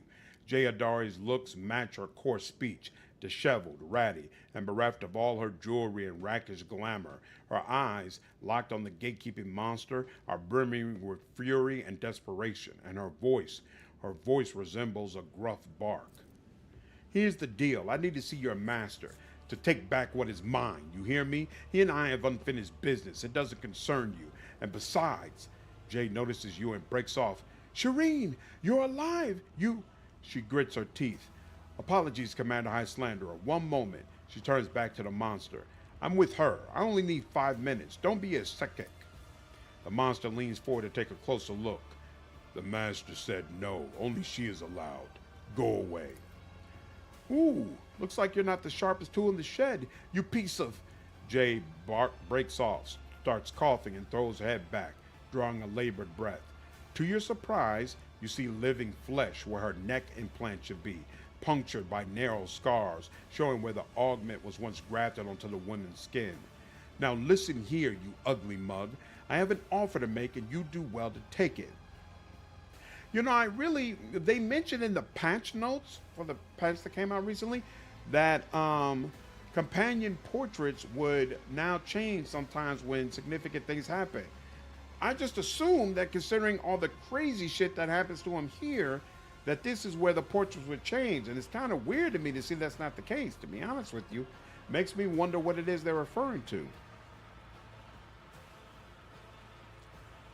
Take care, Snorson.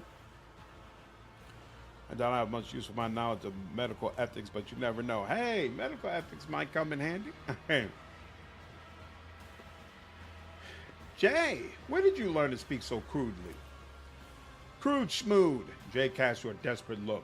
Commander High Slanderer, it's not about how I look and talk right now. I need to see the homunculus.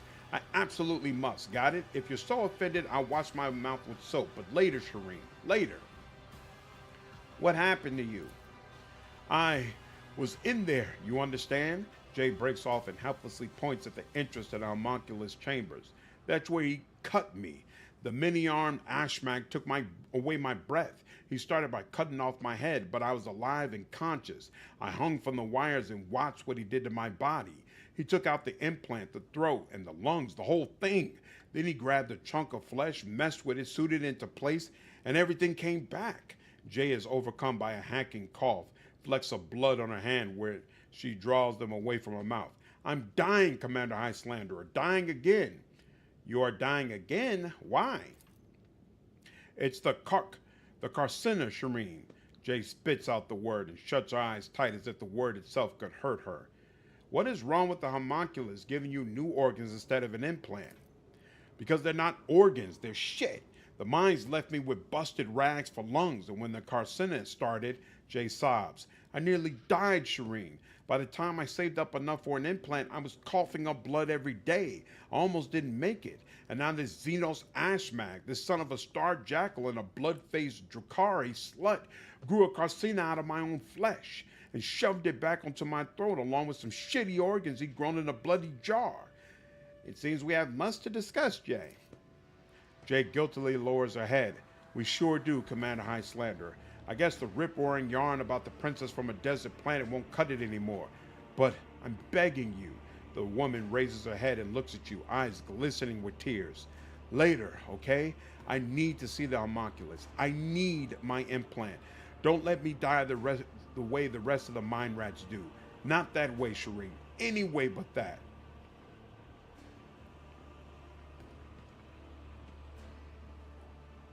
Try to talk this Malkin round, Jay. I shall observe. So, tell me what you want, you piss-brain ashmag. I can get you anything.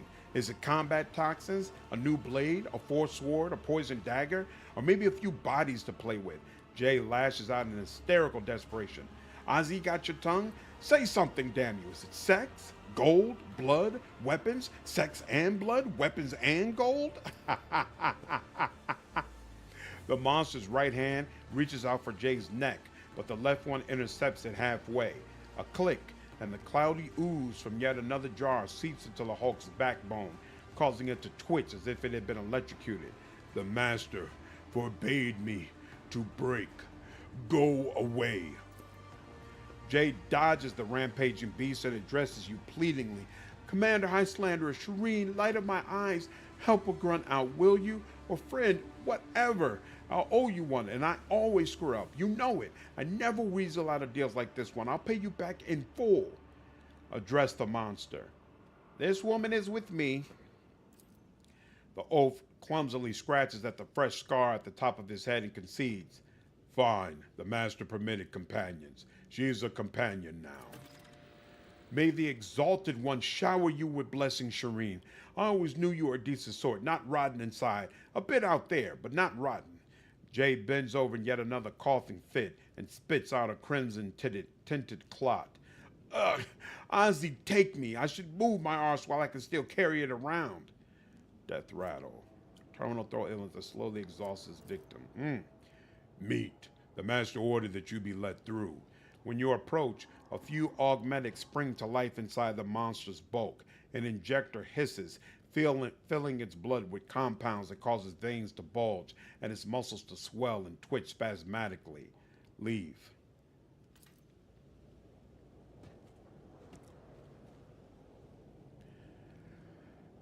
Do you have any plans to make videos on currently trending games? Sure. Do you have a particular game in mind? At some point, I do plan to circle back to Baldur's Gate 3. Nobody can throw insults like Jay. Jay is so much fun. I wonder if you give me sexy golden blood weapons. Nice. It's always fun to see creators try out Tekken 8 or Total Warhammer 3, for example. I'm not into fighting games because I don't have anybody else that I play with, and I feel like fighting games are best when you have people that you're regularly going up against and competing against. Total Warhammer 3, is that a strategy game? I also usually don't play strategy games. So, for the most part, I stick with RPGs, but it could be RPGs of different types. So obviously, this is a CRPG. I play action RPGs, tactical RPGs, things of that nature.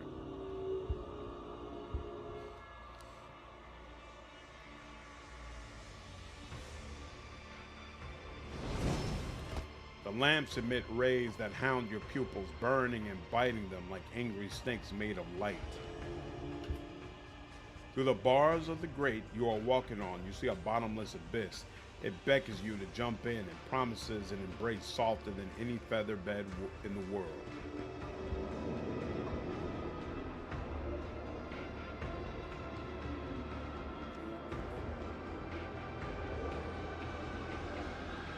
You love to take charge, don't you? The rebellious steps are trying to buck you off to make you lose your footing and break your neck. The thick curtain shoves you away. It is surprisingly strong for a lifeless piece of fabric.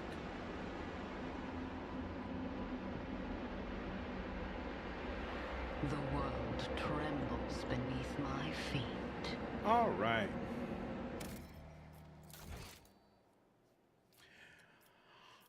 I think this is a good place to stop. It's a nice long conversation that has significant impacts. But I think we've made very, very good progress through Act 3. And hopefully, overall, it won't take us that long to get through it. But for now, I need to get some sleep. I do have to work in the morning. So I hope all of you enjoyed the stream today. And I will see you in the next one. I'll probably try to jump on tomorrow night unless I feel just way too tired, and in which case I'll definitely be on Thursday night. So either way, we'll see each other again soon. But until then, take care.